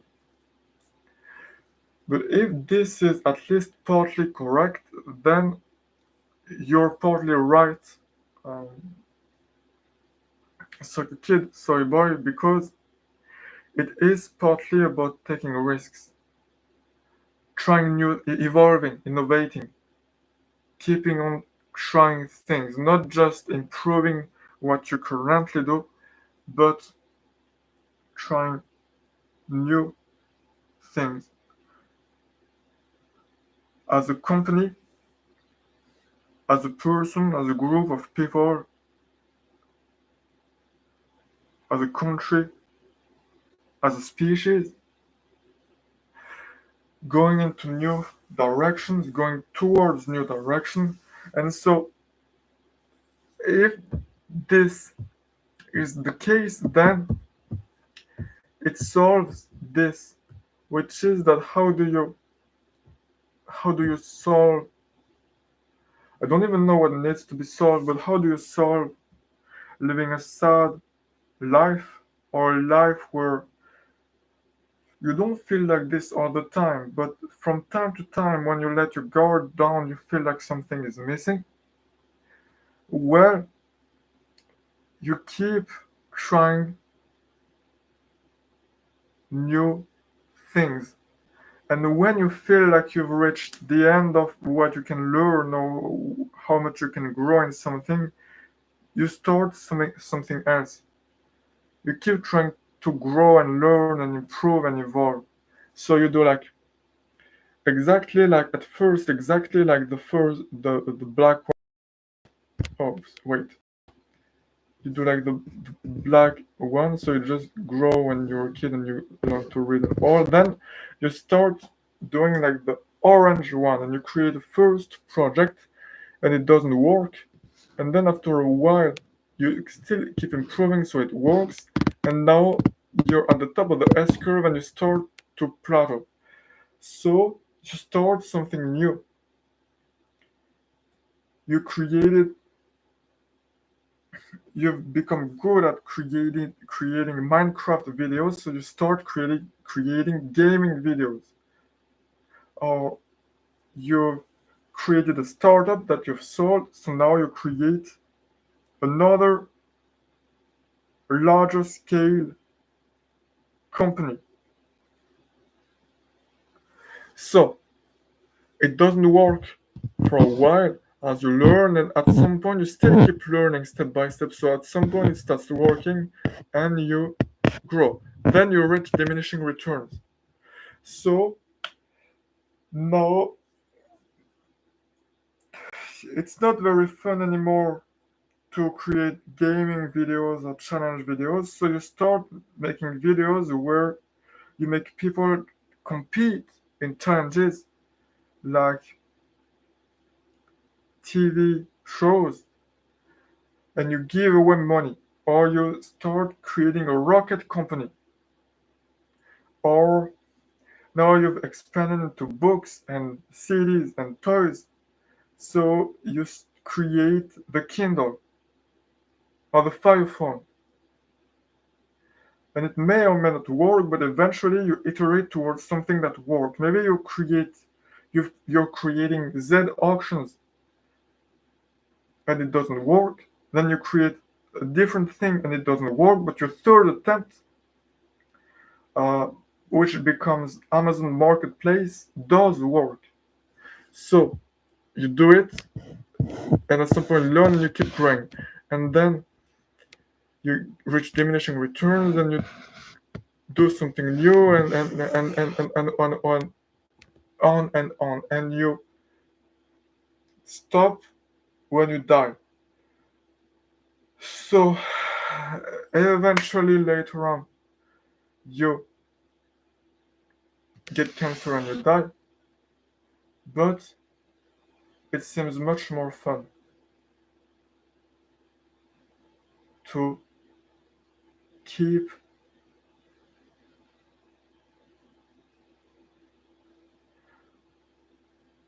changing the world, to keep trying to create the future. So to answer my question from a while ago, are there people that do that? Yes, and there are. It's a very very small number, maybe like 0.0000 etc. 1%, but there are a few. Uh, I made a list of them, and the one that I found that are the most like this, or because it's hard, because your main um, inclination is that when you when you've gone through the first S curve and now you're wealthy, why go through the same frustration and pain again? So most people stop at the orange thing because it seems like a rational choice. Why Why go through the same thing all over again? And this compound, so it's more like, it's not like you grow as much every time. It's more like this, like same S curve at first, then like this, then like this, then like this, and so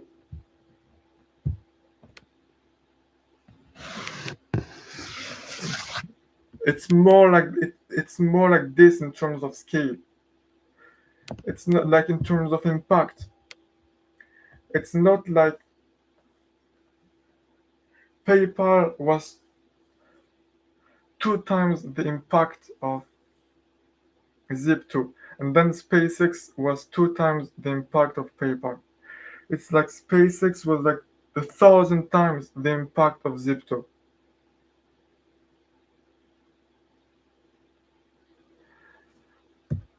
And Elon is worth like $400 billion, and after Zip2 he was worth $20 million. And same for MrBeast and everyone. So few people that do want to do that, and that we can be very grateful for, because it's not easy, and because they are the people that move the needle and that make the world better. And usually people don't like them, uh, though, no matter what their political beliefs are. And this, yeah, I know how to end this stream, because these people are scary, because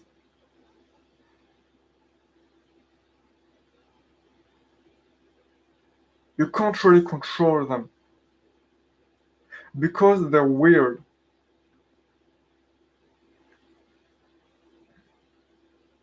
and they have strange ideas, and they want to change the world. And I guess because it makes the people looking at them feel insecure and jealous. So instead of trying to learn from them and to think, well, if this dumb kid could do something like that, maybe I can do something too. Instead of doing that, it's much easier to think, well,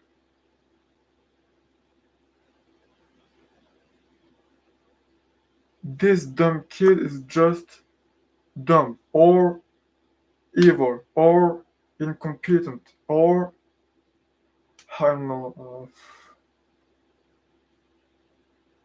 I don't know, like any excuse or reason that you can find, because it's much easier than trying to learn, trying to change. Even though in the long term one would benefit much more from trying to learn. If you don't like what someone does, then you win much more in the long term from trying to do something better than from spitting at the person. So uh, those few people that, because you need to do this S curve stacking, you need to scale up, you need to evolve, including changing your identity, including changing fields and changing your goals. And changing your identity is hard, and it hurts, because you think that your identity is you, it's who you are. So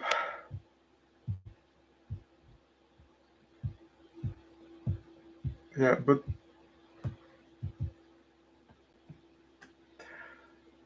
I haven't found any path that seems nearly as fun or exciting or thrilling.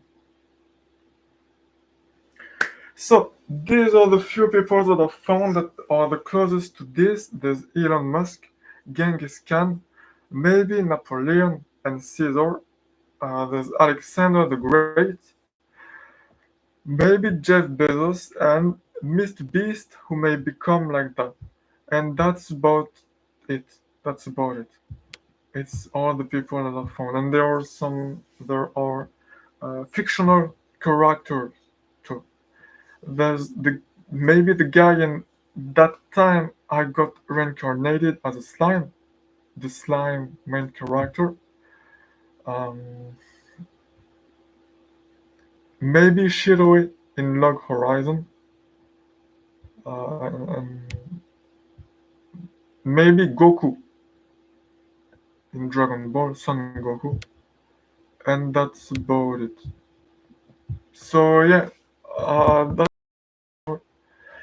I'm going to read your comments. I haven't read them in a while.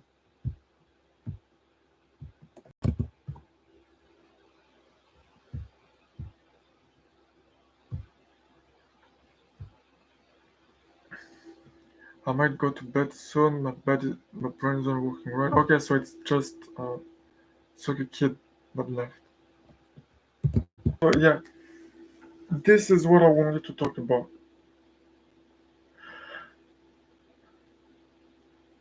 So yeah, help me improve this model because this is what I want to do. This red path, this red path, becoming Mr. Beast and Elon and Genghis Khan, and not becoming Pinterest or PNG. And it's all produced by what is done by the actions, causes and effects, cause effect relationship, not by who you are or whatever, but by what you do. So it's produced by what I do, so I want to know what to do, what I need to do, so that I become that. So,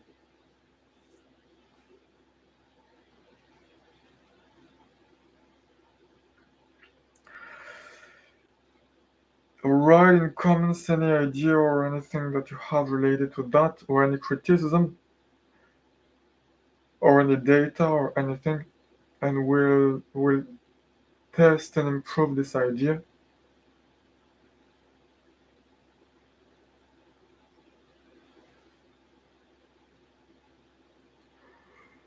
And yeah,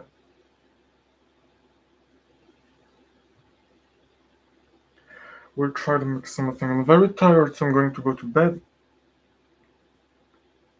And my voice is tired, and I have to slur for the past few hours with a heavy accent. Though I hope that this was useful.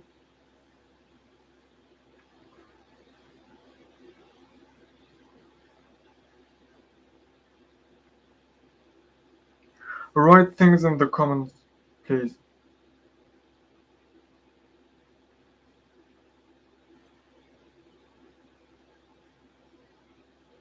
So that I know whether it was useful or not.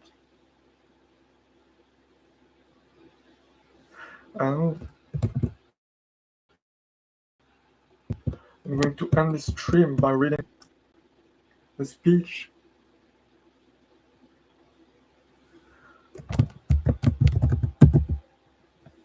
which I think is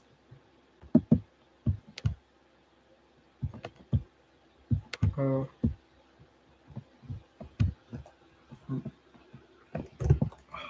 let me.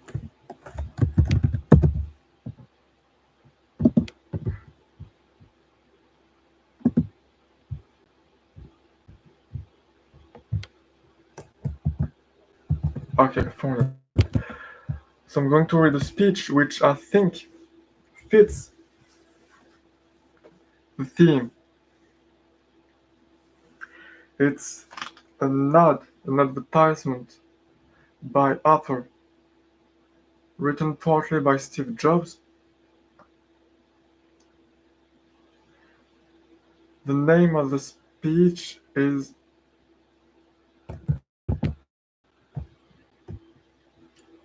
Think Different. It's the Think Different speech. And another speech that fits it kind of well is also the Pale Blue Dot speech. So you may not know it, so I'm going to look it up, open it, and I'll end on that.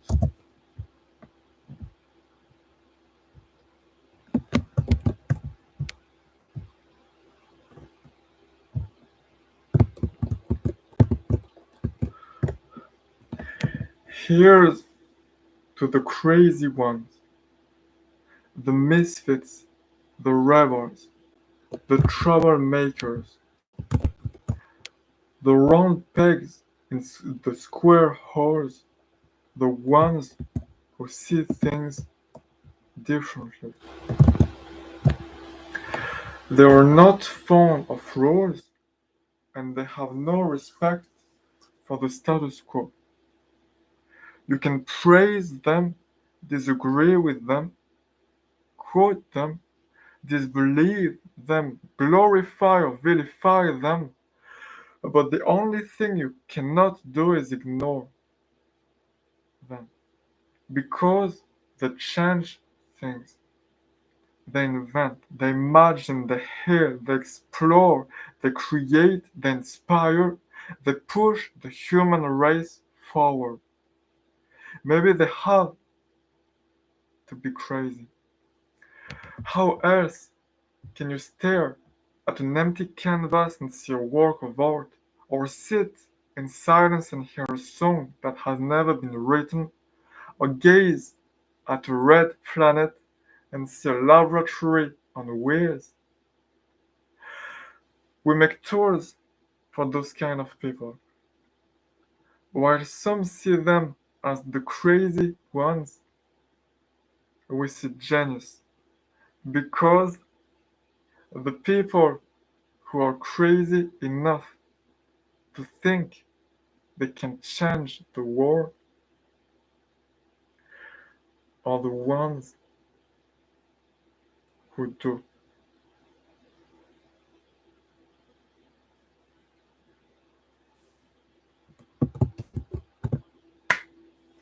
Look again at that dot. That's here, that's home, that's us. On it, everyone you love, everyone you know, everyone you've ever heard of, every human being who ever was, lived out their lives on a mote of dust suspended in a sunbeam.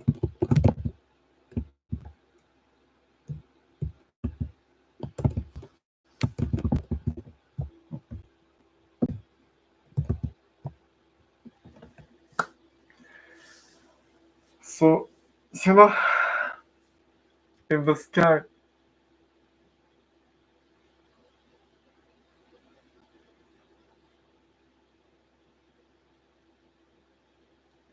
is lagging, if the sky will always be dark, then I'll light up fireworks. So, that's what I wanted to say. It's been 5.5 hours, but hopefully it will be worth it.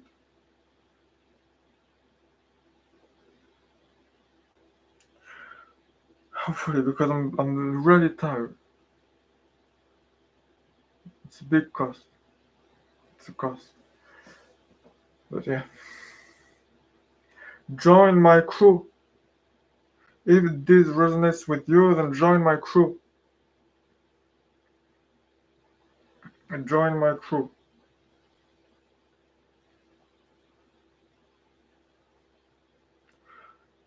Where you will be paid correctly and you'll probably have stock or something. Especially if you join my real crew, close team of people that I trust, the straw hats, people who trust each other, but it will be hard. I'm not easy to live with. I will be less and less easy to live with as a I guess as a maskless. You can read biographies of Elon or Bezos or others or Gates to see what kind of things it entails, but it's not. You got to really want to work with them. It's going to be probably the same with me because it seems to be the only way to actually move forward.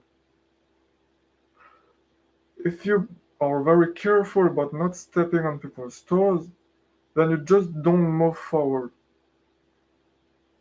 And I want to move forward. So yeah, it won't be easy to live with. It will be hard.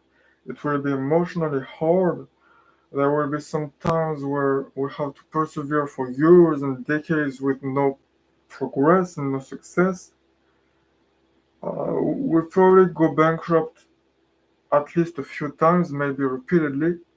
We may get chased by governments at some point. I mean, I don't know what will happen, but we're going to try to change the world. So it's not going to be easy. Uh, you hopefully won't have to risk your life much, though I don't guarantee that. Um,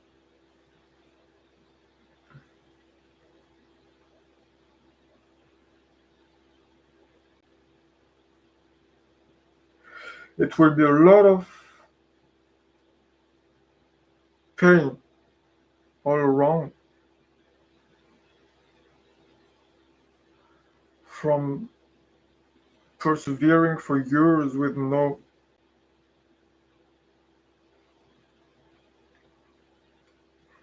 success when we do new things too.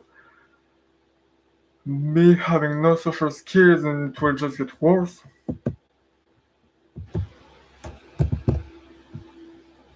And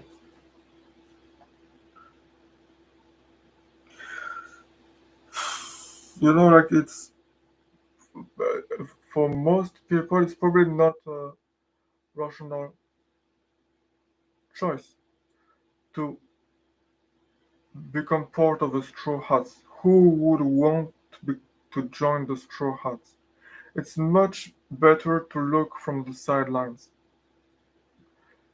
Who would like to risk their lives over and over again to try in all the times to be always in crisis? Who would want to become Nami or Zoro or Robin or 2020 Chopper or Frankie, let alone Luffy?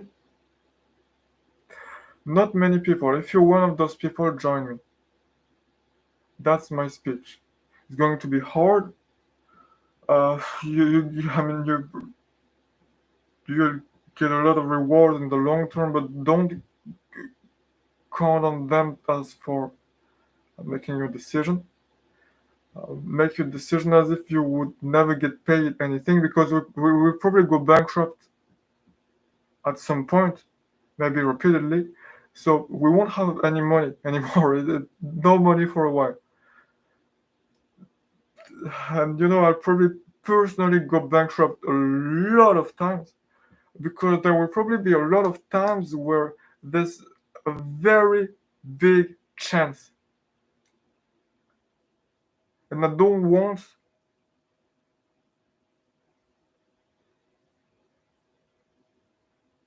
to not take it. So I'll take it. And it won't work. And I'll lose everything. So I'll have to build my thing again. So it will take shorter amount of time because I will have learned doing it the first time or the previous time, but it will still take some time. And then there will be a new thing a new chance, a new opportunity, something that can change the world and change everything. So I'll take it, and it will work. But at some point it will, and all of those failures will have been worth it. And it's because we'll have failed all these times that we'll be able to do really cool things.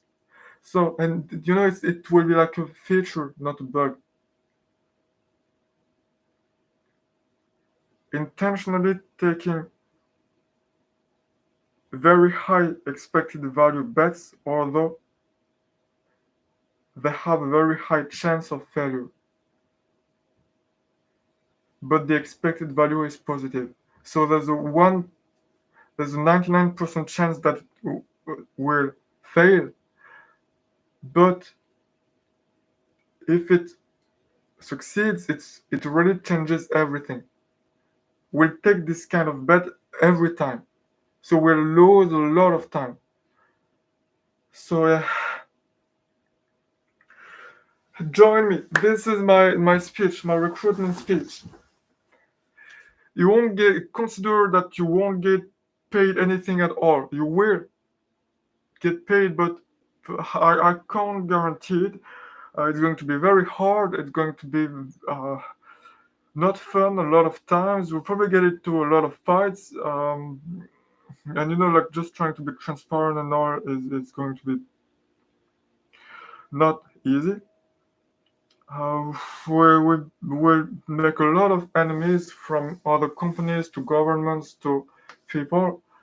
We'll probably risk our lives repeatedly. We'll go bankrupt. We'll fail a lot. Uh,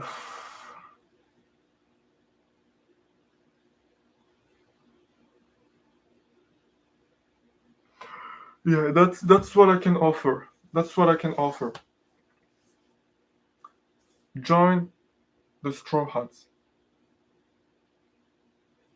That's what I can offer. I'd rather be very clear up front, so that only the people that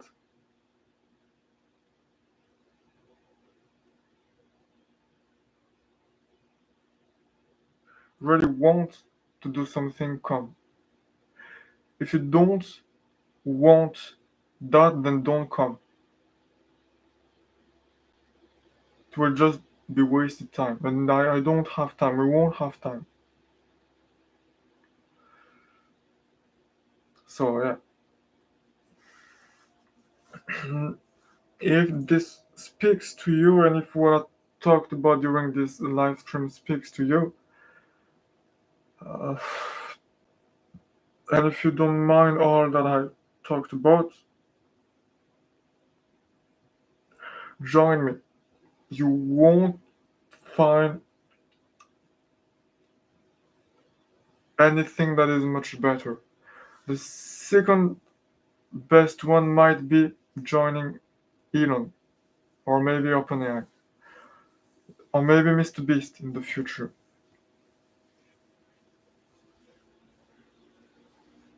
Yeah.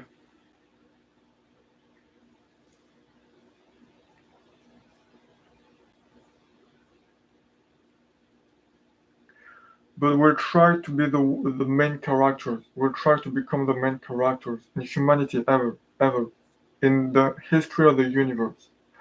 So if you want to become part of that, if you want to become part of the Straw Hats, join me.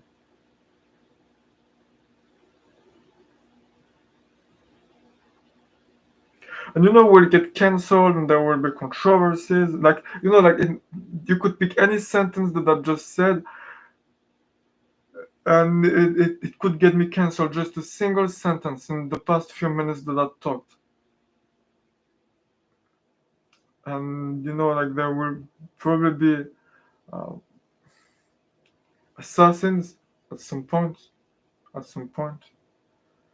Uh, Foreign government being against us. So yeah, I'd rather be very clear up front.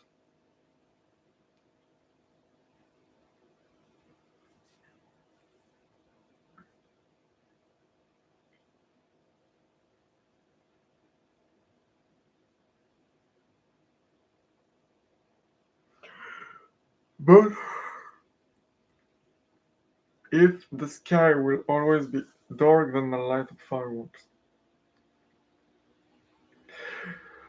And so, like I'm in my room with this $5 marshmallow mask and with some weird LED lights and with my mom sleeping in the room above and it's 5 a.m. and nothing makes sense and I have 400 subscribers, but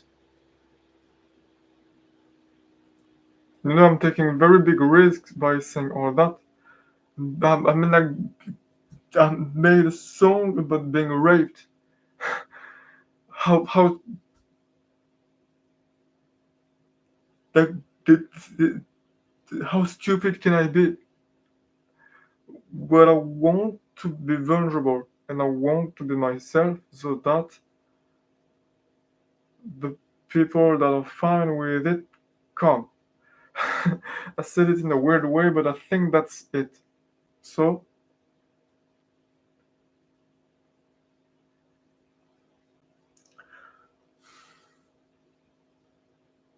yeah. I'm still masking and I haven't said everything because I'm still scared of being rejected, I guess. But I'll learn. And if what I say resonates with you, then join me. At least try.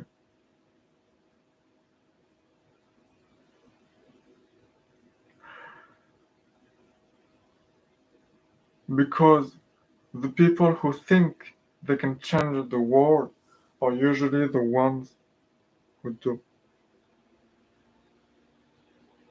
It's not usually all the ones who do. The people that think they can change the world are the ones who do.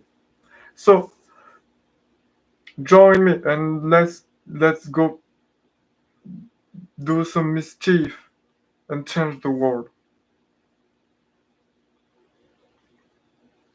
I'll keep on working on making songs in the meantime to reach cash first that I can hire people.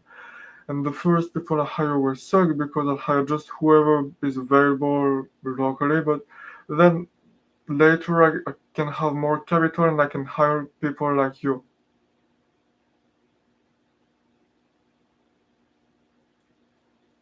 But like it will be, I will,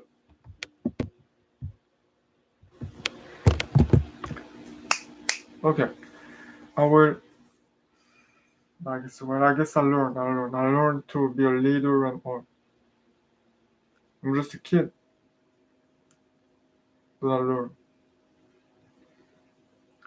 But I may ask for some unreasonable things like unwavering loyalty,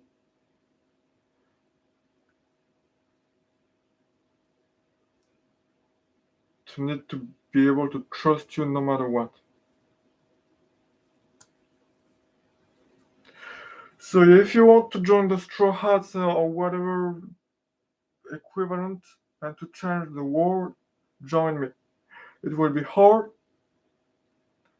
risky, not always fun, not always enjoyable, very painful, and extremely costly. That's what I can offer. It will be the most thrilling, exciting, and incredible thing you'll ever live. Nowhere will come anywhere close. Nothing will come anywhere close ever. It will be the most impactful thing you do by far. Nothing will come anywhere close ever. It will be the hardest but the most rewarding thing you ever do by far. Like by orders of magnitudes. Every time. And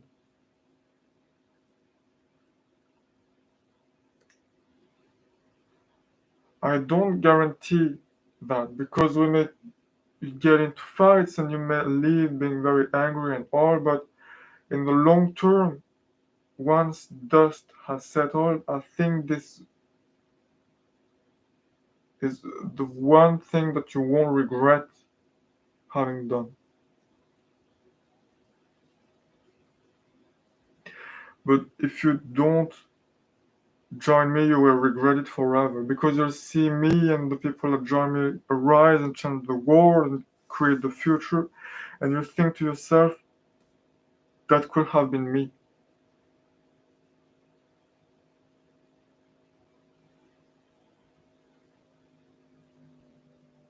So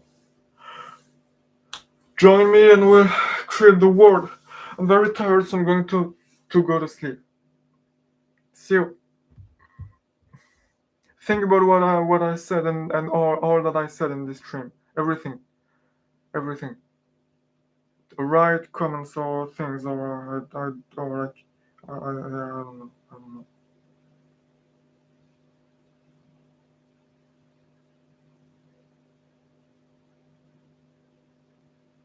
By now it should be much clearer that what I want to do, and all that it's special, not me, but what I'm becoming, what I'm creating.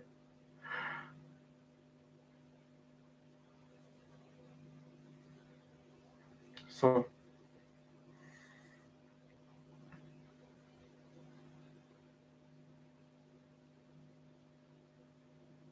I keep working on the current step, which currently is making a song, and see you.